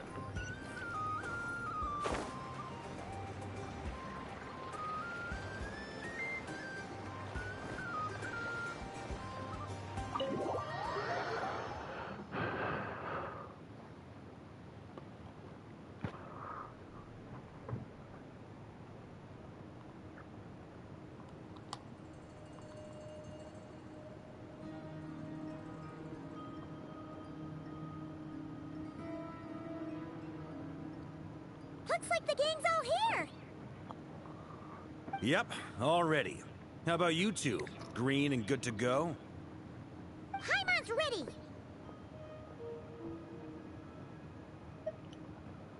Great, let's get rolling then. Great. Well, first things first. Wait. Someone's here. We heard your footsteps. Although... You've been here for a while now. I take it you followed the Traveler, but I don't sense any ill intent in you. Come on.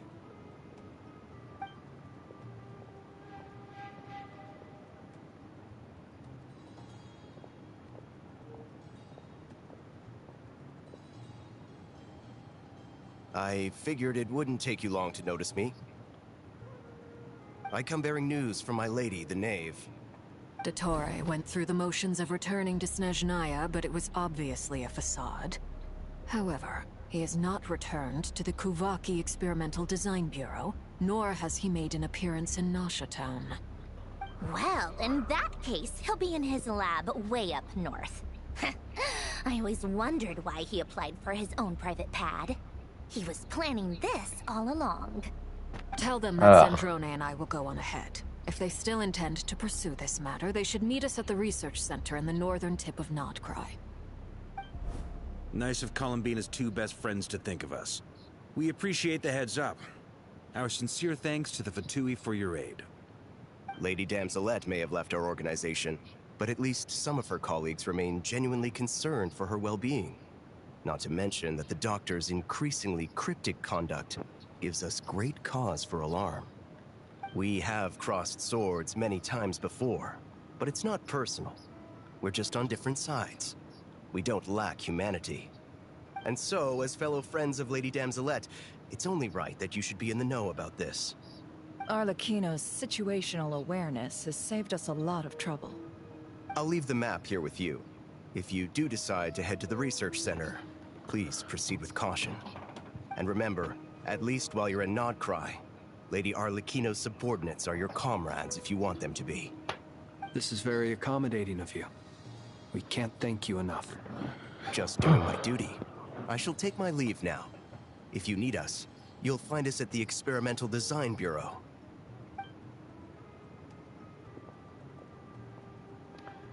Alrighty then. So, the doctors left the Experimental Design Bureau and headed to some research center up north.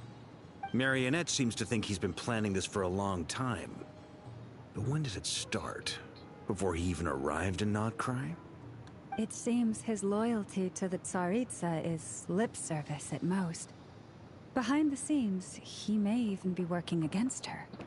Whatever his motives, we know that he's decisive and incredibly ruthless. Facing him unprepared would be a recipe for disaster. At this stage, it's difficult to predict his next steps. I suggest we split into 2 groups. We need some people to stay behind and guard Nasha Town. Well, as much as I'd love to help, infiltrating research labs isn't really my area of expertise.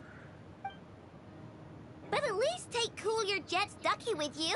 It should be some help during the battle. And as for Miss Inefa, I suppose you will stay to protect Miss Aino?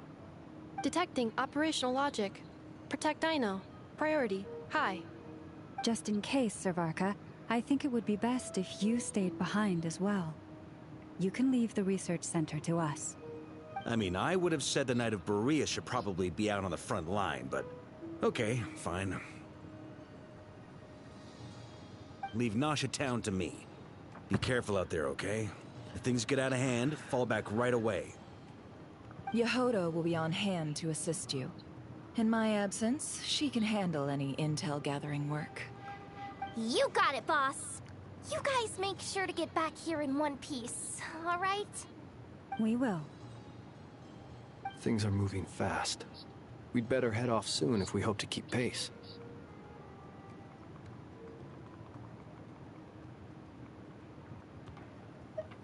So, it's infiltrate a secret research facility, or... Yeah, alright. Paimon will help out here instead. Sounds like it's gonna be a pretty intense fight. We all have to bring our A game here. So, anything you need to wrap up before we leave?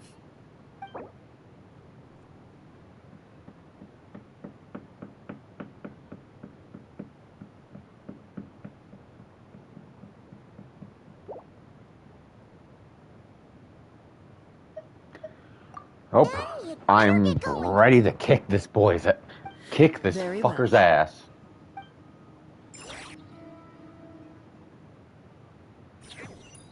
All these broken machines on the ground. Someone got here before us. Could it be Arlecchino and Sandrone? The black flames definitely look familiar. I think it's safe to assume Arlecchino was here.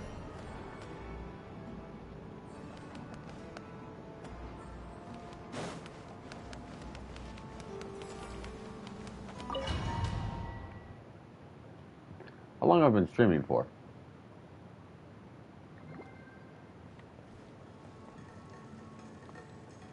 Oh, 4 hours! Oh my god.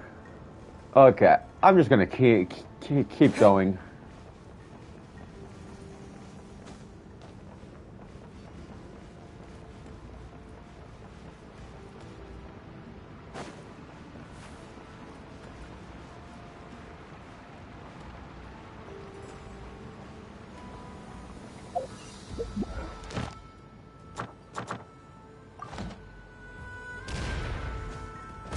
That's quite a welcome party.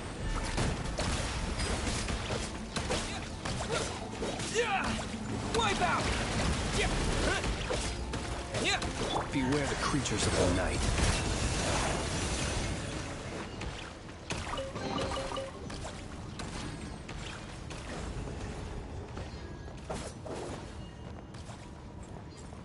Oh, you're just stuck them.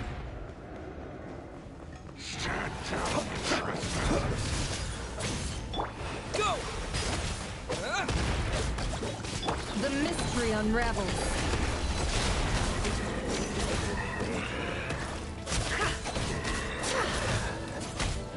For the everlasting forest.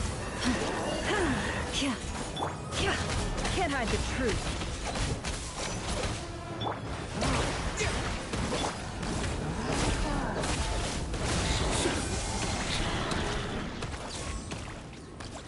Get back! I said get back! Do you hear me?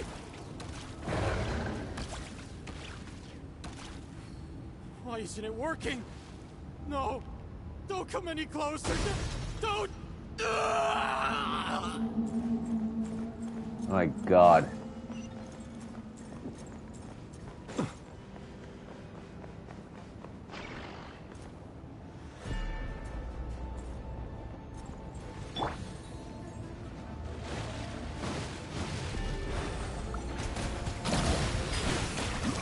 No more lies. Close your eyes. Be silent. You poor soul. May your spirits find peace. Grab that key on the ground. We'll probably need it at some point.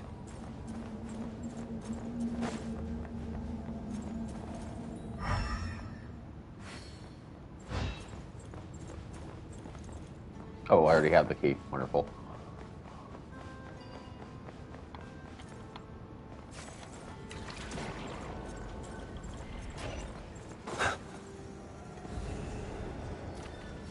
Watch out. There's no way through. Let's go around. What is causing these explosions?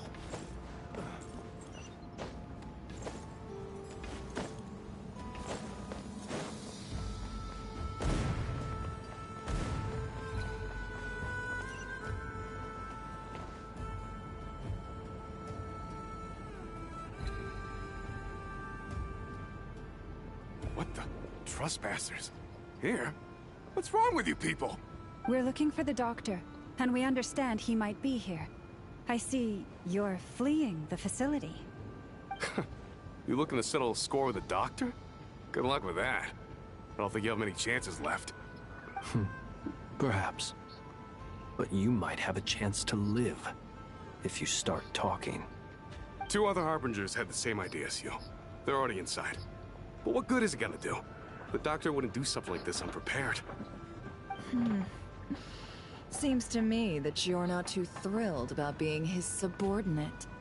Also, is it just me, or do I sense monsters nearby?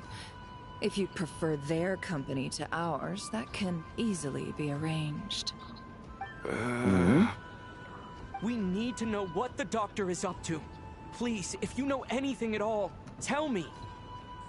This is about more than us versus the doctor. His actions could have consequences for all of Nodcry, and perhaps even your homeland, Snezhnaya.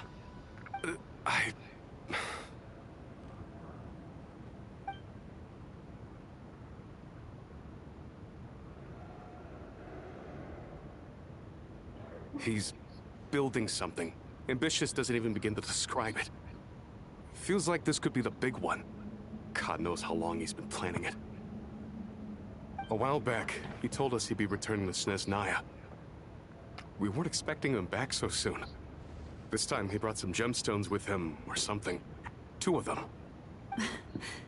The moon marrow spheres. He stole them from their rightful owner, Columbina. Oh, Lady Damselet? Last I heard, she left the Fatui. Before she went, she told us she'd finished what Her Majesty asked of her, and wished to focus on some personal matters. I remember thinking that leaving us might not be the best choice. I mean, I always looked up to the captain the most, and... Back when this all started, the higher-ups dispatched 3 units to Nodcry to execute their plan. They were led by the Doctor, Marionette, and the Damselet, respectively. I was a part of the Damselet's unit to begin with. She never really interacted with us much. In fact, she seemed sort of detached from everything. Not because she was distracted, just felt like she was indifferent to the world around her. like she had no stake in anything that happened. She always seemed like she was staring off into the distance. Almost as if she didn't see anything worth living for in the present, so she had to look further afield. That's right. She always used to stare up at the sky. The doctor used to stand nearby and watch her. Apparently they got along well at first, but somewhere along the way, she grew wary of him. Started avoiding him as much as possible. After she left, everyone in our unit merged with the doctors. He's similarly indifferent to the world, except when it comes to the moons. He seems to have big plans for them. Right now, obtaining the 3 moons is his #1 priority. He even said if he can only get his hands on 2 of them, he'll create a 3rd one himself. How would he create an artificial moon marrow? Maybe the knowledge he gained from the Hyperborean phantoms has something to do with it. Thank you for cooperating. We appreciate the level of detail. I get the sense that you'd serve under Columbina again if you had the chance. Would that be fair? No, she's no longer a Harbinger. As a member of the Fatui, my loyalty will always belong to the Tsaritsa. I'm only telling you all this because I don't completely trust the Doctor. His actions do not align with the goals that first brought us to Nodcry. I understand. We'll do everything within our power to stop him. The Knaves unit is based at the Kuvaki Experimental Design Bureau. Maybe you can seek refuge with them. Well, now we know what's going on here. Artificial moon marrow. He's likely well on the way to completing it. Dottore's technological capabilities are far more advanced than I thought. I fear this could get ugly. Everyone, prepare yourselves. Dottore is everything Dottore does, just one headache after another.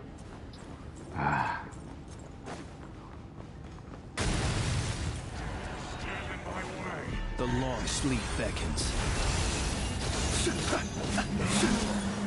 Got stuck. Close your eyes.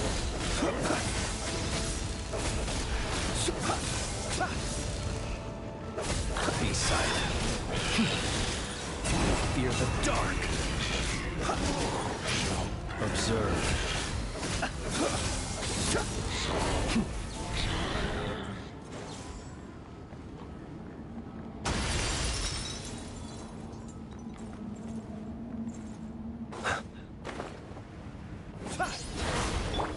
Go! Bombs away! Close your eyes. Be silent. Night falls.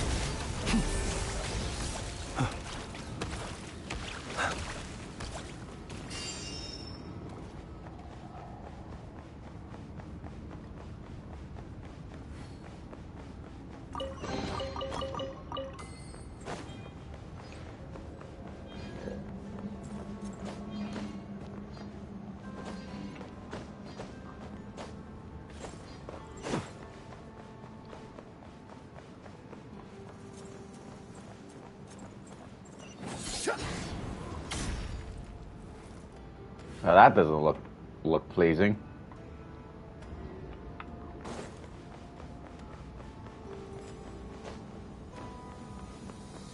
I see Dottore. Yeah, there he is. Welcome, one and all. I've been expecting you. I hope my humble research facility is to your liking. Yeah, we really appreciated fighting our way in through a horde of monsters. The gall! You expect us to believe you've just been patiently waiting for us? Of course I have. Should I be worried about something? Everything seems to be going quite smoothly so far, and you've shown up right on schedule. First Sandrone and Arlecchino, now you. Ah, quite a surfeit of guests I've had today.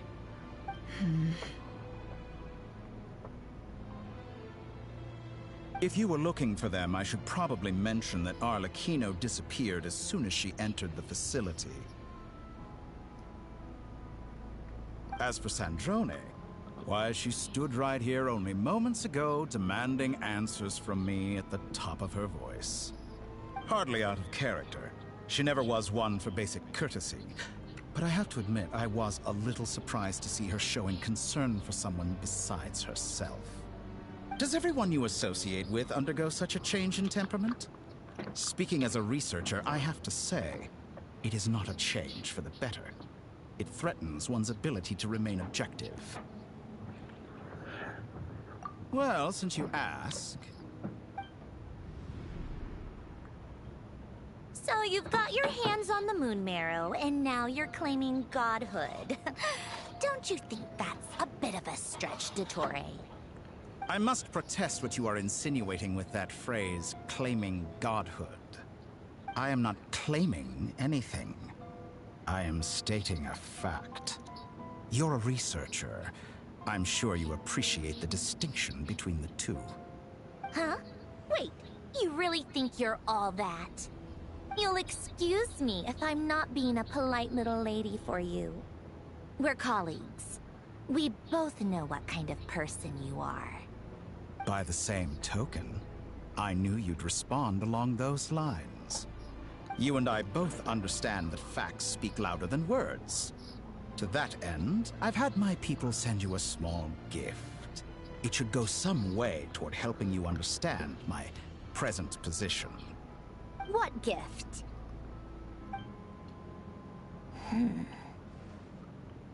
Where have all your troops gone? Who knows? Perhaps they are already marching toward a new world, following in the footsteps of an unknown god. As vulgar and arrogant as you may be, dear Sandrone, I have no intention of taking out my displeasure on your subordinates. They will enjoy equal rights to my own. You sent your people to the Experimental Design Bureau? That's a Tsaritsa's property. Yes, and I am very mindful of Her Majesty's instructions. But you know full well that they do not conflict with my present goals. In which case, all I'm doing is conducting another one of my experiments. Is there a problem with that? Now then, you have a judgment call to make. Am I simply lying to stall you? Or is it possible that every word I am saying is the truth? In which case, your subordinates really are in danger. So now you've turned on fellow Fatui soldiers. You're completely insane. I have set a new rule for myself. Each person gets one chance. Naturally, that includes you, Sandrone. If you wish to leave, I won't stop you. We are colleagues, after all. Scumbag! Scumbag. Still, I hadn't counted on Sandrone sparing any thought for the people of this world. Shame.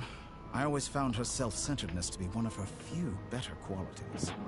How can she ever hope to achieve greatness when she's so obsessed with protecting her little design bureau? It's more than a little disingenuous to speak of achieving greatness while taking hostages. Or does honor no longer mean anything to you? Honor? I have the marrow of 2 moons in my possession and will soon complete the construction of a 3rd. I will be the god of a new world. And you speak to me of honor? How charmingly naive. Those are sacred relics. You do not deserve them. In my view, many in this world do not deserve to be alive. And yet, I mercifully permit them to go on living, do I not? You'll come to regret your actions. Will I now? Let's see. Oh, this guy just pisses me off to no end. Oh, finally I can fight him. Observe. And I do absolutely no damage to him.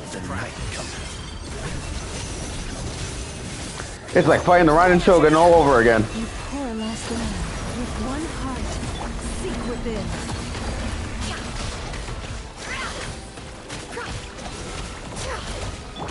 Water jet! Yeah! Is that the best you can do? Be silent. Close your eyes. Do you fear the dark? Observe. Get lost! Do I have any attack buff stuff here?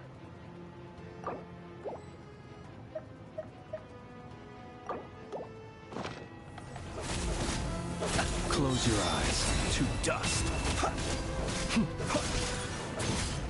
Observe. Close your eyes. Arlecchino! Thanks for the assistance. Arlecchino.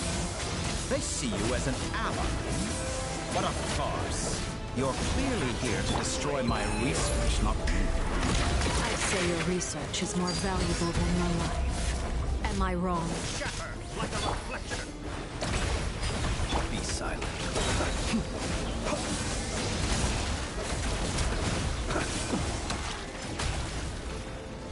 Close your eyes.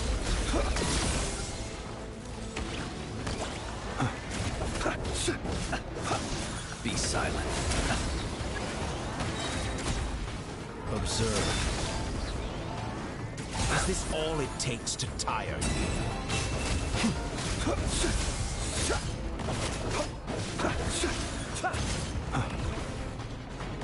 Close your eyes. Is that the best you can do?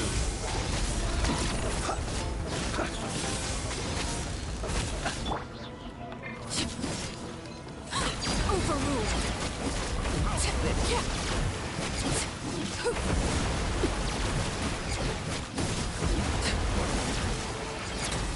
Observe. Close your eyes.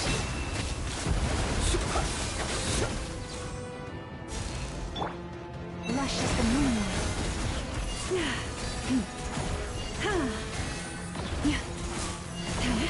Your actions betray your fear of me. Transfixed. Target For the acquired. everlasting forest. Dottore is too powerful with the artificial... moon marrow in his arsenal. Fighting him is futile. Quickly!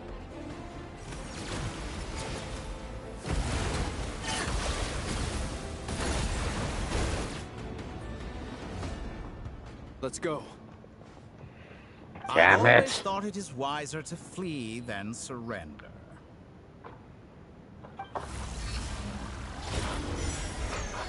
Watch out! What the? Ah! Forget about me! You should... Where's the Traveler?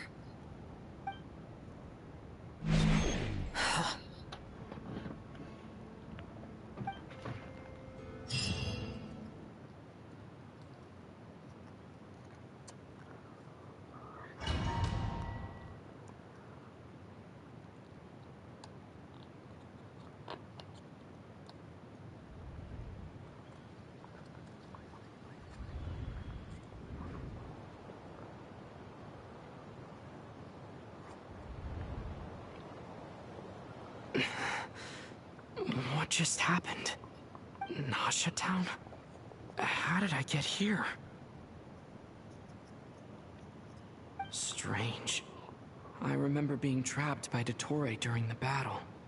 And now all of a sudden, I'm here. Something weird is going on.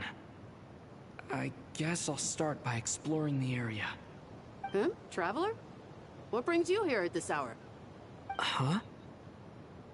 What are you in the mood for today? A hot dog? Or something else? We've got some special discounts at the moment. Want to see the menu? Sorry, I'm not hungry right now. Ah. Well, feel free to take a seat for now. Let me know if you change your mind.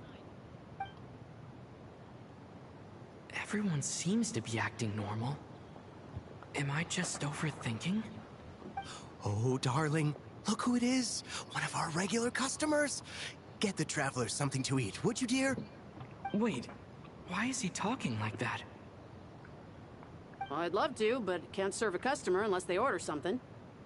Anyway, I take it your business is wrapped up? Yes, thankfully. It was a long trip, and it's left me feeling pretty exhausted. But the upshot is, I won't have to leave again for a good while. We can have some quality time to ourselves. Wait, these two are a couple? I see some kids around too. I didn't know they had a family. Hey so busy. I've been looking forward to playing with you again. You forgot already? You're silly. Daddy brought you over to our house recently. We had some snacks together. What is she talking about? We've had a lot of customers over the last few days, so we've been real busy. And like my mom always says, some people are more than just customers. They're friends. Oh, another customer's arrived. I better go see what they want. This is all wrong. I never once heard the owner of this restaurant talk about their family. It certainly isn't a family-run business. And that child? I don't recognize her at all. Could this be a false memory? Very good. I knew you had it in you. Aren't you going to try the house special? When did he show up? No. None of this is real. You don't seem to like it here. That's fine. We can change venues.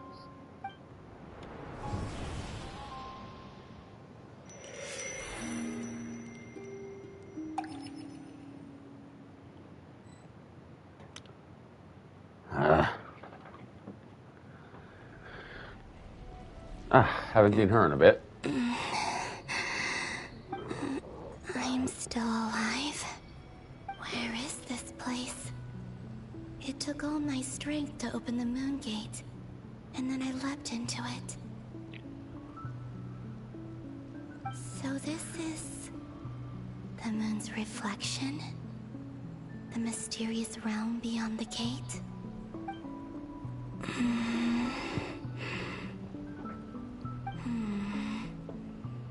I can't sense anything.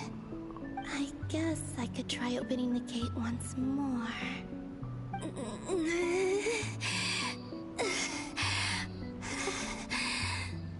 No response.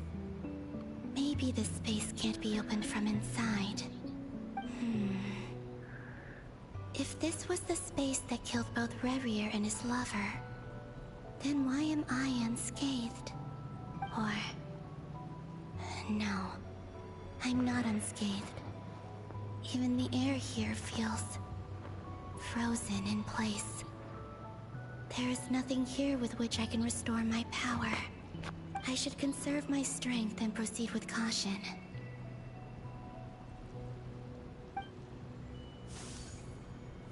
I don't believe Dotori's scheming will stop just because I escaped. If there is any chance that I can get back to the others, any chance at all, I must return.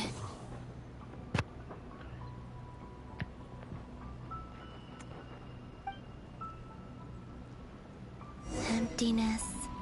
Silence. What is this place? Or maybe the real question is, what is it for?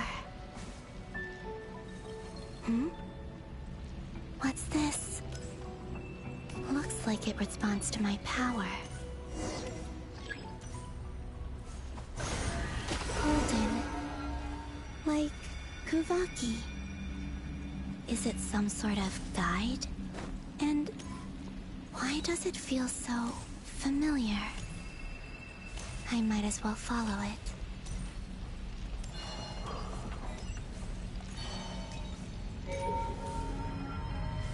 Where does this lead? Could it be the exit?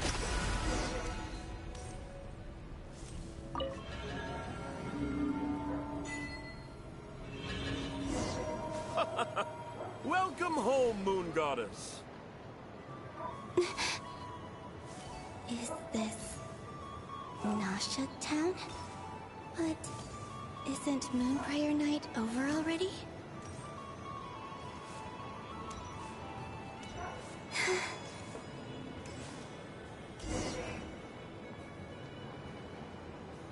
Goodbye for now, Columbina.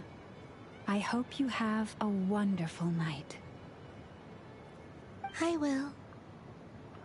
Llama, everyone else, and me? Are these my memories?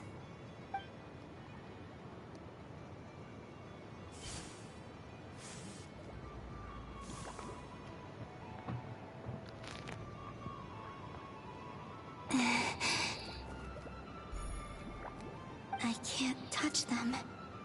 It's as if we're separated by some impenetrable power.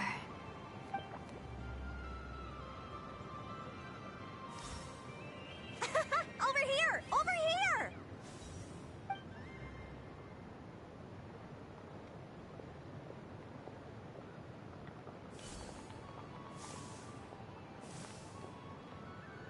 But the people in these memories pass right through me. Just like when I disappeared. If only I had known what would come to pass after that. Even so, I should still take a look around. Just being back here, it gives me the strength to keep going.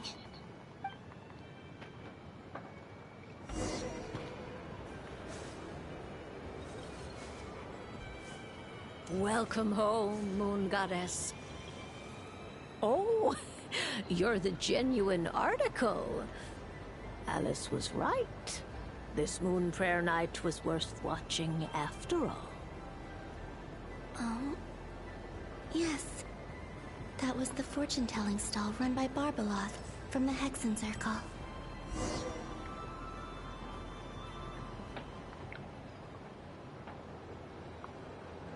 Please, draw the first lunar arcana. This represents destiny and is the foundation for the divination as a whole.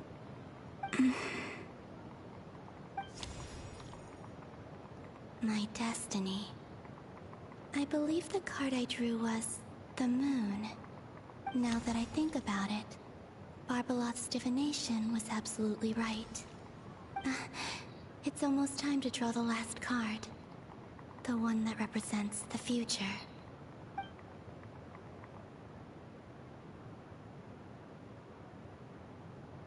That was the card that popped out on its own. From here, I think.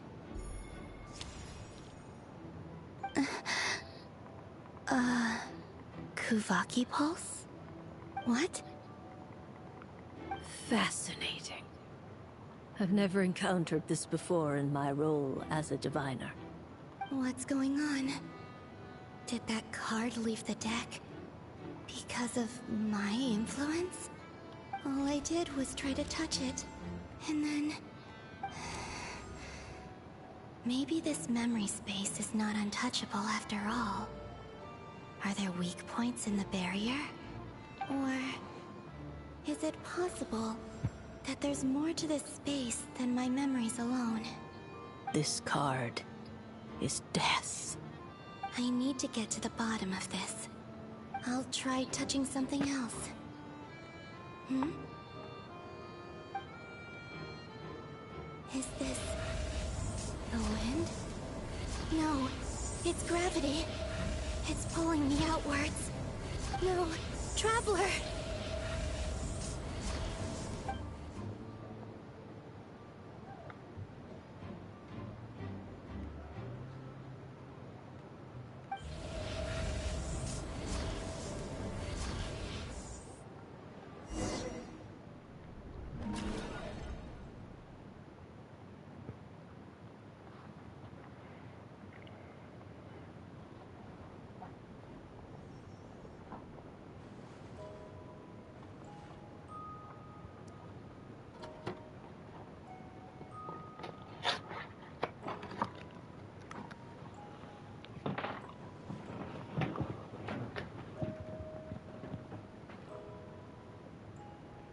Haimon, listen to me. From the bottom of our hearts, we are so sorry. We completely understand how you must feel. The Traveler is trapped, and we all feel responsible. Don't say that! Haimon's not a little kid! You didn't leave him behind on purpose! There was nothing you could do!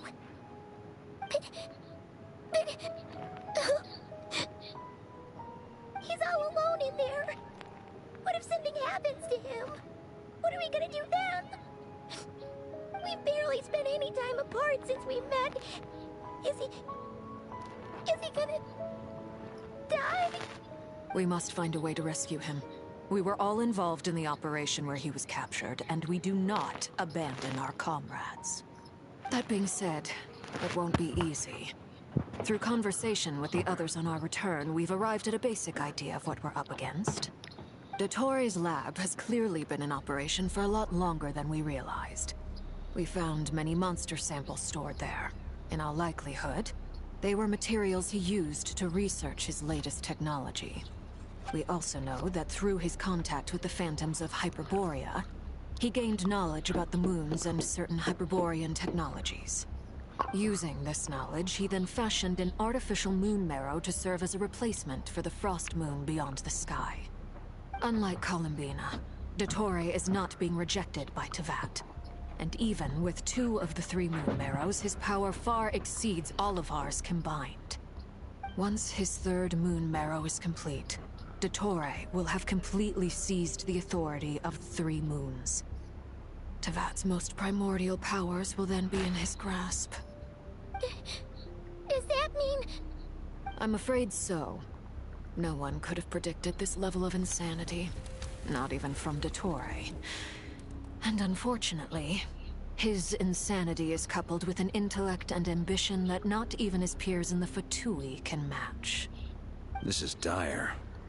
Sounds like the world is done for. The 3 moons' authority can influence the very fabric of time and space. I dare not imagine what a monster like him would do with that kind of power. The trouble's already begun, I'm afraid. On our way back, we discovered that part of Nodcry is being enveloped by an unknown energy. We cannot ascertain what is happening inside. I'm convinced this is Dottore's doing. Not that there's any way to prove it. The issue is, we have no idea what his intentions are. The only thing more frustrating than facing down evil is knowing that it will surely come, but not knowing when. The Doctor is guilty of numerous crimes at Mondstadt as well. One of our knights, well, former knights, his father was murdered by Dottore. His ideology and methodology are a danger to everything in his path, from individuals to entire nations. He does not feel guilt, even when he acts against his own people. He doesn't see them as his own people, that's why. People like him see everyone else as beneath them. Right. He views other people only in terms of how they can benefit him. That's the basis of all his social connections. Granted, he's hardly the only harbinger to pursue their own interests. We all do. And Her Majesty is gracious enough to permit it. Still, her mercy has its limits. Dottore's actions have gone beyond even what the Fatui could have imagined. Usurping divine authority to become a god. For a servant of the Tsaritsa, that goes beyond being disloyal. It's treason of the highest order. We can't expect him to heed the Tsaritsa's will once he gains the 3 moons' authority. Even we Harbingers consider him the most self-interested among us. Poor Traveler. Of all the people to get caught by... We have to go save him right now! Please! We gotta find a way! Paimon, I promise you, we are with you all the way. I get how you feel. I do. But it's gonna take more than strong emotions to take down an enemy like Dottore. What we need now is more information. Right. We can't even guarantee he's still at his research center. Before we can think about mounting a rescue operation, we need to confirm the Traveler's location. I'll find a way. Paimon knows, but... She's so scared. If anything happens to the Traveler... He might be the strongest person Paimon knows, but he's still human. He feels pain and bleeds just like anyone else. Then think things through before you stick your neck out. Unless you want to lose your head. Sandrone. Miss Sandrone, you're okay? Put the stuff over there, and be gentle with it. Am I okay? As you can see, I've had to move my whole livelihood out of the Experimental Design Bureau. It's been swallowed up by Dottore's energy field. If I'd left it any longer, I probably would have gotten stuck there. Ugh, Dottore always goes a little loco when he finds a shiny new toy. Not that he'd ever admit that. But this time, he's gone full psycho.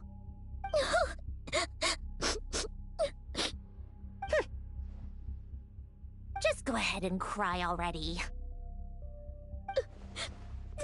Sorry. Paimon's not trying to make it scene. It's just, she can't. Oh, Paimon. Let it all out. There's no shame in it. When you're overwhelmed by fear and despair, crying can help get it out of your system. You'll feel better for it. Okay then, while the baby of the group is having a moment, how about the grown-ups get to work? Give me your hand. You've made a discovery? Polonia, scan. What's going on here? You, hand, now. Oh, I thought you'd never ask, my lady.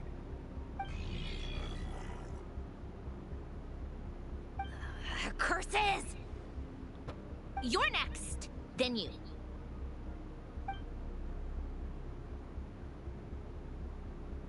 Dottore, you son of a... He's done something to us! Everyone who entered his research center has been implanted with some sort of curse. I don't feel anything unusual at the moment. Does that mean it hasn't activated yet? Is there a way to figure out its purpose? Of course he has. My best guess is Dottore created it using the Moon Goddess's powers. 1 second, analyzing. Ugh! That friggin' maniac! So, what twisted game is he playing this time? The moment I analyzed the energy composition, some encrypted text appeared in my mind's eye.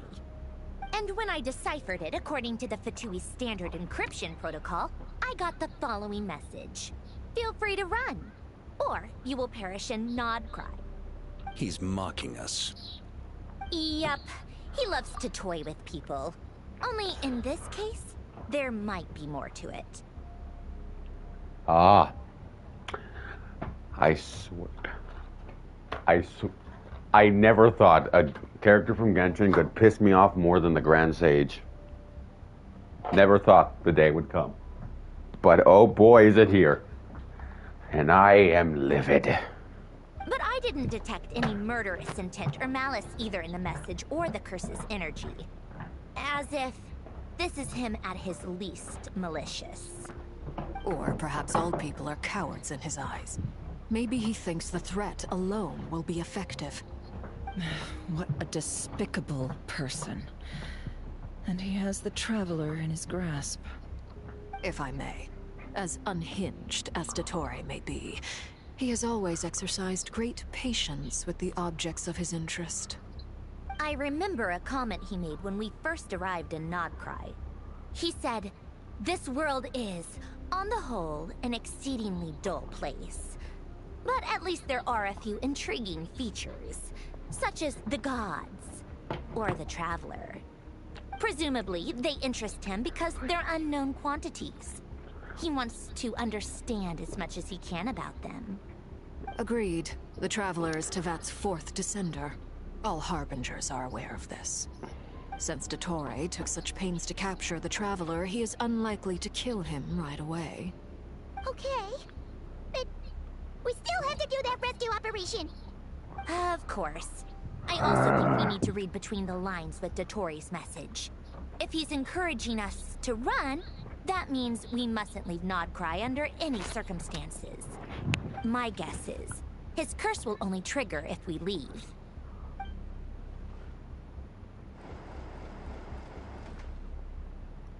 We've discovered multiple energy fields.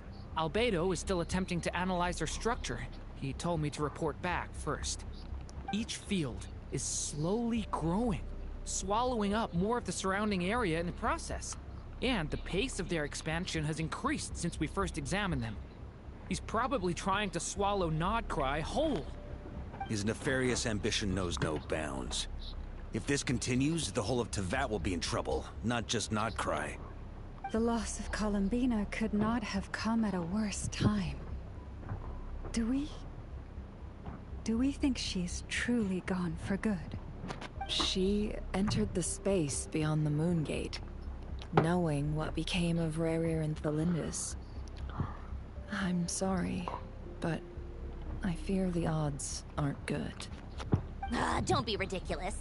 If I know her, she's busy finding a way back as we speak just so she can annoy me. She isn't dead. Whatever has become of her, the fact remains that we are two comrades short on the eve of a decisive battle. We need to find out the Traveler's location. But there is also other work to be done. Agreed. Whatever Dottore planning, we have to get the local populace somewhere safe. So, as well as a rescue mission, we have to organize a mass evacuation at the same time. It would be best if someone could approach leaders of neighboring nations and negotiate emergency asylum for Nodkrai's inhabitants. Can anyone handle that? Snezhnaya is one option. I'll see what I can do. Does it be so much easier if the Traveler was here? No! Stop thinking like that, Paimon. Paimon will join you. She's pretty well connected thanks to the Traveler. Maybe it'll come in handy. Either way, that's what the Traveler would do if he was here.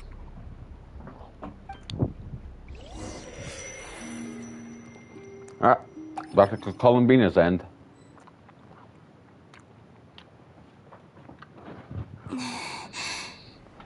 Back here again. That gravitational force that pulled me back. Is this where it came from? When I saw that memory of Moonprayer Night, I think I influenced reality. Was it just a coincidence? Or... if only I could have sent the others some kind of warning on Moonprayer Night. Maybe we could have stopped Dottore. I feel... so heavy. Does entering that space consume a lot of energy? Well, even so, I have to keep moving forward. Back to emptiness and silence again. I should try and find my way back inside that memory.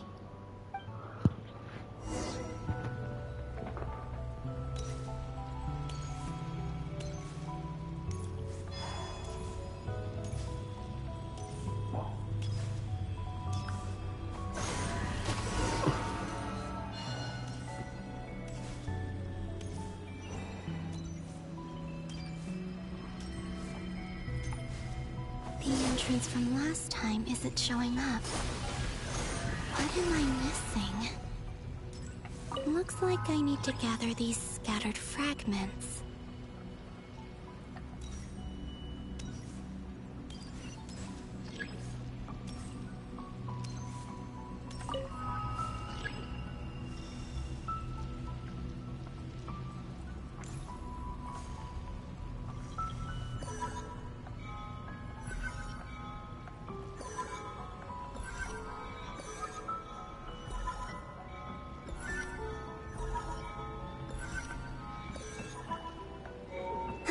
It worked. Hopefully I can stay inside for a bit longer this time.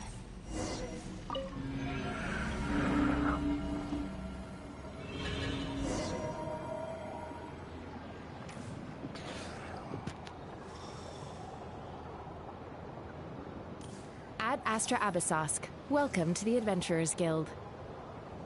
What? This doesn't look like Moonprayer Night. Extra, extra! Latest issue of the Nasha Express! I don't think I've ever been here. Maybe this space isn't comprised of my memories after all. There aren't any festive decorations around. Is this Nasha town after Moonprayer Night ended? Did Dottore's plan not affect the town? Or is no one aware of what happened because he used the Three Moons' authority? Let me see if I can influence anyone else. So, what do we do next? Wait, that voice. Paimon? The most important thing right now is to find that mage. Lauma the Traveler and Mr. Varga are here too. I'd better go pay the Fatui a visit. Traveler!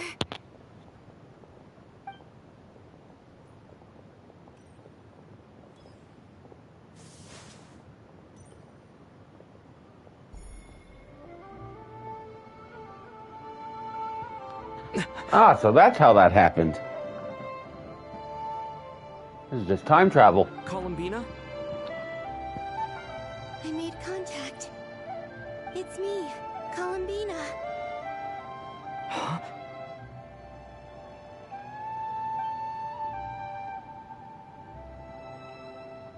Traveler? Let's go! This is no time to be spacing out!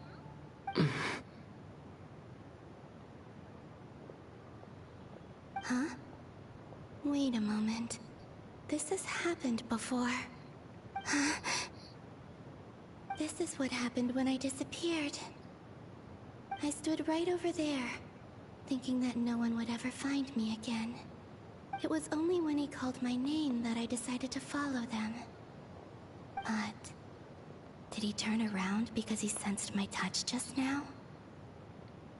Is it really possible that from in here, I can change the past? If I keep following them, maybe... Huh? It's that gravity again.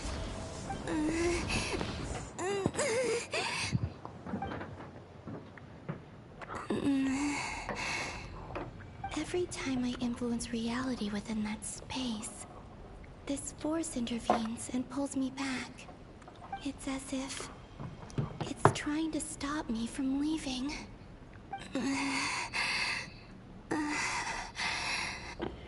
I'm getting weaker and weaker. I'll just have to try another approach next time. Come on, Columbina. Keep going. You have to tell everyone what happened.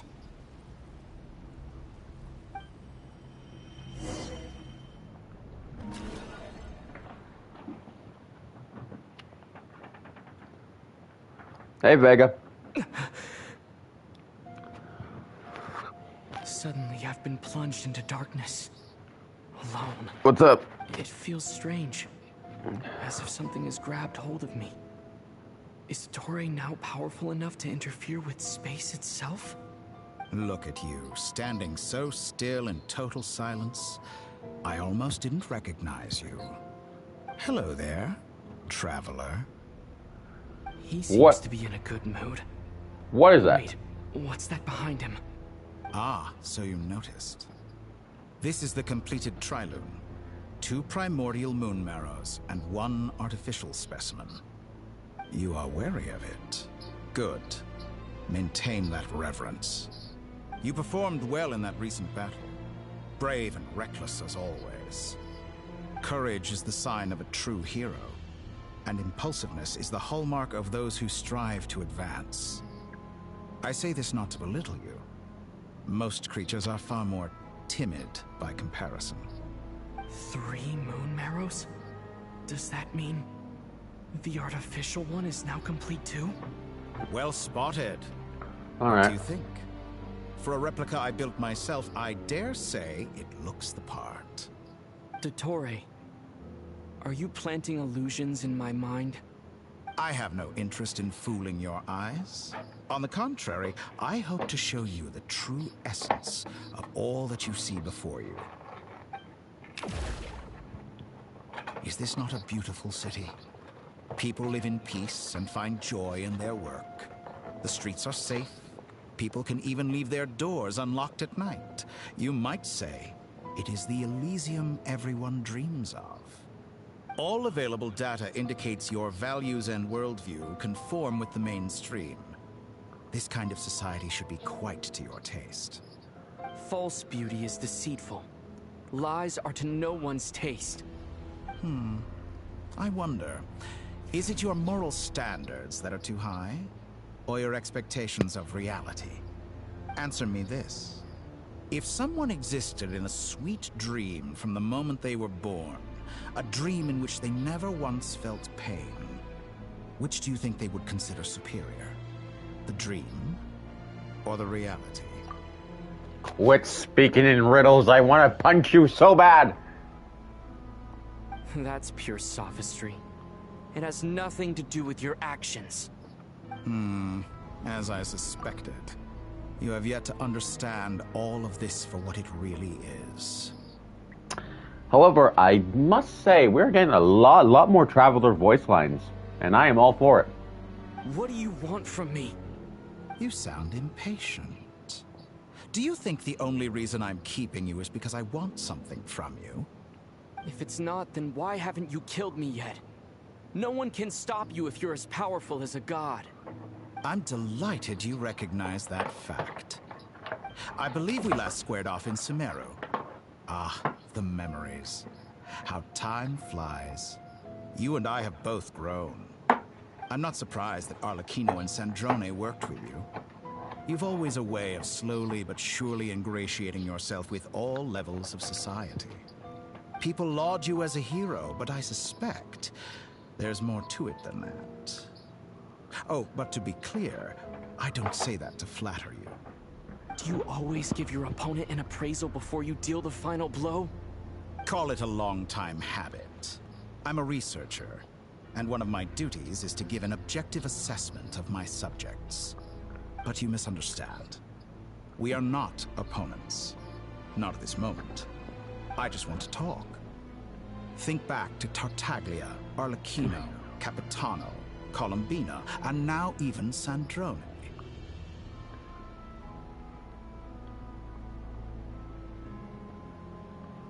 You've worked with each of them in the past. I believe you can work with me as well. What makes you so sure? Well, why not? Should the good associate only with the good and the bad befriend only the bad? I like to think we could have a more mature relationship than that. Surely you don't think all your relationships are grounded in friendship or shared ideals? People come together because it benefits them to do so. If you think of the people you admire, you must surely admit that they have provided some benefit to you. Morality, ambition, dreams. People have plenty of words to embellish the nature of their relationships. But once you break free from those ethical frameworks, you will see that the only thing connecting the two of you is mutual benefit. Okay, this is just making me dizzy at this point. And that is what I'd like to talk to you about. We're finally getting into it. He's probably been planning to kidnap me for a long time now. But for what exactly? He has the authority of all three moons. I won't be able to gain the upper hand in a fight. Best if I pretend that I'm willing to negotiate for now. You say you're a god, but you also speak of mutual benefit. What could a god want that the three moons cannot provide? Excellent question. But before I answer, I would ask you the same thing. Gaining Colombina's allegiance was a rare and extraordinary feat. But the Moon Marrows are now in my hands, and I have the edge over her. For this artificial moon is not being rejected by Tevat. Her identity and lineage may have been a thing of glory in the old world. But they were also shackles that prevented her from ever integrating into Tevat. I, on the other hand, you may view me as a thief, but I have overcome that limitation. So what is it that the Three Moons cannot grant you? What stops you from negotiating with me to get what you want? I don't make deals with lying psychopaths. That's quite an accusation. Are you expecting me to get angry with you? Well, this is one aspect in which my personal growth has served me well. In the past, my less mature self might have been disappointed, perhaps even angry, over a small setback like this. Like when you and Lesser Lord Kusanali joined forces to oppose me, for example. But things are different now. Just as the rich do not quibble with the poor, I no longer find myself perturbed by these trivial affairs. Human relationships end with conflicts of emotions and interests. But relations between humans and gods are different. And ours is even more unique. I have ascended to the highest heights and laid claim to unprecedented horizons. And you were no ordinary person to begin with.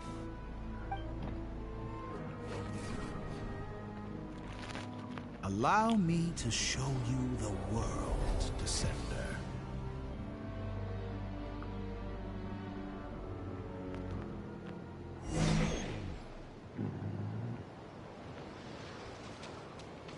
To stand, walk, jump, sit, and lie down. These are the most common of behaviors.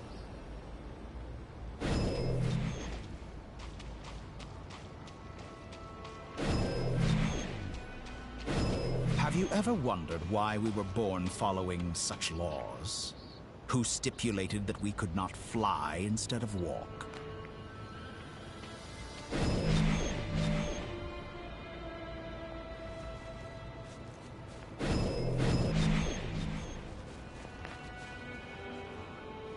Oh, wow, we're really fucking high up.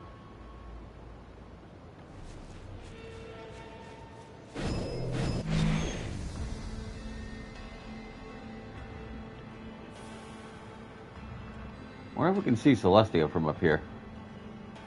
No, I don't see it.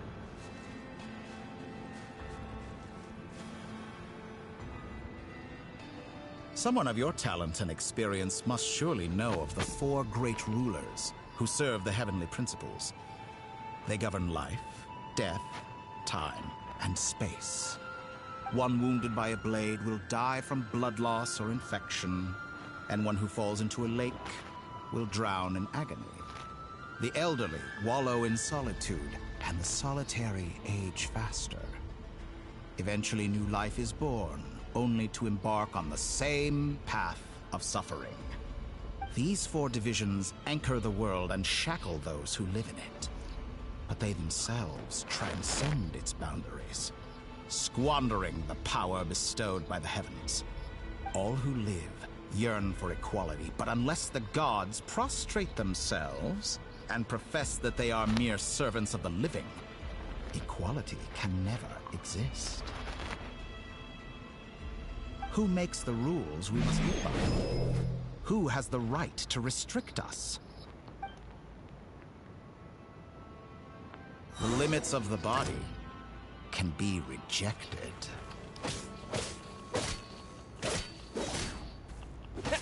Windblade! Disappear!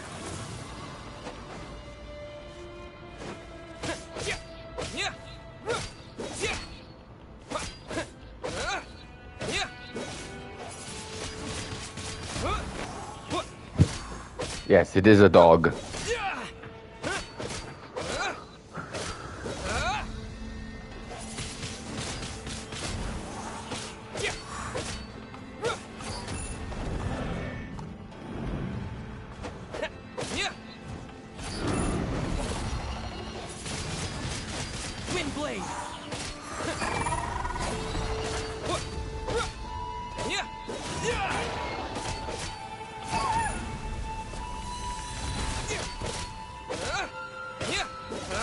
How does it feel to be among those with absolute power?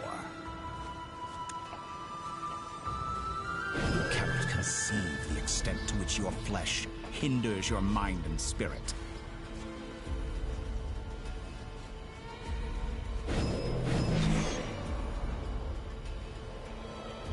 Only by discarding our useless, primitive eyes can we perceive a new world. How narrow-minded we all were in the past. Why should the final answer of the world not be the power that predates those of life, death, time, and space? The power of the Triloon. Through it, I have glimpsed new experimental possibilities. Nature suppressed, authority exiled, souls controlled.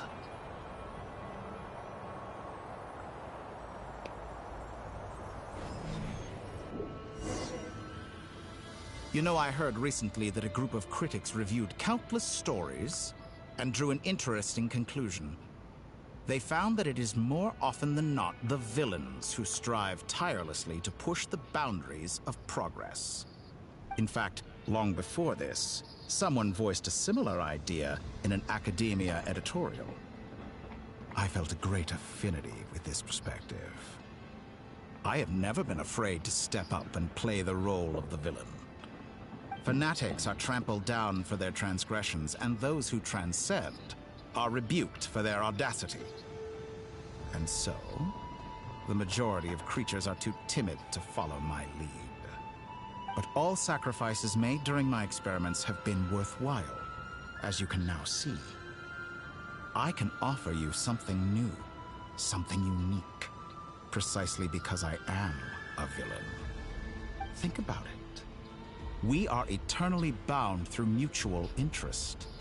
Can you truly say you would never turn to malice if it could give you the life you dream of? After all, what value do perfection and purity really have? They are fragile and feeble things, utterly tedious. I say, better to be governed by a flawed humanity than a gnosis. The true seeker of knowledge is the villain who undergoes countless tribulations in pursuit of their goal. I'm sure many people have told you that you're different. Because I'm a descender? Exactly. Very clever. But what does that got to do with you? I do not conceal my wicked deeds, my selfish desires, or my greed. A true researcher must act as I do if they are to understand and speak of the truth. And yet, a knowledge seeker like myself will inevitably grow tired of studying Tevat beyond a point. You have traveled to all corners of the world and met many people. Along the way, there have been moments when you were misunderstood or even became a wanted criminal. And all the while, you have spent your days doing some of the most mundane jobs in the world. You fight and toil, claim minuscule rewards from my friend Pantalone, then you fight some more, winning some battles and losing others as your search goes on. And this cycle continues, with no end in sight.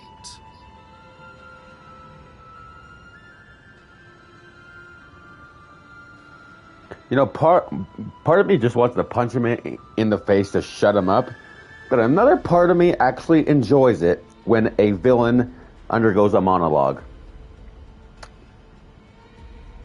But I mostly just want to punch him in the face right now.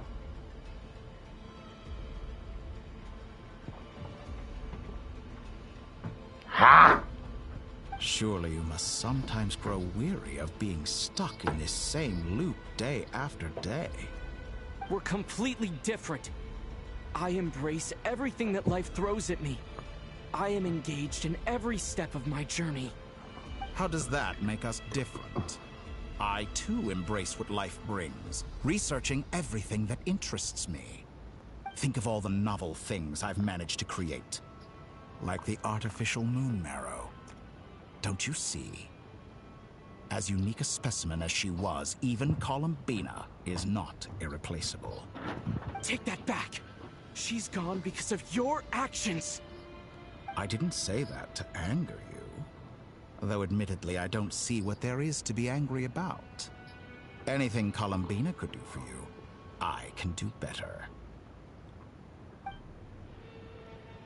I know what your ultimate goal is. You wish to walk the path your sister walked, and seek answers from her at the end of that journey, don't you? Someone like you could never understand what it feels like to care about another person the way I care about her. Perhaps not. But that doesn't mean I can't help. I could find your sister right now, bring her before you, and make her give you the answers you seek. Don't be so presumptuous. You'll never begin to understand the situation between us. Oh, no. This is no presumption. I'm only offering what I know is possible with the power of the Trilune. But it seems like you would sooner continue with your journey through this world. Why? Do you truly desire this journey? Or is it simply a necessary process from which you cannot escape? Think of all the time and energy you have spent, everything you've had to endure just to make it this far. Is this really what you want? Or has your hand been forced by the promise of that final answer? Yes, you have made many friends. But do they ever spare a thought for the void in your heart and what it yearns for? What you want is not friends. It is family. But do they know this? I, on the other hand, am far more considerate. Join my experiment, and in return, I will bring your meaningless journey and all its struggles to an end. This is a malicious attempt to manipulate me. But at the same time, he's stating some very human truths. Of course he's right about my predicament. How can I deny it? I have faced ungrateful strangers, never-ending troubles, an endless quest for answers. I want to see her. After everything I've been through, words can't describe how much I miss her. How much I want to be reunited with her, wherever you are right now. Do you miss me too?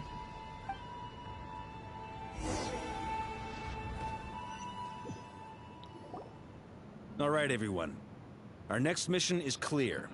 We need to contact all the major organizations, explain the situation to the public, and then begin the evacuation. The residents of Not Cry are quite dispersed. The two most populated areas are the Southern Isles and Pyramida. Miss Lauma, I will leave Hisi Island and Nasha Town in your hands. I will liaise with the Fatui and Pyramida. Agreed. We will reach out to Natlan and Snezhnaya. Anyone found north of the Experimental Design Bureau should follow the Fatui to Snezhnaya. As for those dwelling south of that line, I will ask the Voynich Guild to help persuade them to leave. Then I, Mr. Varka, and the Frostmoon Scions will escort them to Natlan. The Voynich Guild has dealings with the Curatorium of Secrets. I will send them a letter vouching for your credibility. Yehoda, you should help Lauma. This is too big of a task for one person. My wish has come true. You're willingly lending me your most capable employer for the day. Well, Yes, I still do watch Hype Mike every once in a while. Of course, if it takes any longer, I'll be charging a fee. Boss, wait! Don't I get a say in this? Oh, I'm sorry. Something to add, Yehoda? Well, no one's more important to me than you, boss. And remember how Lauma healed your eye after that big battle? I think that's worth at least 2 or 3 days' work for the Frostmoon Scions.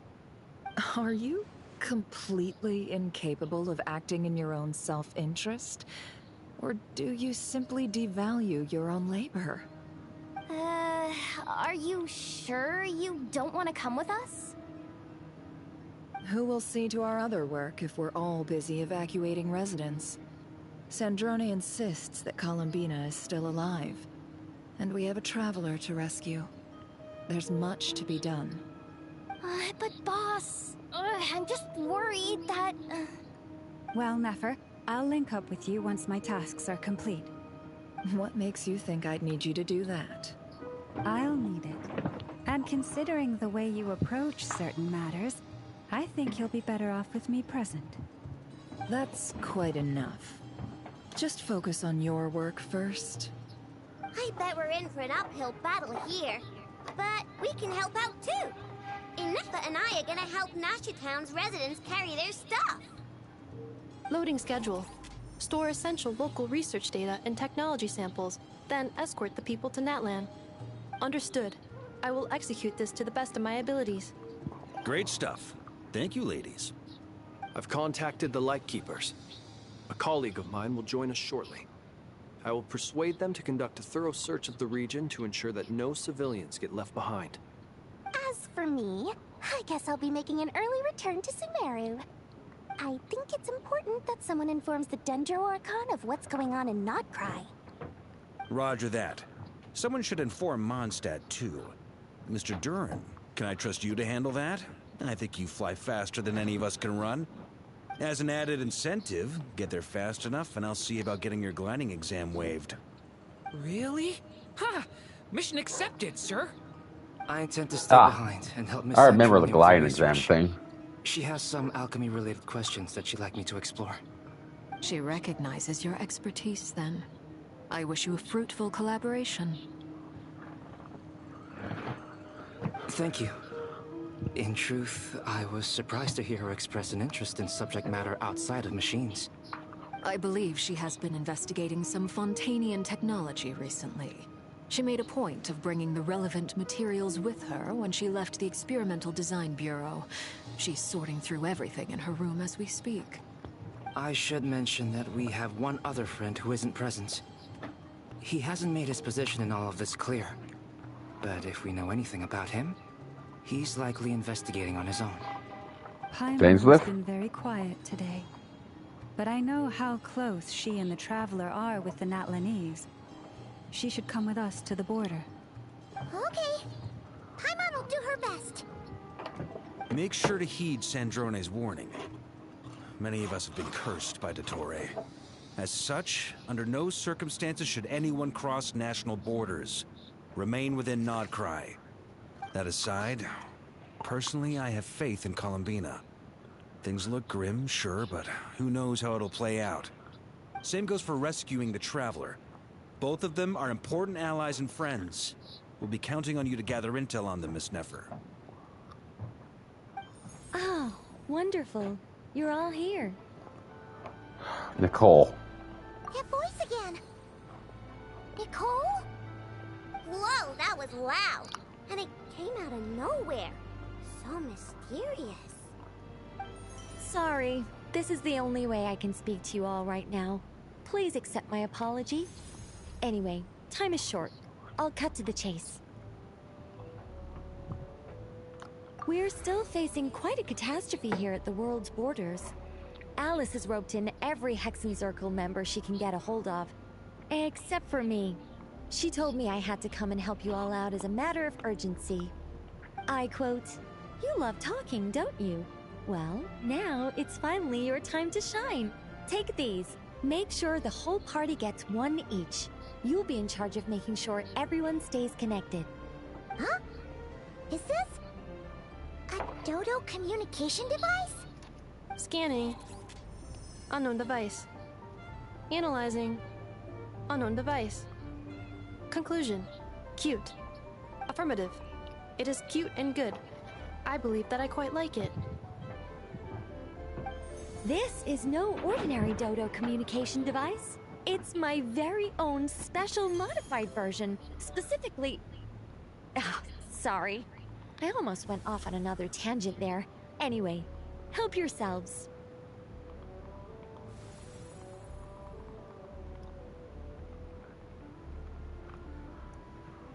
It will allow us to communicate over long distances within Nodcry. No more worrying about shuttling messages back and forth. What astounding technology. Am I right in assuming that it relies on your personal abilities to function, Miss Nicole? Yes, exactly. Right on cue, Albedo. Ah, I'd love to brag to you all about how it all works. But no, next time, next time. Anyway, I'll be right with you all, serving as a communication hub. That's all from me. Head off as soon as you're ready. I'll be staying here to keep watch, and I'll be sending you my blessings.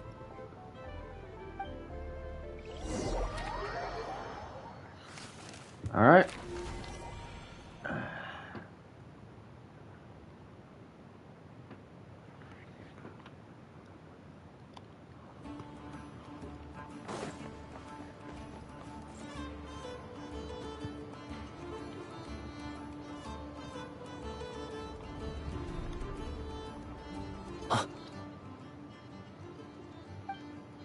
Ah, Sir Flint.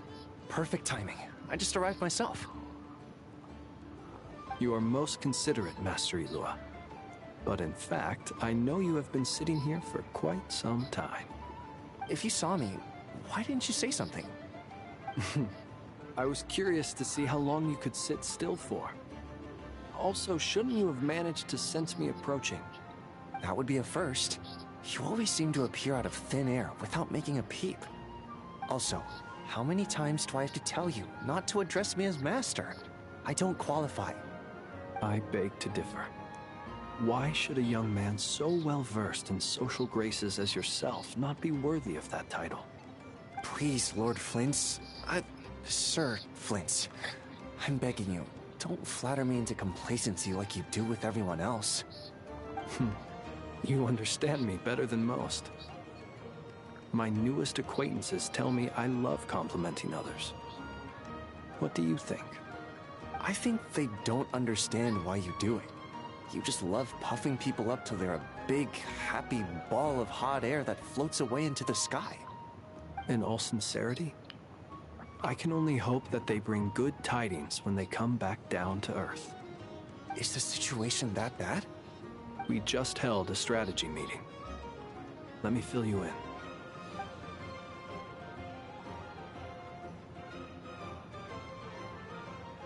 In short, we need everyone gone from Pyramida. We also need a team of Lightkeepers to scour the more remote regions of Nodcry for civilians to evacuate. I only hope we have enough personnel. We do. Old Man Nikita will definitely help, and we can recall anyone out on patrol to focus on this instead. Good. I'm sure you and the others will make short work of this. Now, don't forget, once you've completed this task, make sure you and the rest of the team evacuate to either Snezhnaya or Natlan as well. Flint's? If you've got something to say, Master Ilua, why not guess what I'm thinking right now?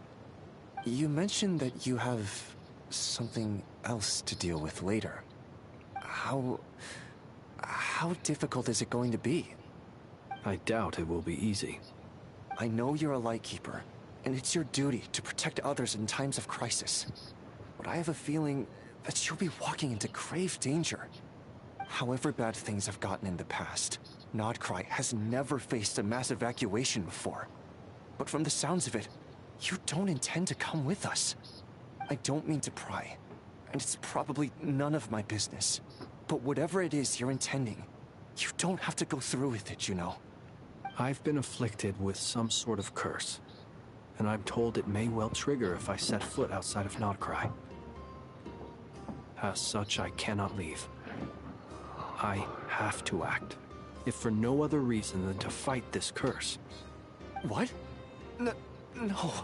Why? Why would anyone want to curse you? There are plenty of people out there willing to trample over others in pursuit of their own goals. Frankly, Sir Flint, I am furious. You're making light of what is an incredibly serious situation. Indeed I am. And? And what? I told you, I'm furious about this. Nothing I can do about it, I'm afraid. Things happen, and we just have to deal with them. If you find yourself feeling angry, perhaps start by drinking a big glass of water. Hey, you mean you're completely unmoved by my anger? I'm devastated. Then allow me to express my sincerest regret. Come by the lighthouse sometime. We'll catch ourselves a few fish, have a little barbecue, play some cards, and bask in the sun. Maybe I need to spell this out. Lean in a little, Flint. Oh, my. Oh, this don't bode well. Word is that you were caught up in a real horror show recently. People were amazed that you returned safe and sound. They've been debating whether you're even human. I've returned safe and sound from plenty of crises. When you say people, do you mean other people? Or do you just mean you? Fine. I'll be frank. You're not human, are you? Heavens. Now that's a horrifying thought. You know what? Forget it. We'll revisit this once it's all over. A sound plan. Albeit a little ominous sounding. Just promise me you'll come back in one piece, all right? For you, Master Ilua. How could I refuse? Also, please pass my regards on to our colleagues. Tell them, thank you all for your assistance. Please put safety first as you proceed with the operation.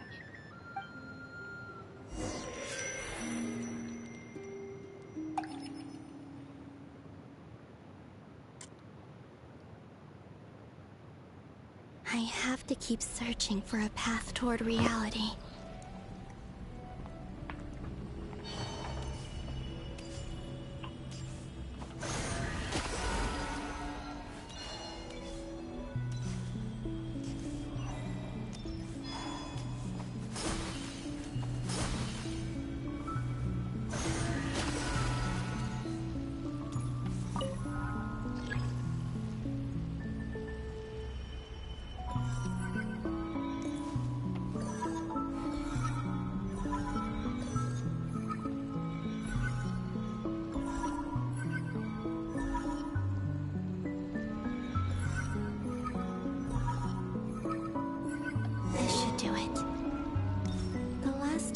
I tried to influence reality in this space.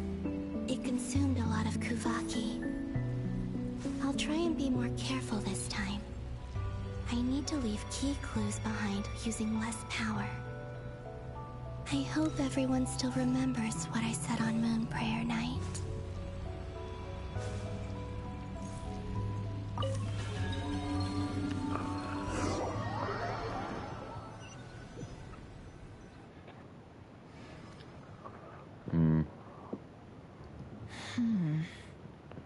Nothing here either.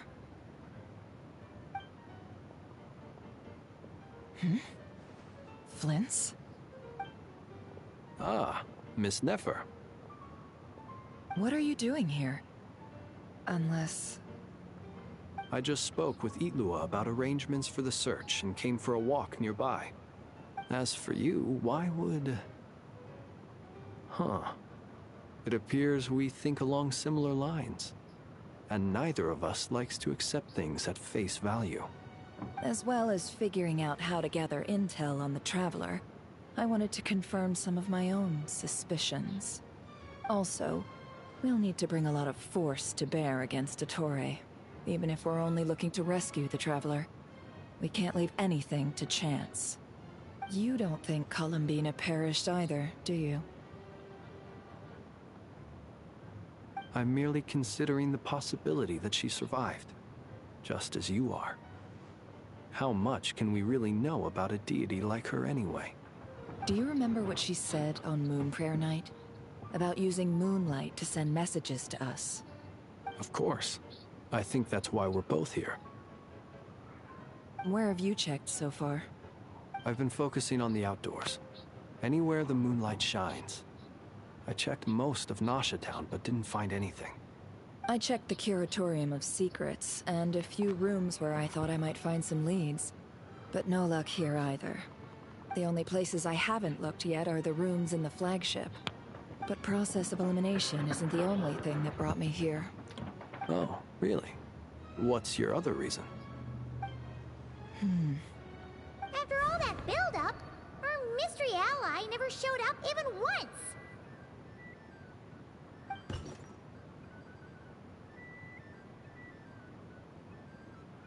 Huh? Am I imagining things?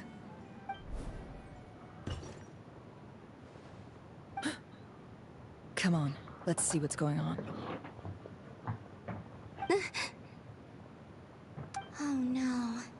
I knocked over a vase as soon as I came in. It must have been caused by a Kuvaki fluctuation when I entered the space. Although, it seems like I'm not about to be pulled away this time. It looks like as long as I'm careful with my actions, it doesn't count as influencing reality. Anyway, is this the flagship? The Traveler mentioned that's where he was staying. I only went into the lobby last time, so I've never actually been here before. How does this space work? If nothing else, I can now be sure that it is not simply memory. He mentioned where his room was. I think it's this one.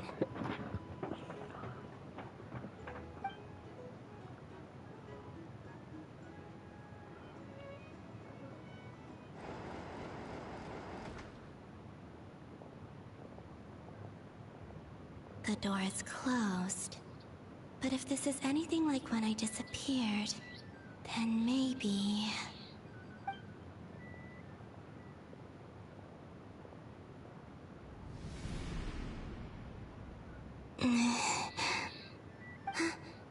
I'm in. He and Paimon aren't here at the moment. I hope he's okay. I wonder what happened to him after that battle with Dottore. Best not to dwell on that for now.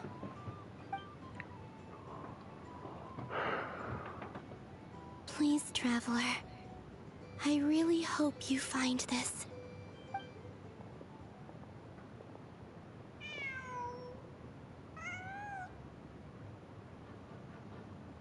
Huh. Just a cat. Nothing else here strikes me as noteworthy. Didn't you stay here for a couple of nights once? Before Rerir showed himself, yes. It's also where the Traveler and I first met. Did you notice anything unusual during your stay? I remember thinking how much noisier the flagship is at night compared to the graveyard. Other than that, no.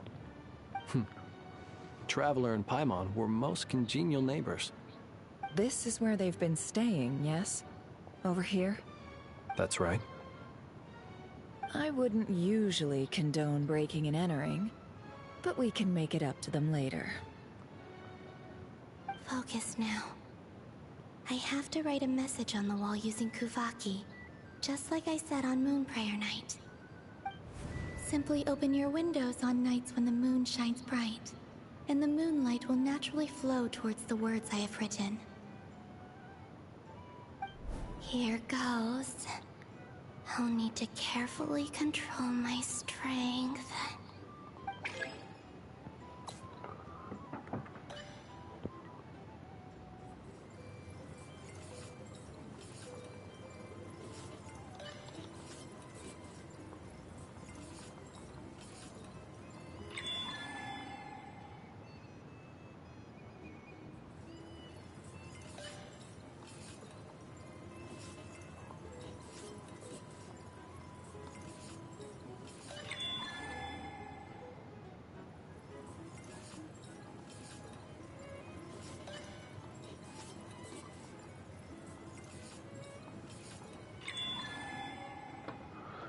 And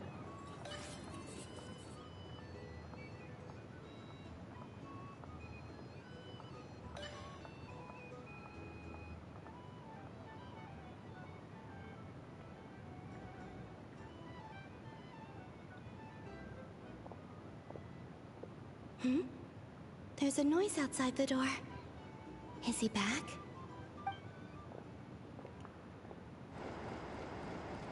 Please, you have to see these words.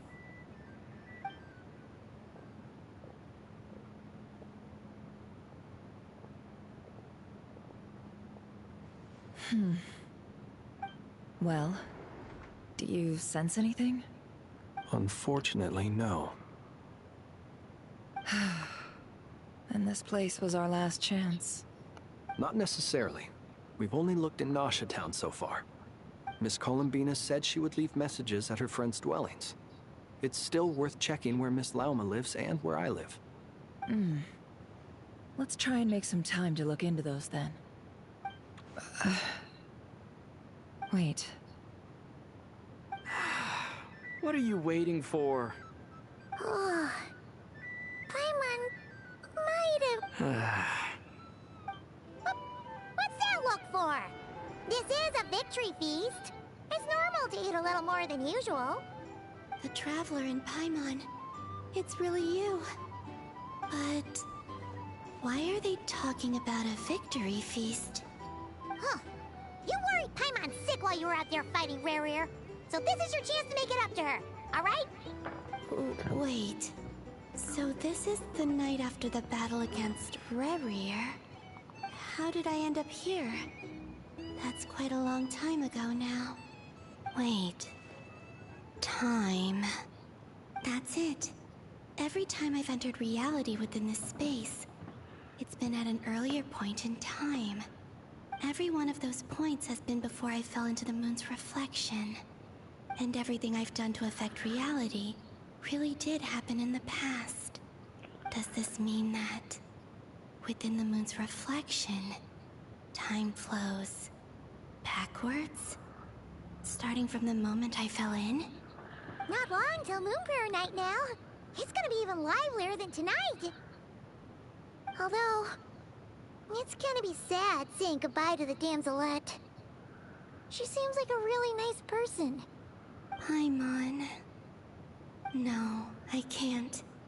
Even if I make contact, they probably won't understand what's going on. And in any case, I'll likely get pulled away again if I do. Instead, I have to find a way to get them to notice what I've written using the moonlight. Wait. Even I hadn't thought of doing that before Moonprayer night.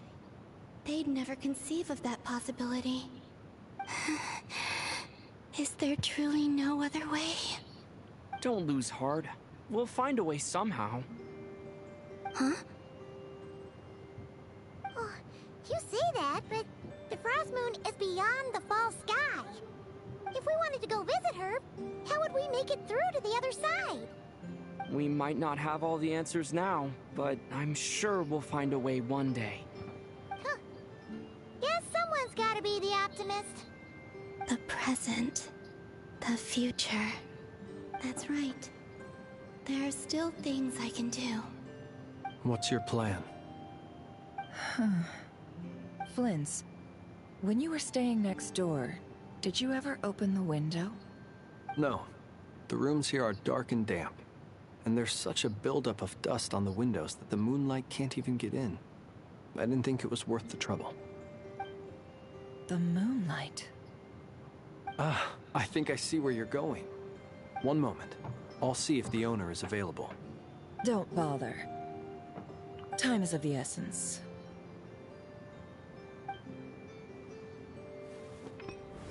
Time. Even if no one sees what I've written at this moment, maybe someone will remember what I said after Moonprayer night. I need to write down as much information as I can. And maybe one day...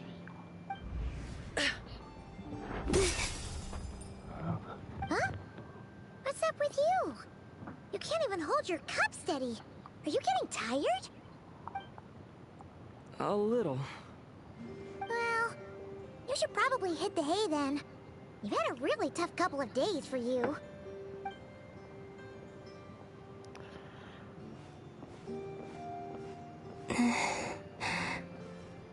You truly have.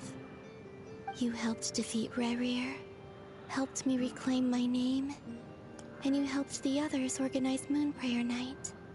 Wherever you are right now, I'm sure you're still fighting against the injustices of fate. This is all I can leave for them. How I wish I could stay here. But it's time for me to go. I hope to see you again in the next time. And if the opportunity presents itself. I will surely return to your side. Huh. Columbina. She's alive. Not only that, but she's left us an entire wall's worth of clues. She even wrote down what would happen on Moonprayer night. It's just a shame we found it too late. I am here. Time in this place flows backwards. I am constantly moving forward. It sounds like she's found a way to influence the past using Kuvaki. But her future is our past. So, these words have been here ever since we defeated the Rehir of Solnari. We just never discovered them. Which came first, the chicken or the egg? Do you ever mull over questions like that? Only when I'm in a good mood and at leisure. Oh boy. Well, I never do. Everything that has happened already belongs to the realm of fact. As a business person, and especially an intel broker, what I do is extrapolate from those facts to try and read the future. An admirable philosophy. It's a means of survival. Let's go. We have a wall's worth of clues to share with the others. All right, who's next? Sandrone.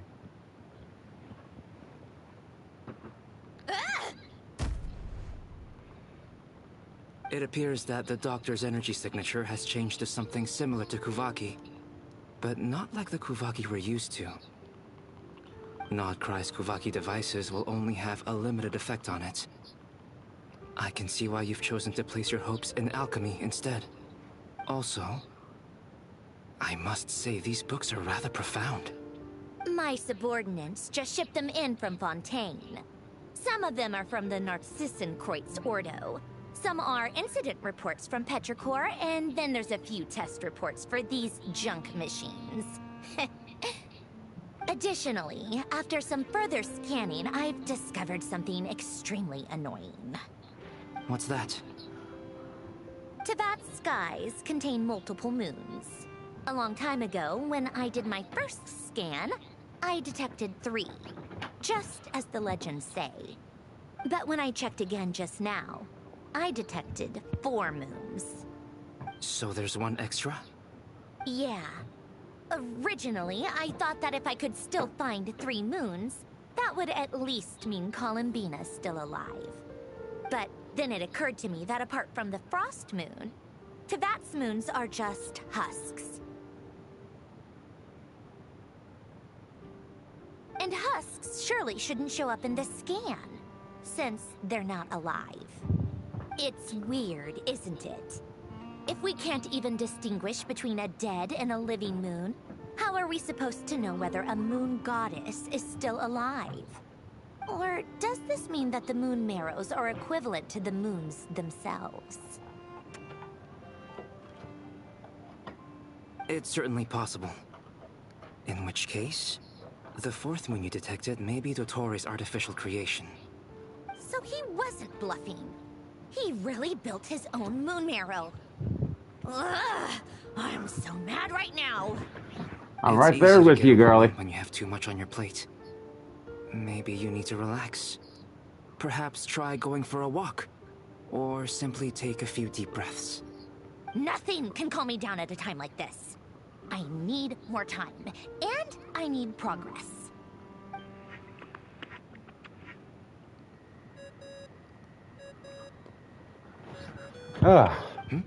Nicole? It's Mr. Oh, it's Flynn. Flynn's. I really hate that ringing tone. Ugh. First the 4 orthants of the Narcissenkreuz, then moon marrows. Now what? Oh, sorry if we're disturbing you. Might I ask what's troubling you? What do you want? We're busy. Are you still at the Curatorium of Secrets? Yeah? Look, everyone else is still out, so there's no hurry. Plus, I'm busy, so I would appreciate if you gave me some space. Even though we have crucial intel to share? Fine, I'm listening. Do you intend to share it via the Dodo communication device? Ordinarily I would, but this is a unique situation. I think it's best that we discuss it in person. See you at the Curatorium.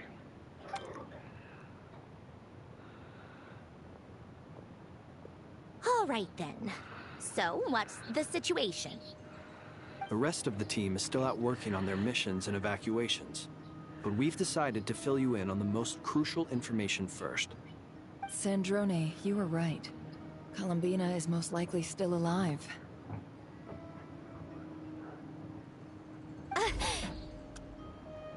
That's the best news we've received in a while.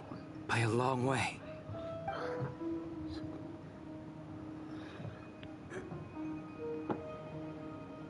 Random locations. appearing in reverse order? Are you serious? Ugh, so not dying isn't enough for the moon goddess, huh? She has to show off too.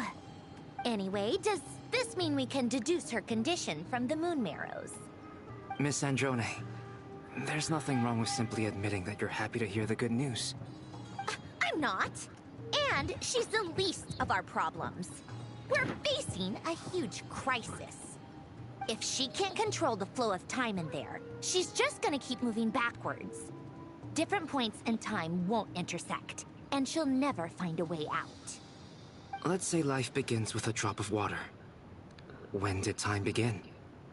The moment this planet came into being? No, that's not right. Her final destination would be the moment at which the space she is in was created. But it doesn't seem like we can influence that space from the outside world. So how can we help her? Also, if she's alive, Rerir and Thalindus might be too. But as far as we know, neither of them have come back out. That space may not have an exit at all. How long have I been streaming for? 6 hours! Oh my god. I'm afraid I must concur with Miss Nefer in this. Can't exactly argue with that. Let's leave it there for now. I've taken notes on everything you said. Will it help with your research? I doubt it's gonna help with breaking Dotori's energy fields. But who knows when it might come in handy. Better to have it all written down than try to remember everything when I need it. Alright, I need to get back to my research. Mr. Albedo has made a lot of suggestions that will require my undivided attention. Sure, I'll stay here. I have things to work on.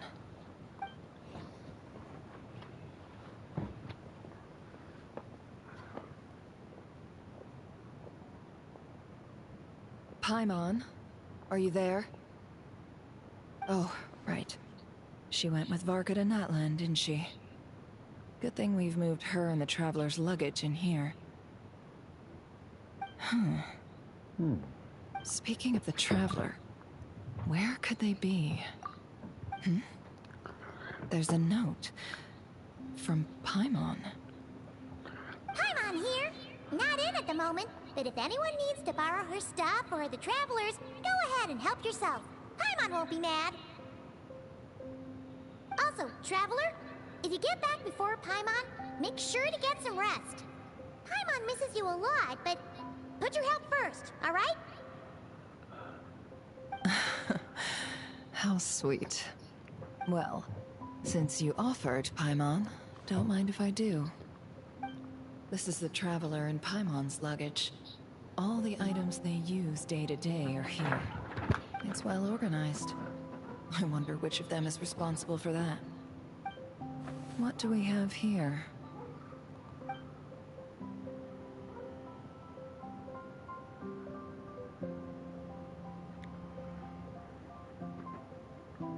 The camera captured a special moment that can only occur between people who are close to one another. You can really sense how the photographer feels about their subject. I wonder why this picture was placed outside. Is it because Paimon recently looked at it?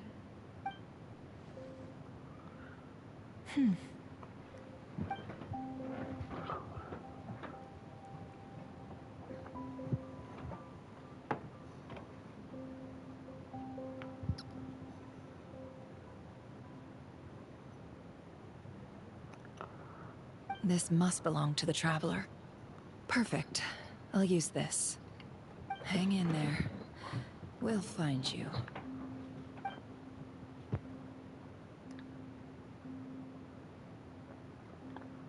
Ooh. Oh. Polonia. Search keyword world formula and bring me all relevant books. Playing as Polonia, okay?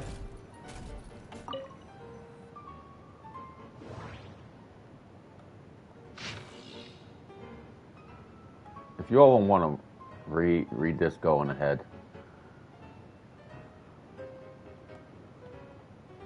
I don't really care.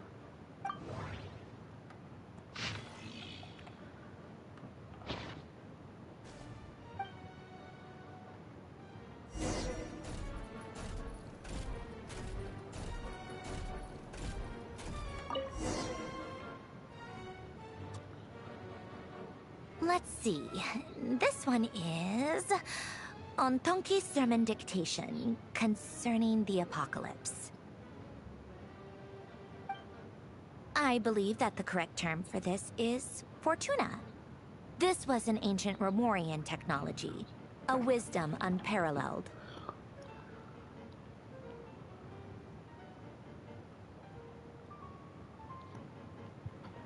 I never imagined that Romorian ideas would be so similar to the diagram I have named, the World Formula. This is strong evidence that human civilization should gradually shed possibilities as it continues to explore and evolve. The end of humankind may well be upon us right now. The sparks of civilization shall run out, unless we consider introducing variables from outside the system. Variables? Surely that can only mean one thing. Descenders? Dottore likely captured the Traveler because of his descender status. But the Three Moons' authority comes from the world itself. Why would Dottore need anything beyond that? Where does this variable factor in? The world formula calculates the fate of an entire world. Introducing a variable would therefore give us...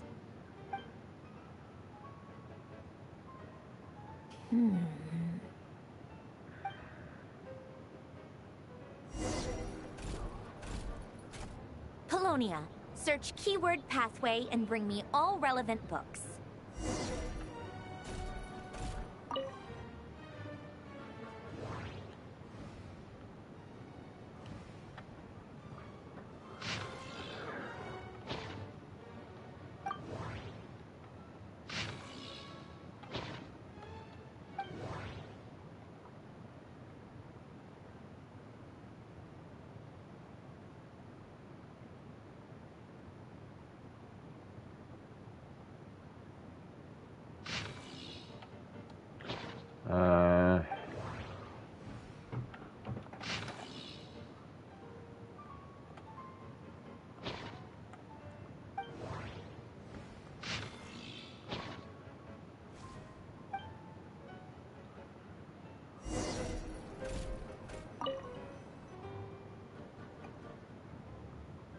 Otonki sermon dictation.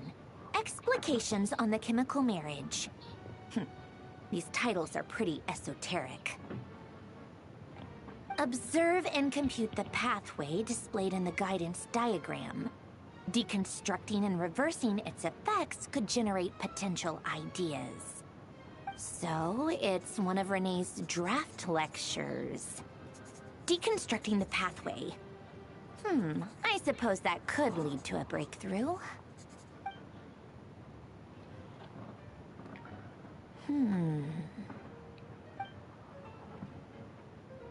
This is so long. This guy sure loves showing off his knowledge.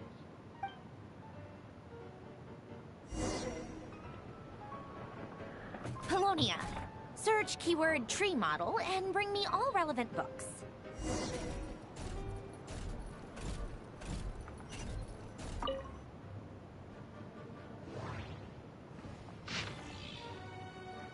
Ah, found it on the first go this time.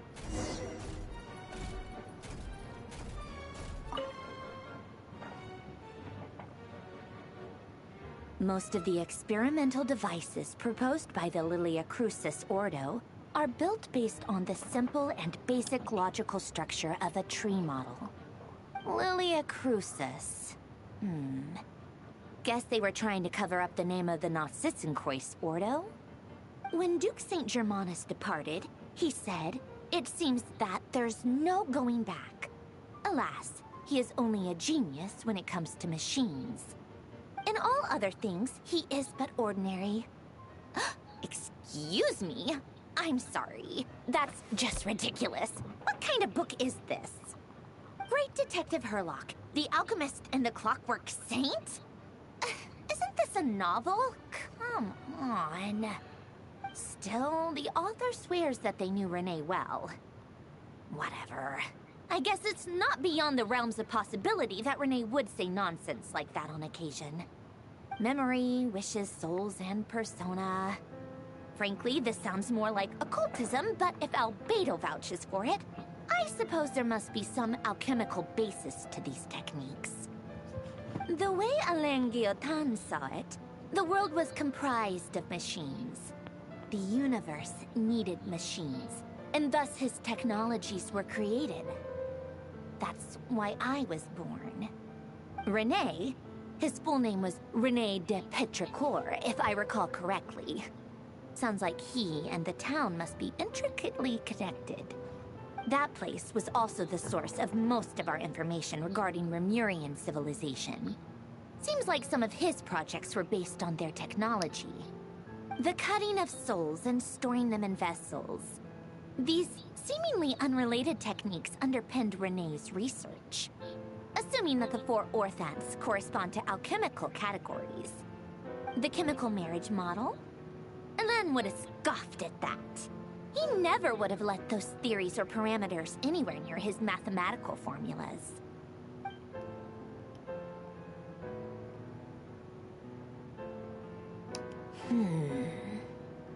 What was Alain's view on René? I know he mentioned the name, albeit very rarely. Oh, now I remember. Alain's old notes are here too. They mentioned René once. René seemed most out of sorts when he spoke to me. A lack of sweet foods has dulled his mind, I should think. Either way, his words are not to be believed. Yep, that sounds like Alain. My subordinates actually did a half-decent job digging out all these materials. Makes a change. Good for them. Some of Alain's old files are completely consistent with these records. He must have gotten them from the Tower of Gestalt. I never knew he got his hands on René's records that early. Heh, he may have kept them, but he never even attempted to use them. Didn't believe a word they said. Come to think of it, René's world formula was filled with calculations of constants. That shows he believed that the fate of the world to be predetermined. As for Alain... it's been too long. I forget what he said. What would he have said? A guy like him, fervent believer in machines, but not headstrong enough. The world can be changed. It is worth persevering. Yes, that's how he used to think at least. He created that procedure to save this world. Yet the scale of the world's fate proved too enormous. The result was beyond his ability to calculate. He died having never seen the outcome. And there I was, left behind in the ashes of his dreams. Did you really never take a close look at René's research? Or did you read it, but deem his philosophy incompatible with your model? The very thought of trying to incorporate his ideas probably made you feel sick to the stomach. Well, don't worry, because there's a whole new category of lunatic in town.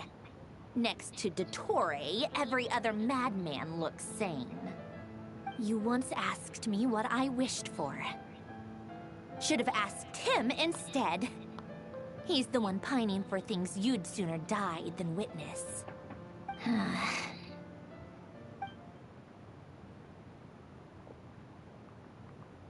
Even the tiniest variable can make big waves in the present. Now then, allow me to put these incompatible fragments together in your stead. First, establish and verify the existence of the Great Circle. Absolute nihil on one end, absolute reality on the other. Now, search between these two extremes. Then, the construction criteria. Variables. The sparks of civilization shall run out unless we consider introducing variables from outside the system.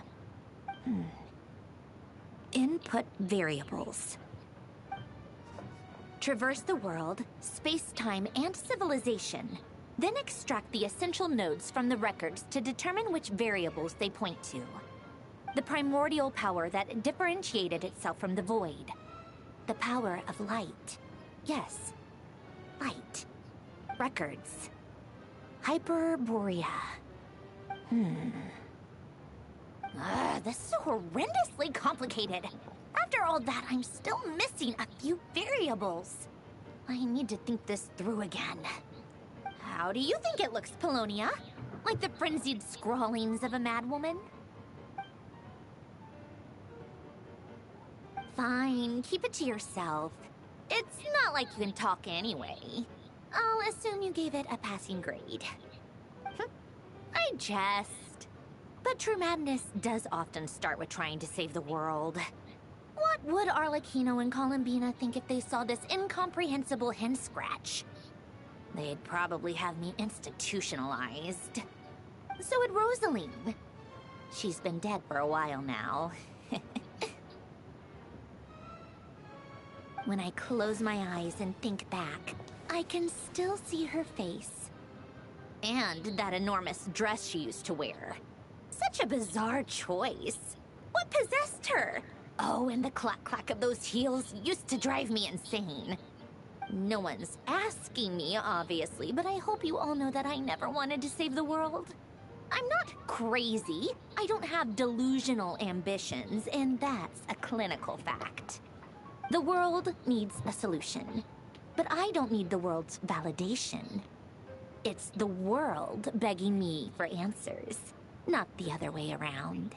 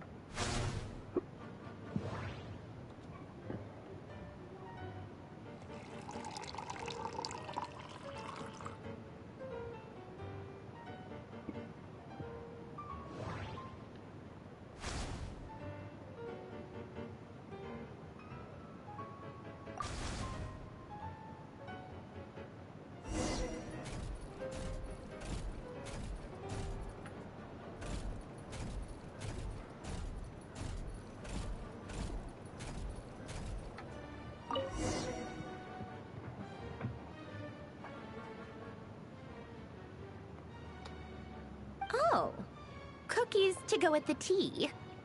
Let's see. They must be from that person who brought those documents. I see they're from Hotel de Boer. Something's written on the box. We are proud to present this homage to the Fortress of Meropede's fun-filled mill collection system. Fortune cookies. Have a lucky start to your day. Sounds like a dumb gimmick to me. Be early to bed and early to rise. Get plenty of sun and drink plenty of water. Then things will surely go well for you. What? Are you kidding me? Somehow I doubt that an early night and a glass of water is magically gonna save a world on the brink of existential peril. I mean, at least she's being realistic. Who's next? Arlecchino?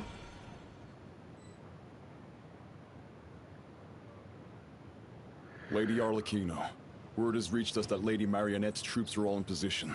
They are ready to act as soon as the order is given. Excellent. The only thing is, they are fewer in number than we expected. It looks like many of them must have lost their lives at the hand of the monsters released by the Doctor. Can't be helped. Allow them to join our ranks and keep in contact. As you wish.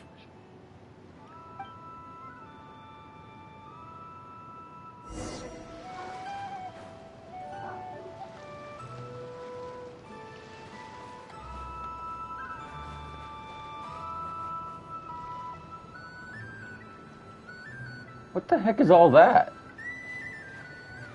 Alright.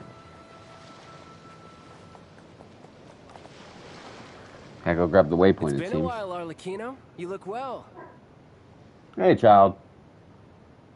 Did Dottore really have to build his lab right on the sole path between Snezhnaya and Nodkrai? Had to go on a huge detour to stay out of its line of sight.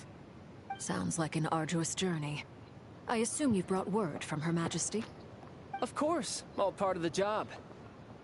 Firstly, the Tsaritsa has authorized Fatui Internal Affairs to review Dottore's case. They will reach a formal verdict on whether he has turned traitor and whether he poses a threat to Snezhnaya.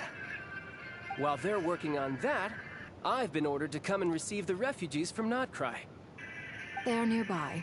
My team will escort you to them shortly. Great. Aside from that, Her Majesty has a message for you and Sandrone personally. Huh? Where is Sandrone? She stayed behind to work since I was making the trip anyway. It seemed sensible to have one person on standby at base while the other came out to meet you. All right, guess that's just how she rolls. In that case, tell her that the Tsaritsa's decree this time is pretty awesome sounding. I think she'll like this one. Still, I wonder what... Wait, what's that? Did one of our troops turn into a monster? Take him out.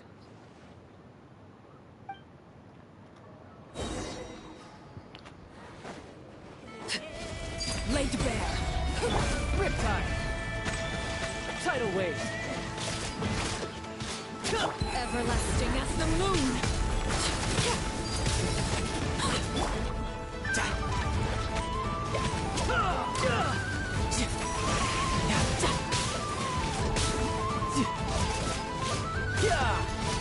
You've gotten stronger, Arlecchino. Nice.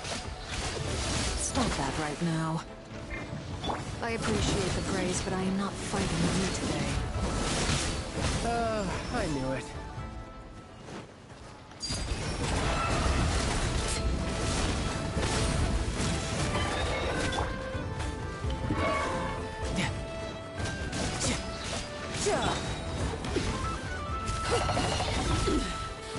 You can run, but you can't hide.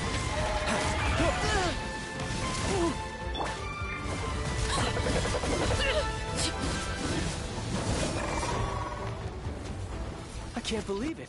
He was a living, breathing human one moment, and the next... Another fine piece of work by our dear colleague, I'm afraid. What in the world has been going on in Notcry? A lot. But long story short, Dottore stole 2 moon marrows that should have belonged to Columbina, then built a 3rd moon marrow of his own to concentrate the Trilunar Authority in his hands. What? What do you mean he built a moon marrow? People build roads and houses, not moon marrows. What's his next DIY project? He's gonna build a god? You could stand to be less surprised. We are harbingers. I mean, he already did that once, we so... are engaged in makes the creation of gods seem mundane by comparison. I mean, he already did that once, so... This is... easy work for him, I guess. I tell everyone who asks that you once crossed swords with Rex Lapis while serving as a key supporter for Rosaline's plan. But right now, you're acting like a common adventurer. Thanks for speaking up for me. Those 2 really took me for a ride back then. Then again, surely no common adventurer would manage to get tangled up with them the way I did. That's gotta count in my favor, right? It almost sounds like you wish to repeat the experience. I might have to lower my opinion of you. No. I'll stop talking. Please, go on. Dottore is currently still experimenting with his newfound power in ways that continue to corrode the outside world. As for the human mutation, I believe this is simply a consequence of his experiments, and not a strategic move. That radiant beast was once a subordinate of Sandrone's. I suspect he was only allowed to live so that he could become an experimental subject. Also, those of us who fought Dottore have been afflicted with a curse. As such, I cannot leave Notcry. This is so much worse than I thought. No wonder Her Majesty's decree is so extreme. While these exceptional circumstances persist, the Harbingers are hereby authorized to use unilateral executive powers. Should Dottore pose a threat, Arlecchino and Sandrone are permitted to eliminate him. My thanks to Her Majesty. I will pass these good tidings on to Sandrone. Her Majesty has also declared that she will refrain from launching an attack on the now evacuated Notcry due to the presence of unretrieved research material. A wise decision. By the way, how's my old partner doing?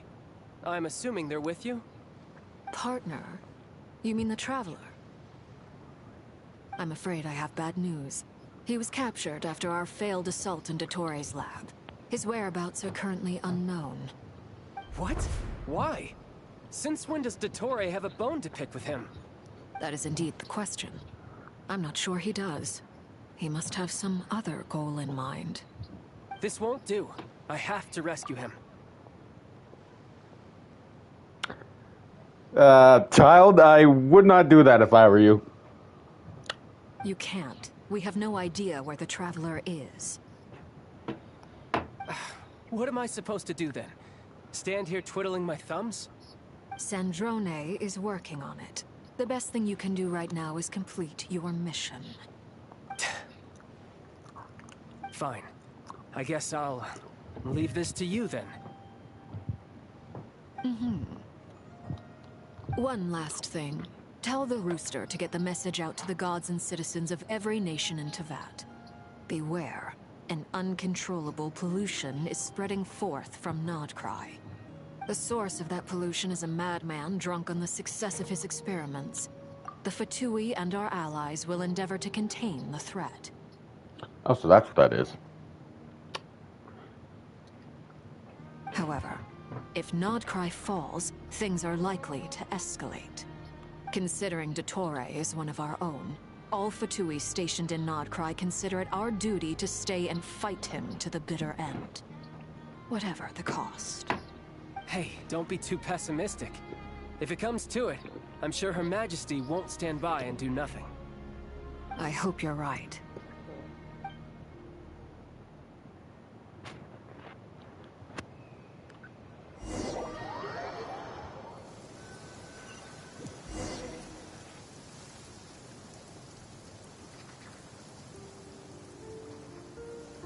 You're right on time. Thanks. Hey, do you think I'll get that gliding exam exemption? I made sure I was on my best behavior in Mondstadt.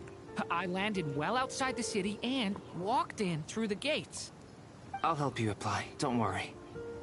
For now, let's see what we have here. What are the Doctor's energy fields even made from? The usual attract and repel principles that govern Kuvaki don't seem to apply to them. They are very mysterious, but ultimately, they appear to be comprised of energies from the three realms. Thanks to research by Master and the Hexen Circle, we know that Tevat's 7 elements are derived from the more primordial power of the Light Realm, which is antagonistic with the power of the Void Realm. Since you have the power of the Dragon Durin within you, I'm sure you can already tell that this energy field contains no abyssal energy. That's true. It's not abyssal energy, it's something pure, wild, and untamed. I've been thinking about something. Do you still remember the device that Dory supplied from the Academia when you and Miss Columbina fought Rarier? That was one of the most marvelous feats of ingenuity I've ever seen. The design, the craftsmanship, the material selection. I couldn't fault any of it. Not to mention the operating principles. Surely the most ingenious feature of all. Dory didn't go into detail on how it functions, but I have a working theory. The clue was that Miss Columbina was somehow able to use the pyro energy that you provided, despite the fact that, as a moon goddess, she should only be able to use light realm energy in principle. Now, all elemental energy is, of course, derived from light realm energy to begin with. Hence, I suspect that the device works by restoring elemental energy to its original state. This presumes a theoretical model of the 7 elements akin to that of light refracted through a prism. Perhaps it is no mere analogy. Maybe there is indeed a prism in this model. I almost wonder if the idea for the device was conceived based on direct observations of said prism. It would explain how such an ironclad design concept was achieved. It is at once a masterwork of engineering and a groundbreaking application of the Academia's latest elemental theories. I suspect only Lesser Lord Kusanali herself could have devised such an ambitious technology. But back to the energy field before us. If this is pure light realm energy, its relation to elemental energy is one of integration versus division. Or you could say that the former contains the latter. Could this mean that elemental energy can dilute the power of the light realm? Should we give it a try? We should.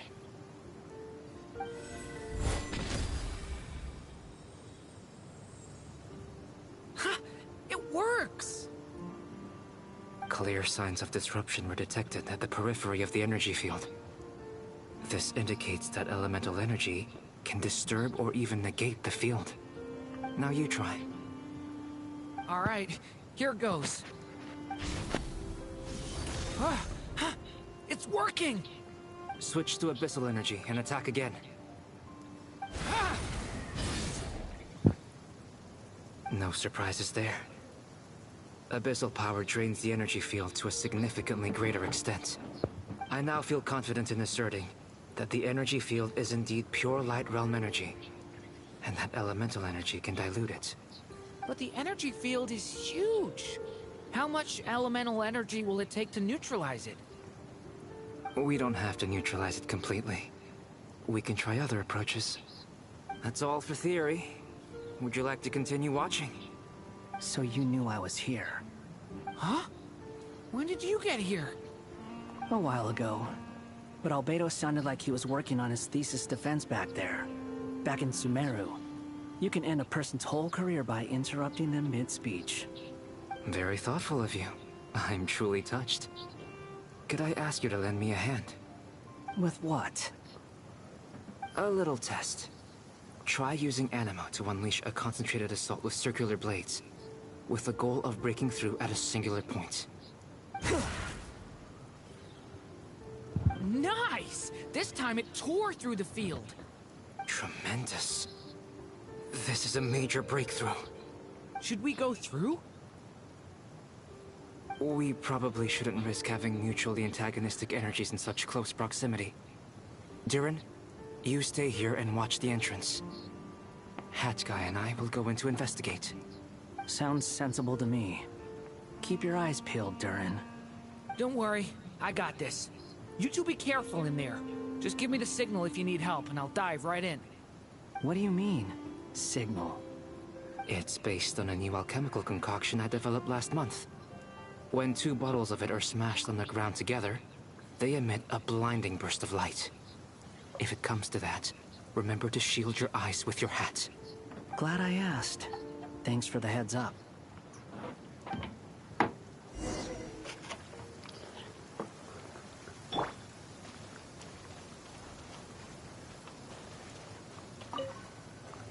Like I thought.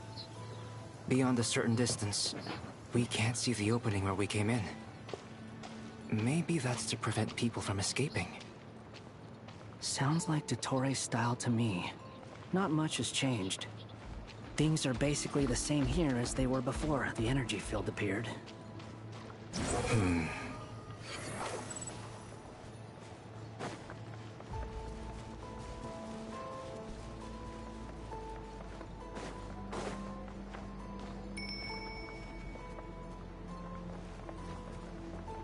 The wind rises. Quit following me. They have no heartbeats and they're not breathing. We can only assume they're dead. But there are no visible wounds. Also, there's an animal squatting next to each body. It's watching us. That's not an animal's gaze.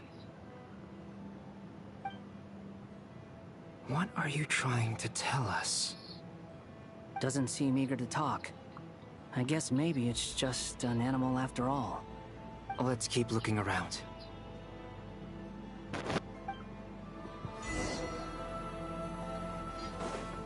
Okay, this is all very creepy. Too slow.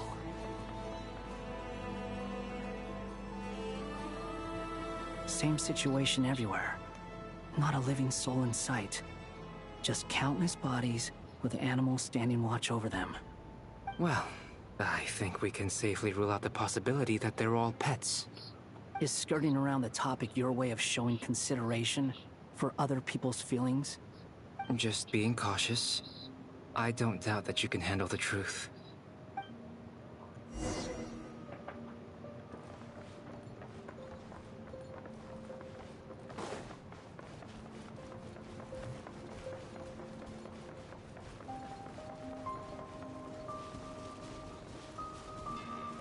careful. Please. Help us. Please. Over there. I hear a voice.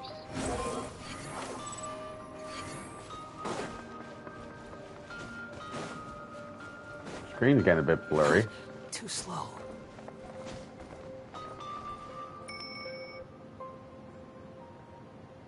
Please. Help us. Please. What happened here? I don't know. Suddenly, everyone collapsed. Then my line of sight got lower. I still have some of my senses left. I gotta get out of here.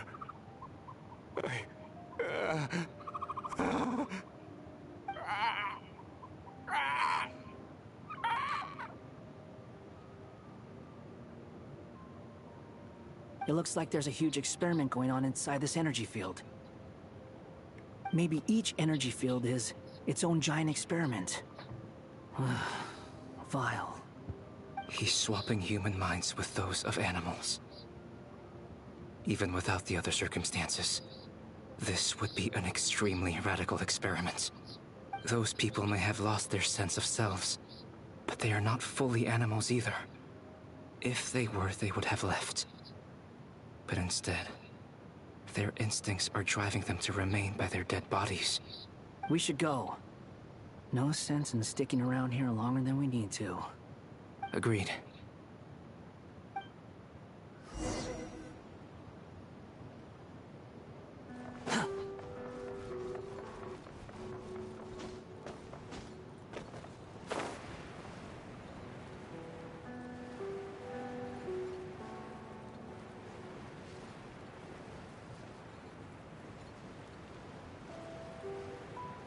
The wind rises.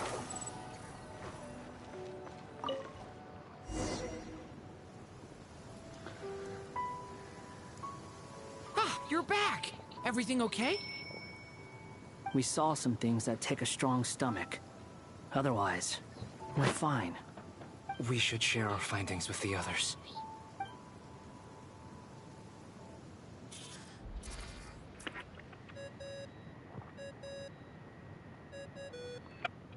Yes? Who is it? Miss Nefer, it's me, Albedo. We found a way to break through the energy fields.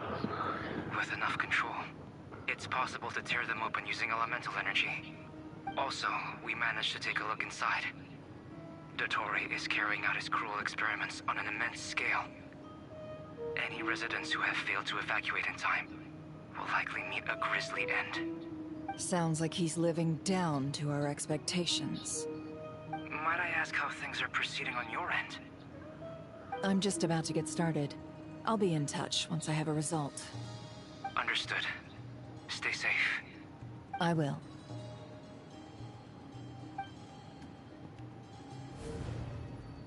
Well, Nefer, I'll link up with you once my tasks are complete.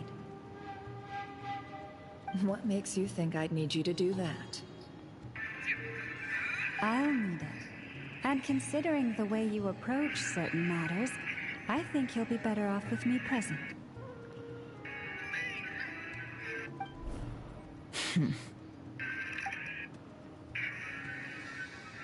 Let's begin. Entering simulation mode. A vast wasteland. Is this the Traveler's inner world? I was expecting something more vibrant, to be honest. Wait, someone's there. What are you looking at? In that case, I'll look at it with you. I want to know all about everything you've seen and experienced. Is there somewhere I should return to? Or should I stay here and be the hero everyone says I am? I don't dislike my current life. Roaming the land, fighting battles, accomplishing missions, earning a living, looking after Paimon. It's not so bad. I guess the only thing that's missing is that you're not here with me. This is the conscious layer, which contains a person's true feelings. It is filled with both longing and kindness. I suppose anyone who lives long enough ends up wishing for someone who can't be there. Maybe it's the only way we can feel truly alive. Time to delve a little deeper.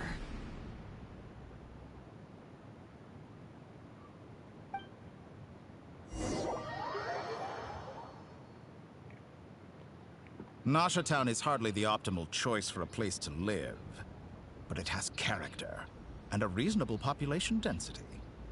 What are you trying to say? Oh, don't be nervous. I was just thinking where might make a good starting point for your journey. Perhaps I should send you further afield. Conria, perhaps. Conria ceased to exist long ago.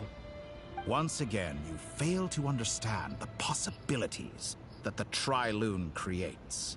Anything that has existed in the past, I can now recreate. You simply do not wish to see that happen.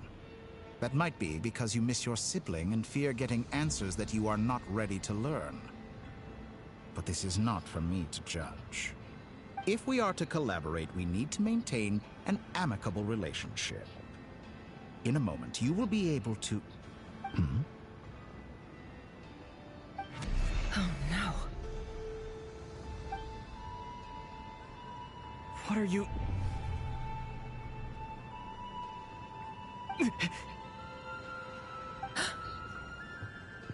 What are you gonna do? Don't move. Something unwanted has crept into... Oh? Gone as quickly as it came.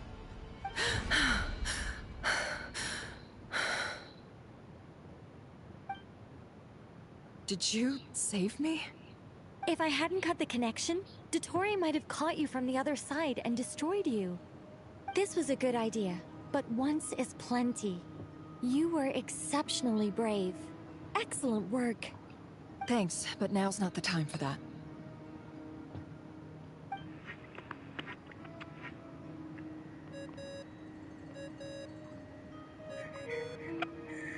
Albedo speaking. I think I know where he is. What is this endless darkness? I can't see anything, even though my eyes are wide open. But why? What happened? Ah, sorry about that. I take it you didn't notice. Just now, a friend of yours took a little peek into your mind. Could it be Nefer? How did she do it? Did she use something as a medium to connect to me? Do you think she's aware of your current circumstances? Oh dear. Have I stunned you into silence? I only wanted to slow down your time a little so I could stop your intruder in her tracks. It would have been nice to capture the spy. I must say, I'm finding the ability to adjust the flow of time rather intriguing. The moment you closed your eyes, time seemed to grow impossibly viscous, didn't it? A whole month passed before you opened your eyes again, but only for you. No one else was affected. I dare say this is something only a god can achieve. Point taken. You've proven once again that you have god-tier powers. Oh, you misunderstand. This wasn't about proving a point. I was testing things out. I find I learn best by doing, and I have to admit, time is not the easiest dimension to control. I only wanted to make you sleep for a short while, but it ended up lasting a whole month. Clearly some finesse is required to wield the authority over time as I wish. I hope you're not angry with me. It was only a month's discrepancy, nothing too serious. Had I been off by a year, a decade, or even a century, that would have been quite a different story. You could have frozen me for millions of years. So much for collaboration. You aren't showing much sincerity. Millions of years? To what end? I wonder if you don't understand humans all that well. They are very pragmatic creatures who understand only that which they can perceive with their senses. If I had you sit here for a week, I imagine people might sympathize. But if I left you here for 100, 1,000, or 10,000 years, the sheer size of that number would cause it to lose all meaning to them. They would not have the capacity to comprehend your suffering, and thus they could not empathize. Unfortunately, while gods do exist in Teyvat, it is ordinary humans that account for most of the population. Their lifespans are so limited, their bodies so fragile. Did you ever really hope that they could begin to understand someone like you? Your long life and unique origins make you fundamentally different from them. How long will it be before they start to treat you like the alien you are? Before you are ostracized, outcast? Alien? Even I feel bad for you sometimes. This world has made you into a slave. So many times you have served its will, and not once have the powers that be ever thought to grant you the one simple thing you wish for. You have been treated most unfairly. I can change that. I will grant you special privileges, and give you back the status you rightly deserve as a descender.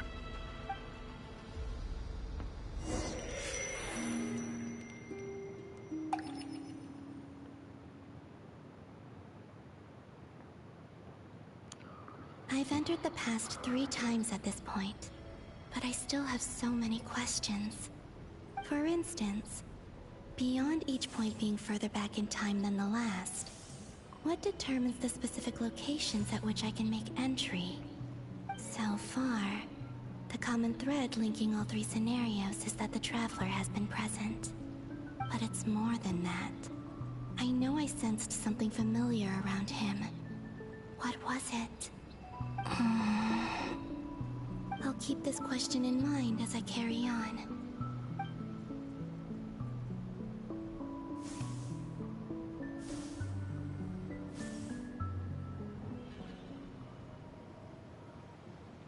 Humans, you never change.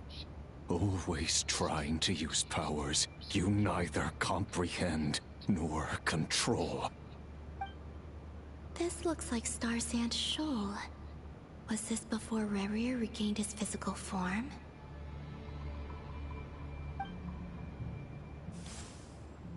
You've messed with the cannon again, huh? Sorry, but this round's not gonna go your way. The cannon. That's right. I was at Silvermoon Hall and I sensed an abnormal Kuvaki fluctuation coming from Nasha Town. And right after that, came an ominous power emanating from Star Sand Shoal. My body was once torn into countless pieces and hurled into the swirling chaos of time itself. But even so, my life and will were not extinguished. I wonder if I could try to prevent his resurrection. But how would I do it? What can I do, here and now? Traveler! Behind you! Look at that light!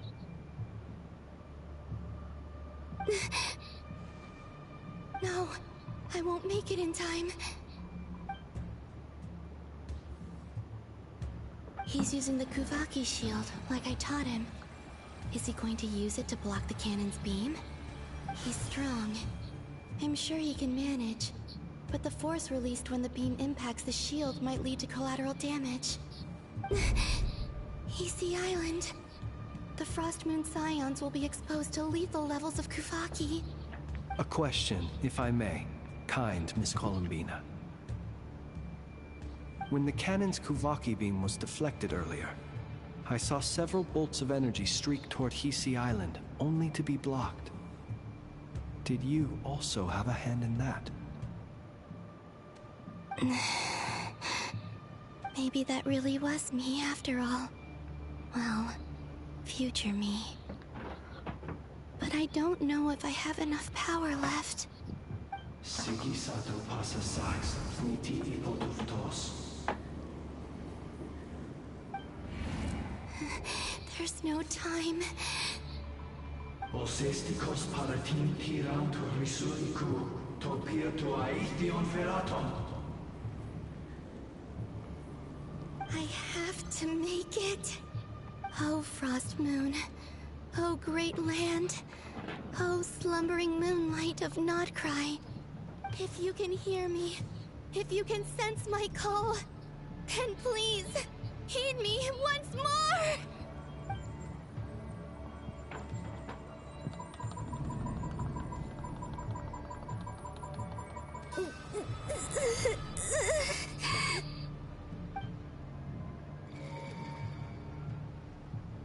Did it work?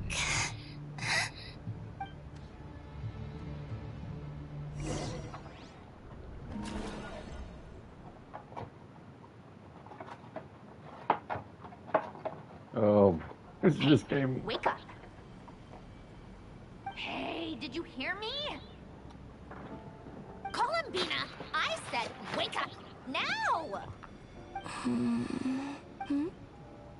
Oh, good morning, Sandrone. It's 3 in the afternoon, actually. And could you kindly not use my quarters as your personal nap room next time? But I feel so safe here. And your coffee, right? It's so bitter, but it smells lovely. It's like you were raised by wolves in a forest or something. What did you drink growing up? Grass tea? The Frost Moon Scions certainly led a more frugal existence than the Fatui. Then I'll bet you've never eaten one of these before. It smells delicious. That's because it's a Fontanian recipe. I had a little free time today, so I made a batch. Rosaline will be here shortly, but if you really can't wait, I guess you can go ahead and... Hey, at least let me finish before you start eating! Did the Frostmoon Scions not teach you basic table manners? Or did the rules not apply to you because you're the high and mighty moon goddess? These are so tasty. Of course they are. I made them. I was worried they might contain traces of machine oil. What?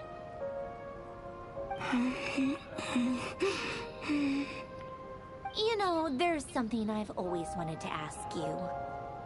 Why did you leave your old home and join the Fatui? I mean, I'm sure their food was awful. But there's gotta be more to it than that. Well, life there didn't go quite how I imagined. What were you expecting? You're a god. Your followers are gonna make some demands of you, right? Surely you can just answer a few prayers here and there in return for the free food and drink. How bad can it be? Well, would you help other people just for free food and drink? The doctor told me that you were created by a great mechanic. Lord something Fisher. The Lord Artificer. Ugh, some people can't keep their mouths shut. Oh, Lord Artificer. And didn't he have something to do with the, narcissist? Narcissenkreuz Ordo. Yes, that was it. Narcissenkreuz Ordo. So, would you try to fulfill their wishes? You must be joking. I wouldn't go even if they paid me. I don't even know them. Exactly. Well, I felt the same way.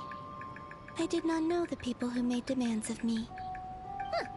What do you know? We're on the same page for once. In his later years, Elen did ask me if there was anything I wanted to do. If I had any wishes of my own.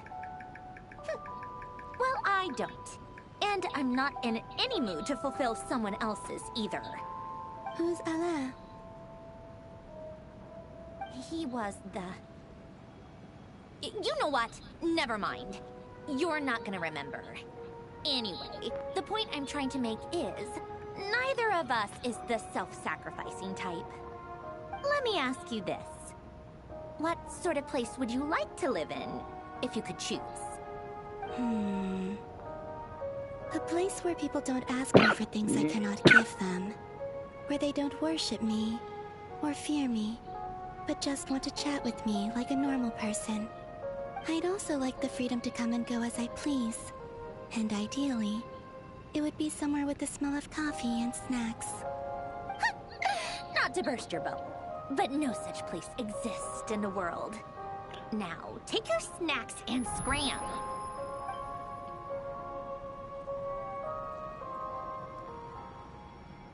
Did I pass out? Of course. I'm back here again. I dreamed of events from my past. Sandrone. Traveler. I miss you all so much. Back there. I guess I managed to harness all the Kuvaki energy on Hisi Island. But how did I do it? Time is flowing backwards here, and I can use that familiar power to enter the world of the past. That mystery ally everyone talked about. It was me all along. I can sense that there isn't much more power remaining up ahead. What lies at the end of all of this? Will time keep flowing into the past? And will I ever find my way back?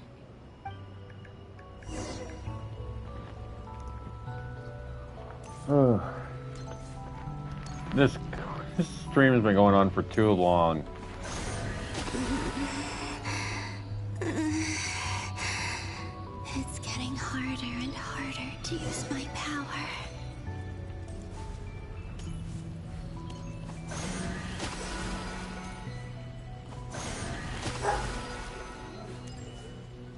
I'm no match for the Abyss in this state.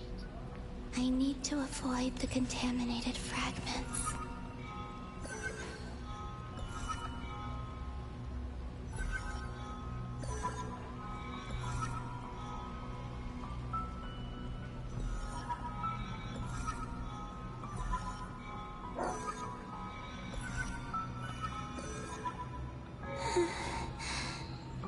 Time to go.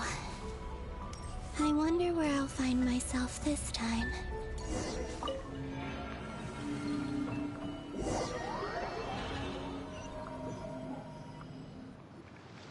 The Final Night Cemetery. This is where Flint's is based. Or not! How are we supposed to read through this many files? Difficult, yes, but it is also our most efficient option. Seems like they're searching for information. Oh, I remember. Flint and Varga talked about some files on the Wild Hunt. Was this my doing too?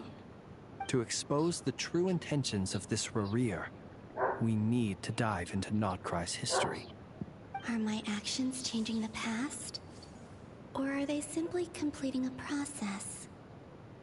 Is all of this inevitable? Or am I the one making these decisions?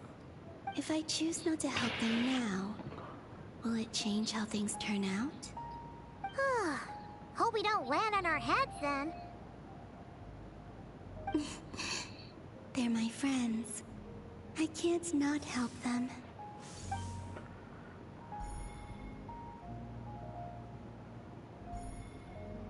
Ghost! And the other one was... here. Hey! Another file's moving!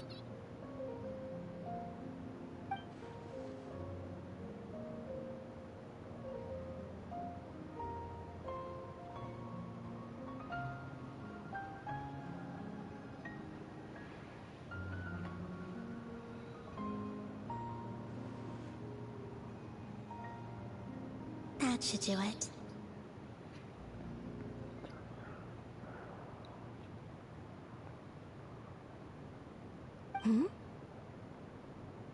Luanatar? You can sense my presence? Wait!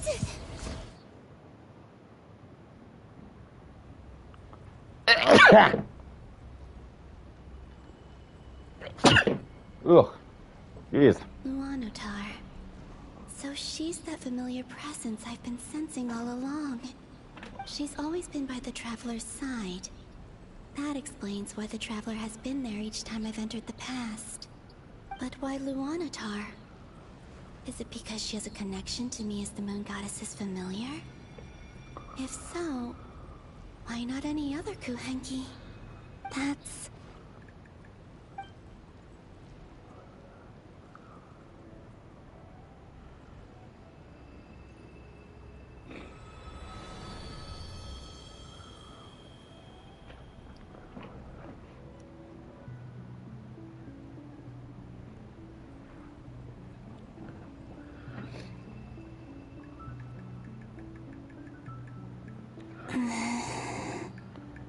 I cannot sense any power up ahead. Just a void, stretching out into infinity. This is likely my final chance to enter the past. It's now or never. I have to find a way back.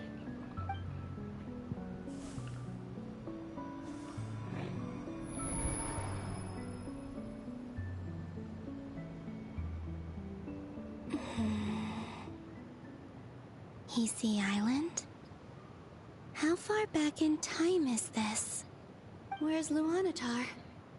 I can't sense her presence this time.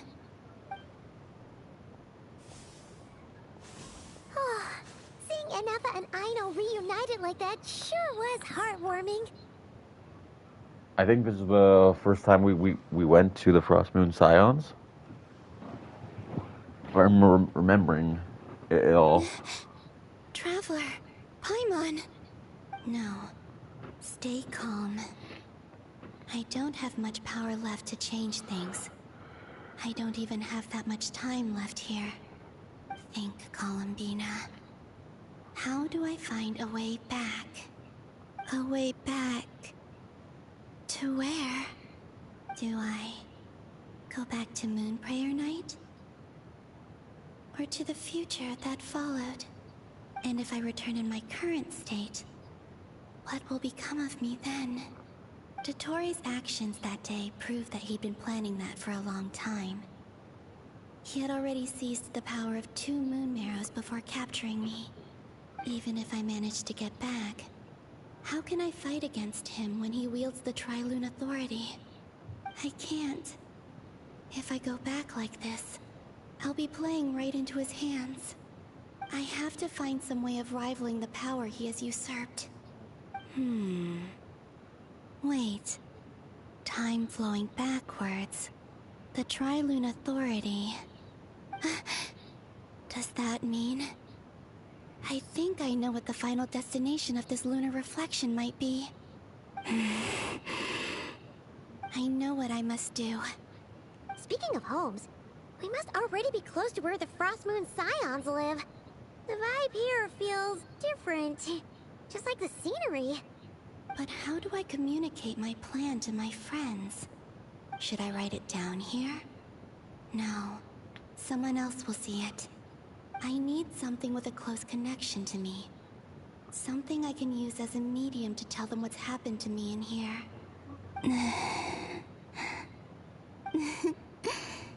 Now it makes sense.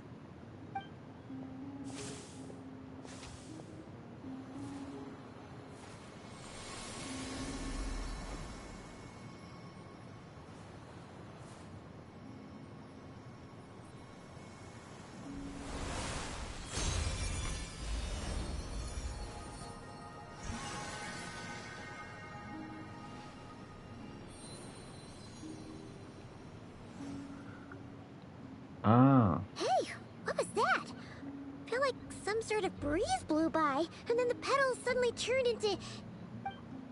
It was I who brought Luanatar into being. I gave up a piece of my own soul to create her. That's why I could sense a familiar power from the moment I entered this space. It also explains why she's been present in every past location that I've entered. Because we have a deep connection. Hey there! What's your name? And the reason why there are no more gates to the past after this point is that Luanatar hadn't been born then. No wonder I sensed the trace of a blessing when we first met. But I still didn't recognize the soul hidden within you. Back then, I was just a little lost dove. I had yet to become Columbina Hyposelenia. Go on now. We've got stuff to do. Best you find someone else to hang out with. Hey, you scared it off. I'll be counting on you. Remember to stay by the traveler's side, guide him, and help him in my stead. Oh, and bring him to the garden where the moon prayer blossoms grow. There's a little lost dove there who will need his help.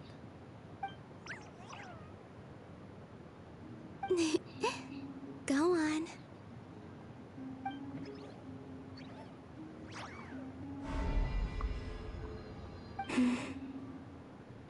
You too. Go and live your story. As for mine must go in a different direction.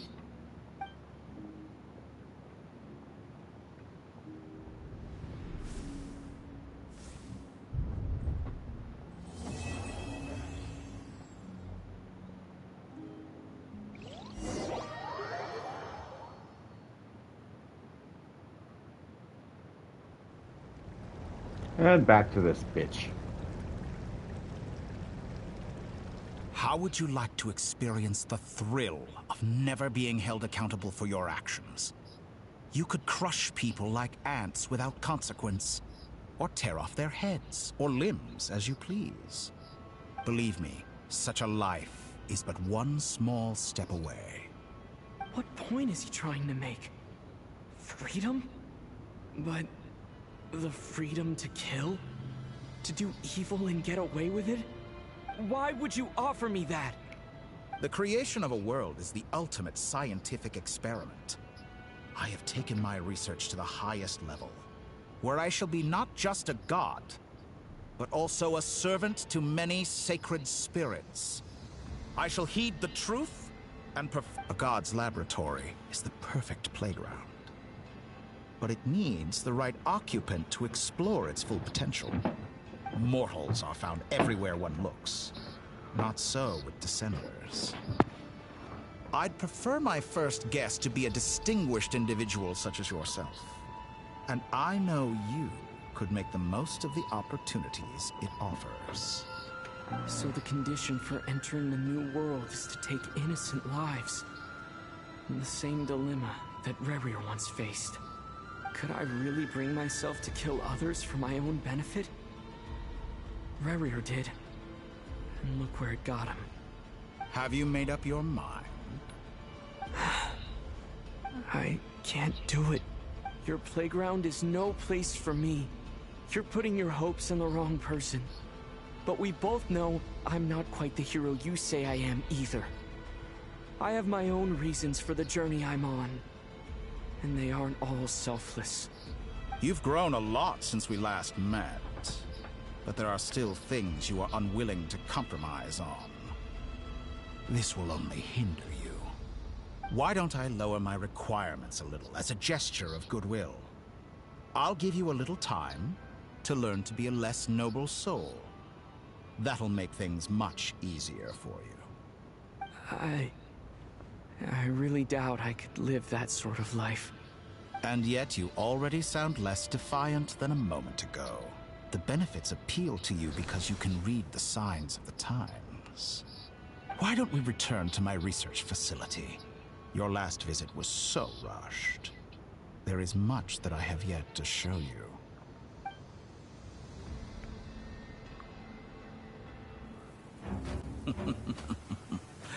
Now to that question, Heroes don't attack from behind. Yes! Guess I'm no hero.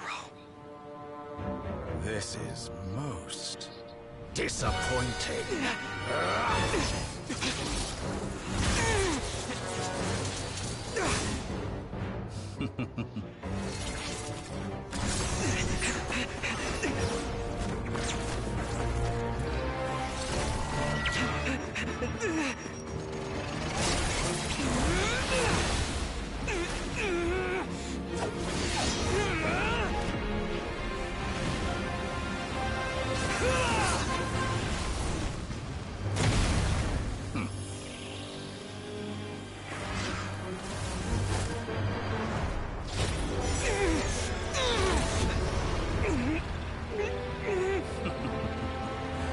Now then.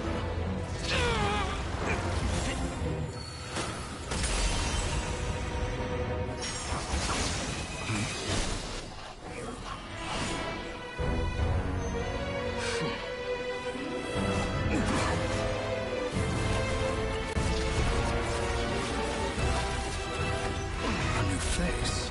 Interesting. Wanderer, my boy.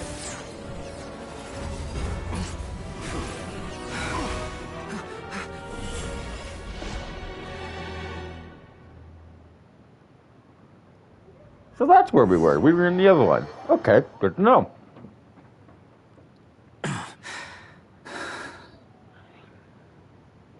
You're still gonna call me Hat Guy after that, huh? I didn't see anyone else in there who needed saving. Fair point. It's nothing. I'll be fine. Why are you looking at me like that? Is it that shocking that I'd come to your rescue? I owed you a favor back in Sumeru. Now we're even. Distracting Dottore was tough. I won't lie. He's not gonna fall for the same trick twice. That was my one shot. I'd hoped to use it to take him out. Ugh. I never wanted to obliterate someone more than I do right now. Dottore doesn't recognize me, but his segments were originally made based on an analysis of my operational principles. I expect it's only a matter of time before he figures out what I am. So Dottore doesn't recognize Wanderer because he deleted himself from Irminsul. Did he really miss his only chance for revenge by saving me? Why the long face? Hey, I'm not blaming you, okay? And I'm not complaining either. Rescuing you and killing Dottore are equally important goals. Everyone would be pretty stuck without you. It's best you live to fight another day. How are you holding up? Are you all right? Hat Guy said to put safety first, so we agreed to run as far away as we could after leaving the energy field, and only meet up once it was safe. You don't look injured. It seems that Dottore didn't do anything to you. All right. Rescue operation complete. Let's head back. There's a lot more work to be done before this is over.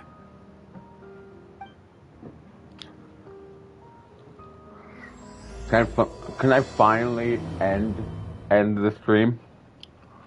I'm really getting tired of this. Motherfucker! That's a lot of people.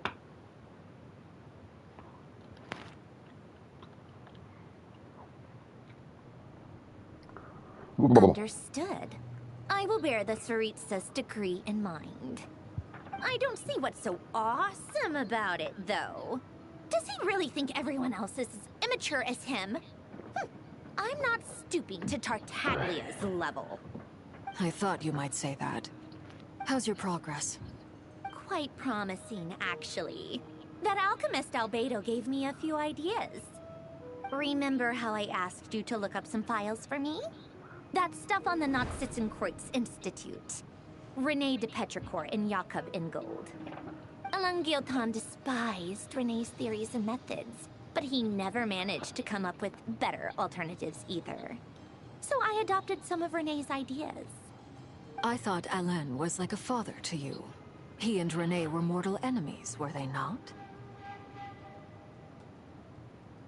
And what would you say if Linny and his friends one day learned something useful from someone you utterly detested? I would applaud them for it. That would mean that they have surpassed me. For all we know, Alan Giltan might have thought the same thing. Not that it matters, though. He's dead, and I'm alive. So it's my call to make. Once you die, it doesn't matter how great you were in life. Only the living get to decide what happens next. Hey, come on out. They're back. Huh?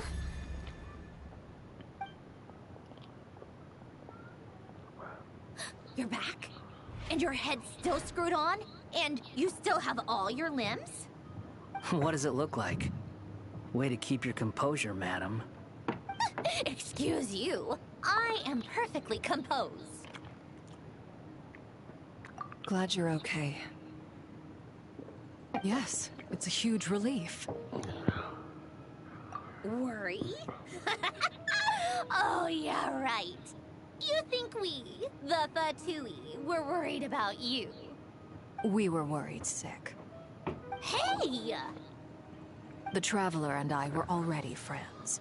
You are free to join this mission in whatever capacity you please. Much like your tea parties. It's a laugh a minute with you guys. I must say, I was quite surprised when Mr. Albedo told me he would need no additional aid. We discussed this on our way back as well. I am rarely so unequivocal, but in this case, we had full confidence in Hat Guy. He said he knew what he was doing. Albedo and I pretty much had to just wait outside on standby. Meanwhile, Hat Guy broke into the energy field and rescued the Traveler solo. You didn't have to mention that. Well, I'm thoroughly impressed. You are a force to be reckoned with, Hat Guy. Is he back? Is he really back? Traveler! It's really you! Oh, thank goodness! Paimon missed you so much! You can finally breathe easy, Paimon. It's great to have you back in one piece! Oh. Paimon's been having nightmares the whole time you were gone! Look at them. You know, once you reach my age, there's nothing better than watching a misty-eyed reunion between friends. How old even are you? Oh, the age of Genshin characters is so confusing sometimes. Oh my god. It's nothing. Same goes when you get to my age, too. I bet Aino and Anefa would be tearing up as well if they were here.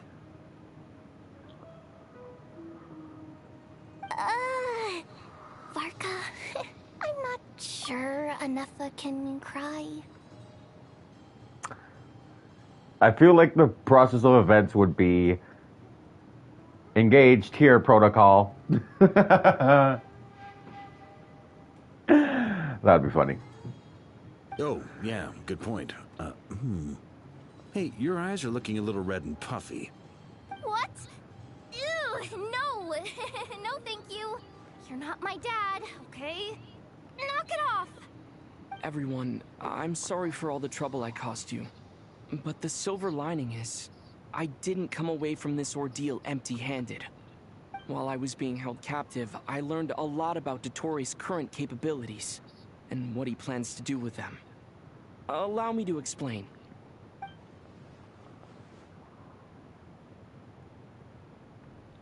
The three moon goddesses were even more powerful than we imagined.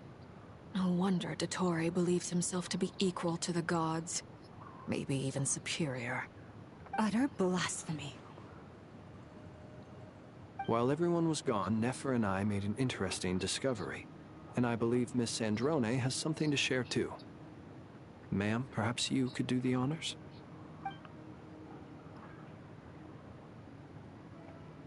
Called it.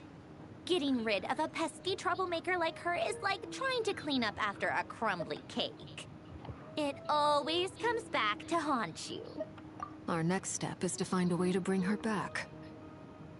A place where time flows backwards, with no destination in sight. Surely it must have been created for a specific purpose. But I fear the answers are buried deep in Tevat's history, held by great powers beyond our reach. It sounds like she's on a specific path through time, just traveling in the opposite direction to us.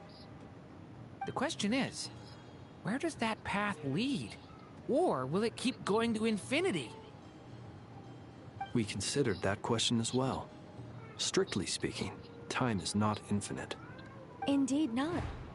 Every road has an end. Nicole! You sure love quietly sneaking in mid-conversation. I do, in fact. It's something I've always done at our mages' tea parties. Quiet, mysterious, and persuasive. You wonder what lies at the end of her road. Well, just as the world has a beginning and an end, so too does time. And so, the end of the road is the moment that Tevat was born. But where Miss Columbina will end up along this road, that depends on where this particular river of reverse time began. What about the original moons and the moon goddesses? Do they have a beginning too? All things do. In the beginning, no moons adorned the sky. It was the Dragon King Nibelung who raised the 3 moons into the heavens, and thus were the moon goddesses born. They were shadows of the planet, born to wield Nibelung's authority and oversee the world on his behalf. They were extensions of his will, manifestations of his majesty. But then one day, they disappeared just as suddenly as they had once been brought into being. Nobody knew where they had gone. And back to this. I'm just not gonna get a chance to catch a proper break, am I? No more paths back to reality have emerged since. But how can I be sure that I'm going the right way without scenes from reality to keep me on track? I can't even be sure of how long I've been walking for. The further I travel, the less stable this space becomes. There are even moments where I can sense something that feels like abyssal energy. They can just materialize out of thin air. I have to keep my wits about me.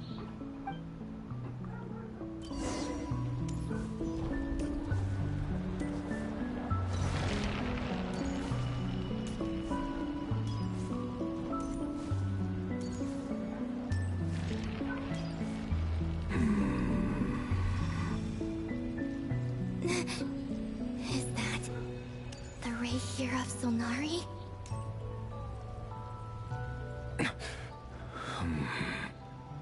You are the moon goddess. But how? Please, there's no need. I'm not interested in fighting anymore.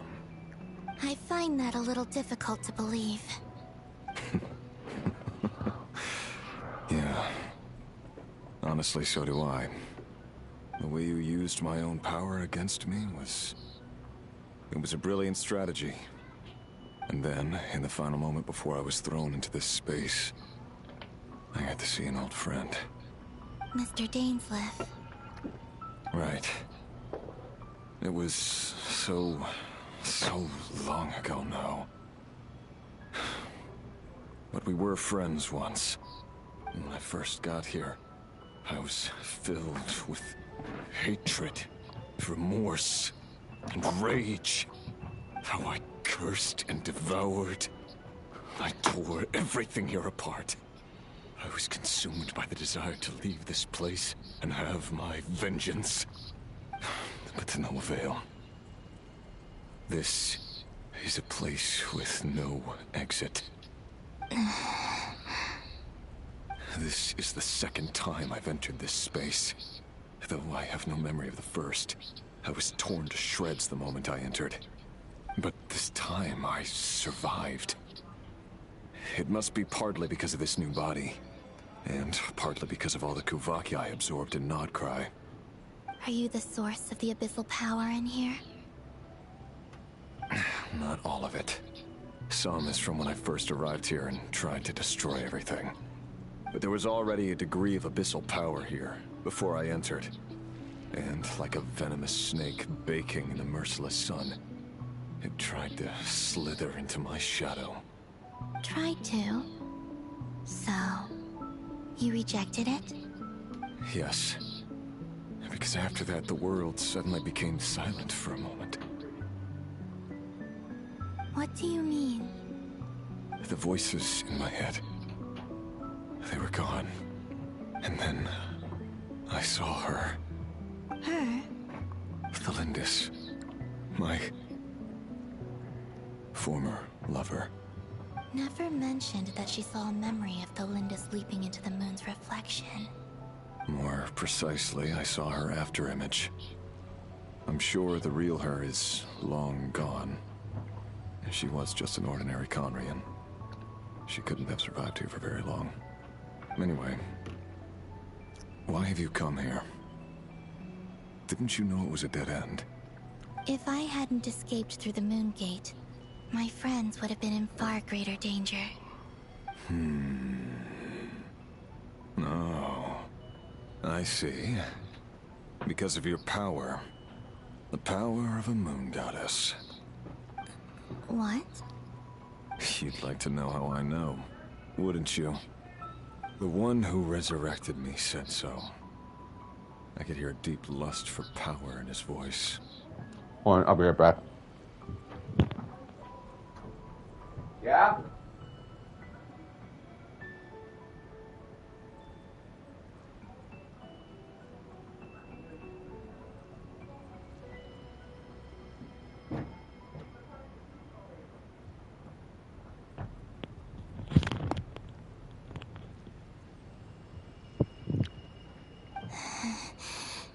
Do you mean...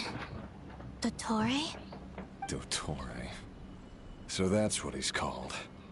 He'd been collecting fragments of my body for a long time. All so that he could resurrect me at the moment of his choosing. I had no interest in his research. But being as corroded by the Abyss as I was, we were aligned as far as hunting the moons and recovering my strength were concerned. So that's why the Wild Hunt suddenly became so active in Nodcry. When I left the Fatui in my weakened state, Dottore must have felt that his time had come. Moon Goddess, could I ask a favor of you? What? I know this is a lot to ask, especially from someone who tried to kill you. If you refuse, I won't fight it. But this is the only thing I desire now. Nothing else matters. What do you want? I'd like you to take a message to Thalindis for me. Thalindis? But... Yes, she's dead. But like I said, I saw her afterimage. I can sense that some part of her soul remains here. Far, far ahead. Why don't you go and speak to her yourself? I can't. I don't know why, but I can't move freely in this space as you can. All I can see is a glimpse of her, walking away. Just like the moment when I last saw her in life. In return, I will clear these abyssal obstacles for you. No, not in return. I'll clear them for you, whether you want to help me or not. It feels like something I ought to do. Why? Yeah. Why, indeed. I've been asking myself that question a lot recently. Why did I do the things I did? I'm tired of it all. Tired of the person I became. People used me. And then I turned around and started using others. I hurt a lot of people. I think I grew tired of it long ago. But I wouldn't admit it to myself. And ultimately, that's how I ended up here.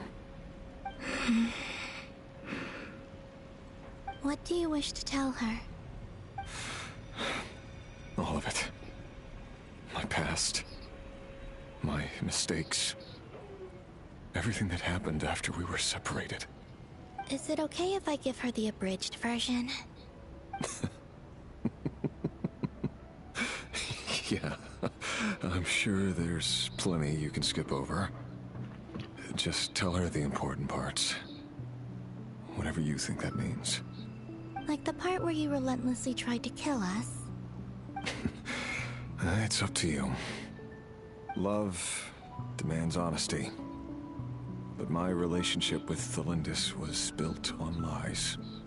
We hid too much from each other. But after living my whole life in the shadows, I don't want to hide anything anymore. I will do my best.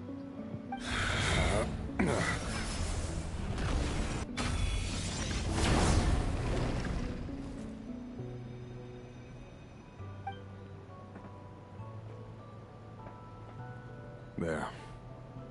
The Abyss will no longer stand in your way. Even though Mr. Dainsliff felt he had to fight you, I think he still regarded you as a friend. Dane?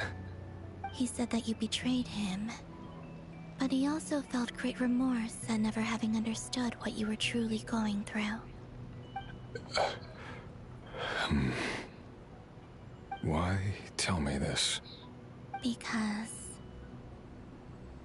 if he'd known that someone could take a message to you, I believe that's what he would have said. Thank you. It means a lot. I know this will sound strange coming from me, but... don't die, Moon Goddess. I can tell that you're determined to get out of here.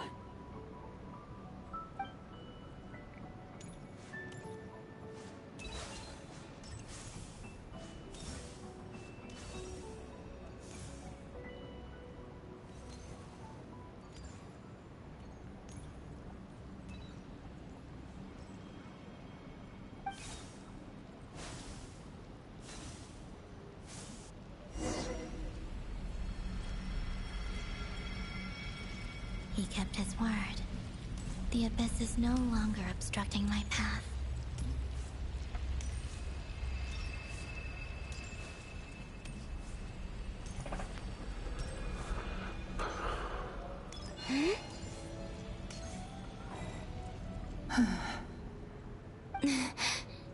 Is that the Lindis?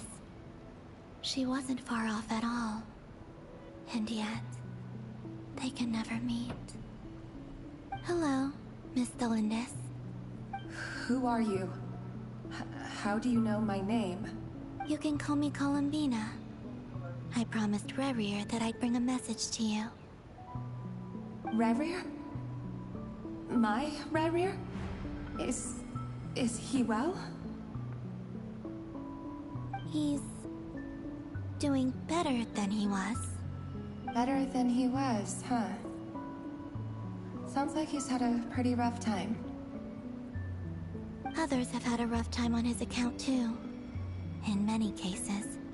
Their time and I'm not just talking about the children of the Crimson Moon. So, things got worse before they got better.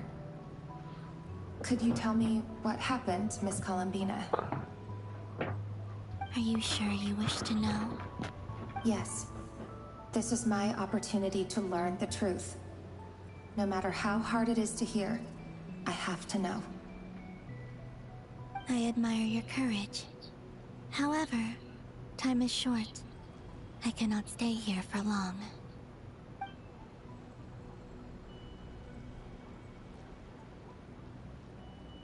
Rerir had seeds of hatred in his heart, and many people nursed them for their own ends. On some level, everything he did was to try and find a way to see you again. But in the end, he came to regret his mistakes. He wanted to apologize for hiding his past from you. Beyond that, he did not say specifically what it was he wished to convey to you, but I'm sure that you've always been on his mind. You are what has kept him going over all these years. I'm sorry, Miss Columbina. This is so upsetting. It's all right.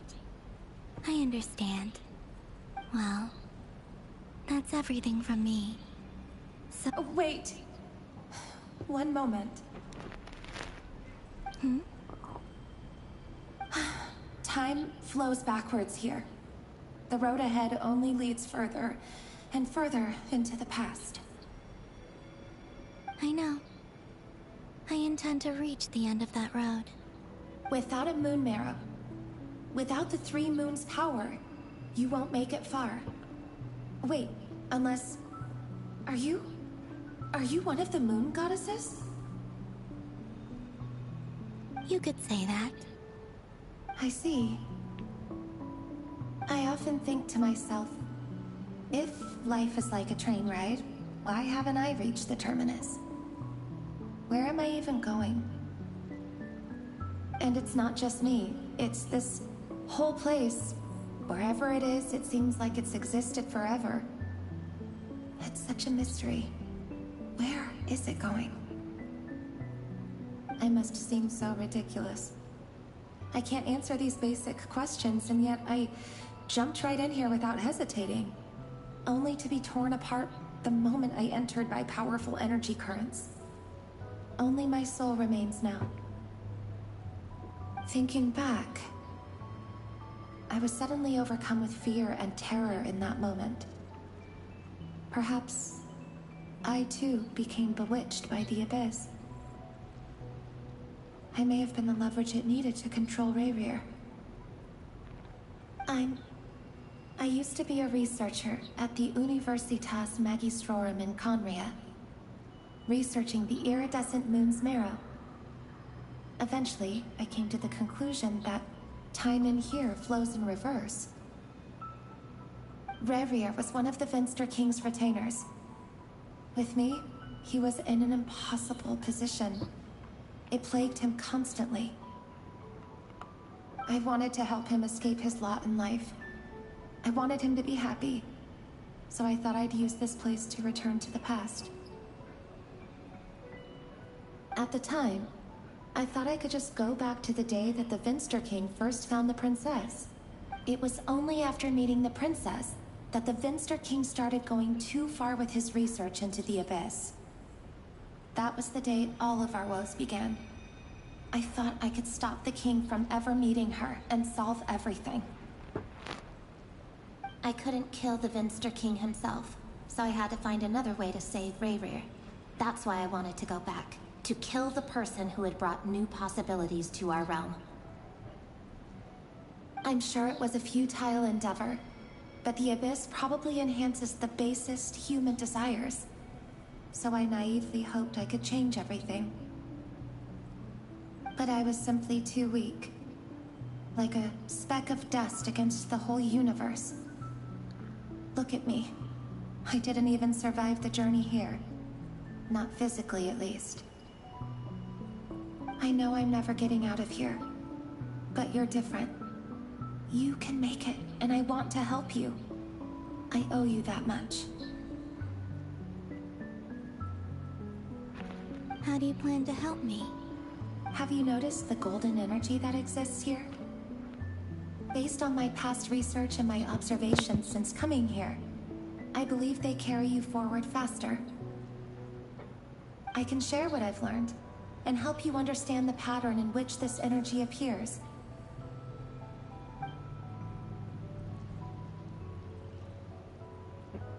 I think you just might... Now, I know you will be able to change the past. Also, I've been speculating about where this phase ends. The documentation was scanned, but from what I know of the legends about the moons, the oldest ones seem to begin with Nibelung, king of dragonkind. I have no way of verifying any of it by this point, but if it's true, you might be able to reach that era if you keep walking. Understood. Thank you, Miss Delindis. I'm the one who should be thanking you. If you hadn't entered this realm of everlasting death, what use would my deductions be? Thanks to you, they have some meaning. About Rayrear, I'm so sorry. For everything. It wasn't your fault. That's not true. Because we both feared bringing trouble upon each other, neither of us ever told the truth. And that dishonesty sealed our fates. But enough about that. I wish you a safe journey, Miss Columbina.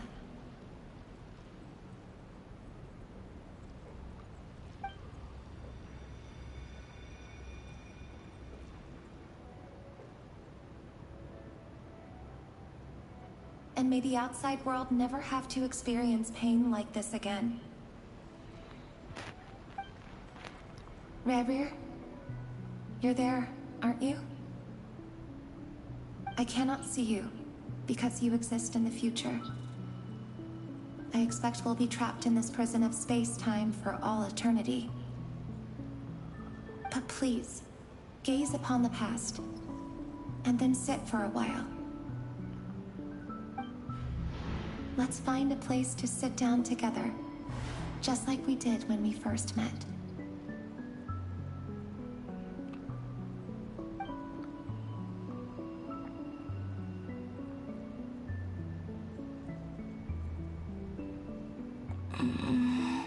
How long have I been walking?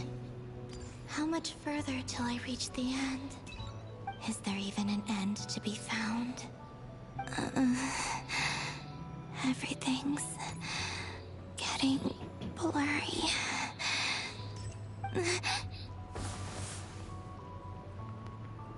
Huh? Are you all right, little sister? Have you come from the distant future? What? So, how exactly did the moons just disappear? Shouldn't it be a little harder to get rid of major creations like moons?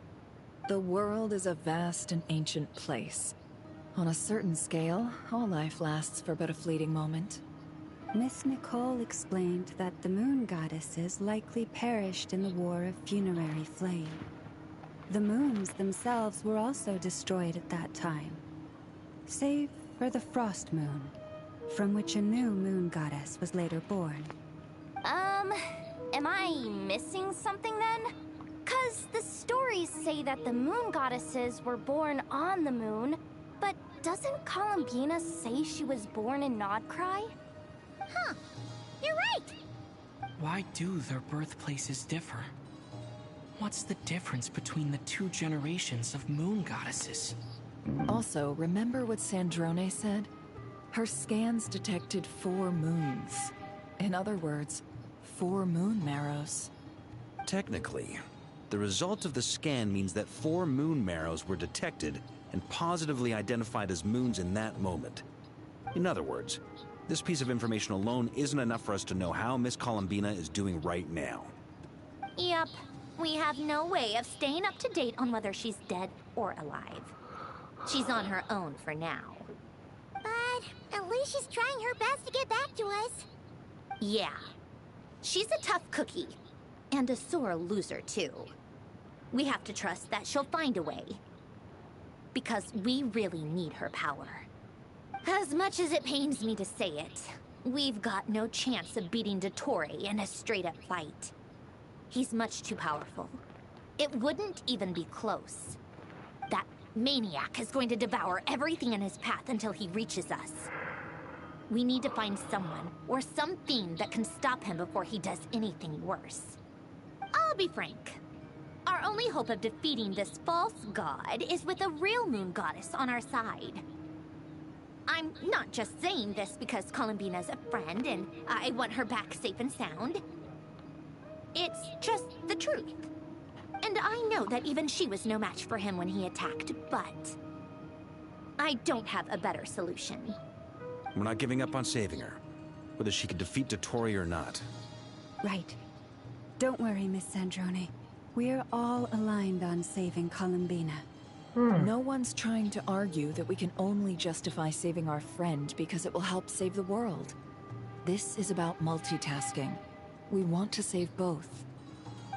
So, she's more than just a moon goddess to you guys. Absolutely. Duh! She's part of the gang! And you are too, you know. Yes, I know. You don't need to labor the point.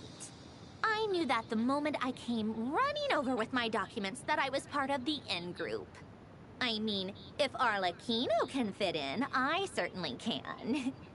Anyway, as for how we get Columbina back, I've been working on it constantly. But I think I'm still lacking certain information about the moon. I'd probably get there if I could continue my calculations, but the problem is, I've run out of computing power. Computing power? You mean you need more energy?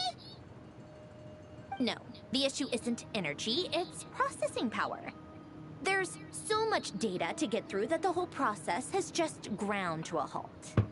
That's a tricky problem. René de Petrichor of the Nazissenkreuz Ordo once foretold the fate of the world. But I don't know how he did it. My guess is that he used the primordial sea's power. However, that won't work for me. His methodology was vastly different from my own. What's worse, they're incompatible.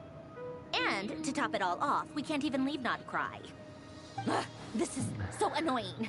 If I'd known we'd run into a bottleneck like this... Well, no, the design bureau's a bust as well. Curse that Dottore! Couldn't have made this harder for me if he tried. Oh, what do we do then? How about we grab a bite to eat and take a break? Maybe something will come to mind after you cleared your head. You don't get it, do you? I'm trying to calculate the fate of an entire world here. And I need accurate results, not big prophecies. Where the heck am I gonna find the computing power for that? Ahem. Anyway, time to shelve the discussion on technical difficulties. Being a killjoy isn't very ladylike, after all. Either way, we've done what we can. Rest well, everyone. Remember to let us know if anything new comes up. Hat guy? Is he hinting that we should talk outside? Let's go somewhere a little more private.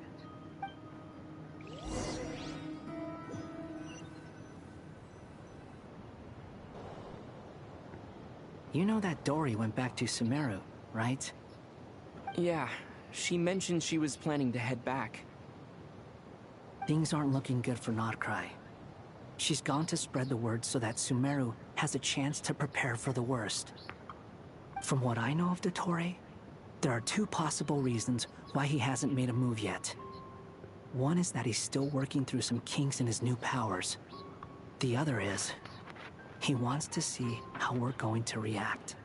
He'll easily devour everything eventually, so I guess he's in no rush to make it happen. The first false god he made was me. Now it's his turn. Even though my records were erased from Irminsul, Dottore's ideas haven't changed one bit. He once told me that becoming a god was like turning yourself into a hungry wolf or giant serpent to devour the moon. Clearly, he began studying the moon goddess's powers long before he even tried making a god. He's always wanted to get his greedy hands on divine authority one way or another. And in the end, he devoured the moon where I failed. In the desert of Sumeru, there is a chessboard built by King Deshret, also known as Al-Akhbar. I don't know if it was a real game, or if he was just trying to challenge his servants and citizens in some way. But creating games and setting rules, gods do that as a matter of course. That's the kind of power Dottore craves. Now he has the Trilunar Authority. His power is leagues beyond the common people. I don't think there's any point in other nations rushing to the front line. They're better off focusing on defense and hoping they can fend off any threats that spill out from Nodcry. Either way, Dory will inform Lesser Lord Kusanali, and she will contact the other gods in turn. The Seven will have some recourse available. If nothing else, their protection should keep the rest of the world from descending into chaos as quickly as Nodcry has. So on the bright side, even if Nodcry is doomed, your friends in other nations won't be in any immediate peril. That's good to know. But I'm not ready to give up on Nodcry yet. There's a word for people who refuse to let anything go. It's called being Yeah. greedy. Maybe it sounds greedy to you. I left him and probably in the naive microwave. too. But whatever you call it, that's what gives me the determination to keep fighting. Battles are fleeting, but the will to fight is a long-term commitment. Give up for even a moment, and your resolve will shatter. Why do you always feel the need to do the right thing? No one is born to be a savior. I mean, who's gonna criticize you if you fail or give up?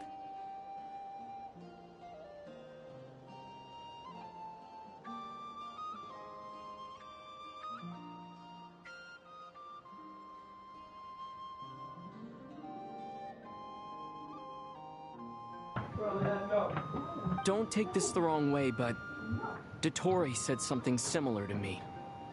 I guess the Fatui attracts people who don't believe in saviors. Not necessarily. It's less about belief for me.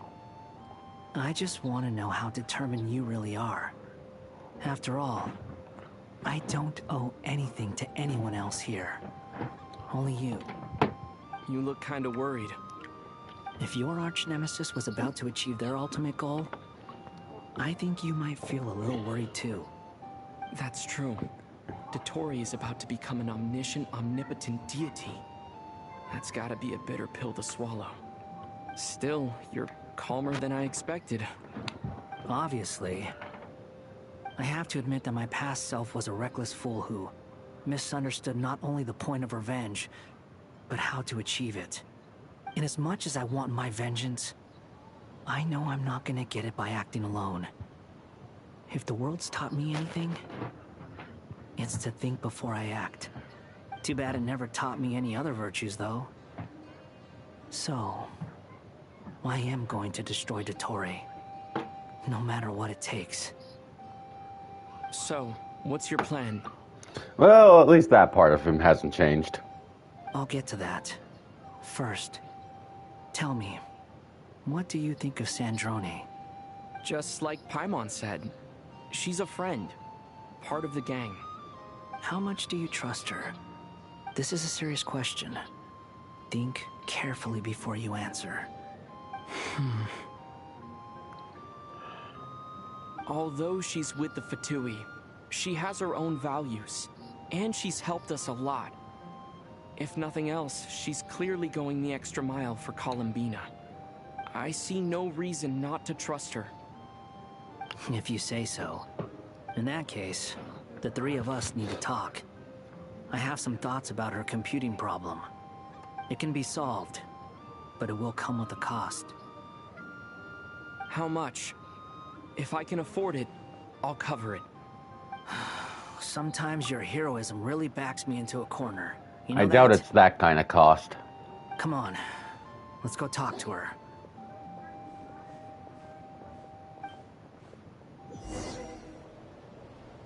Oh, finally!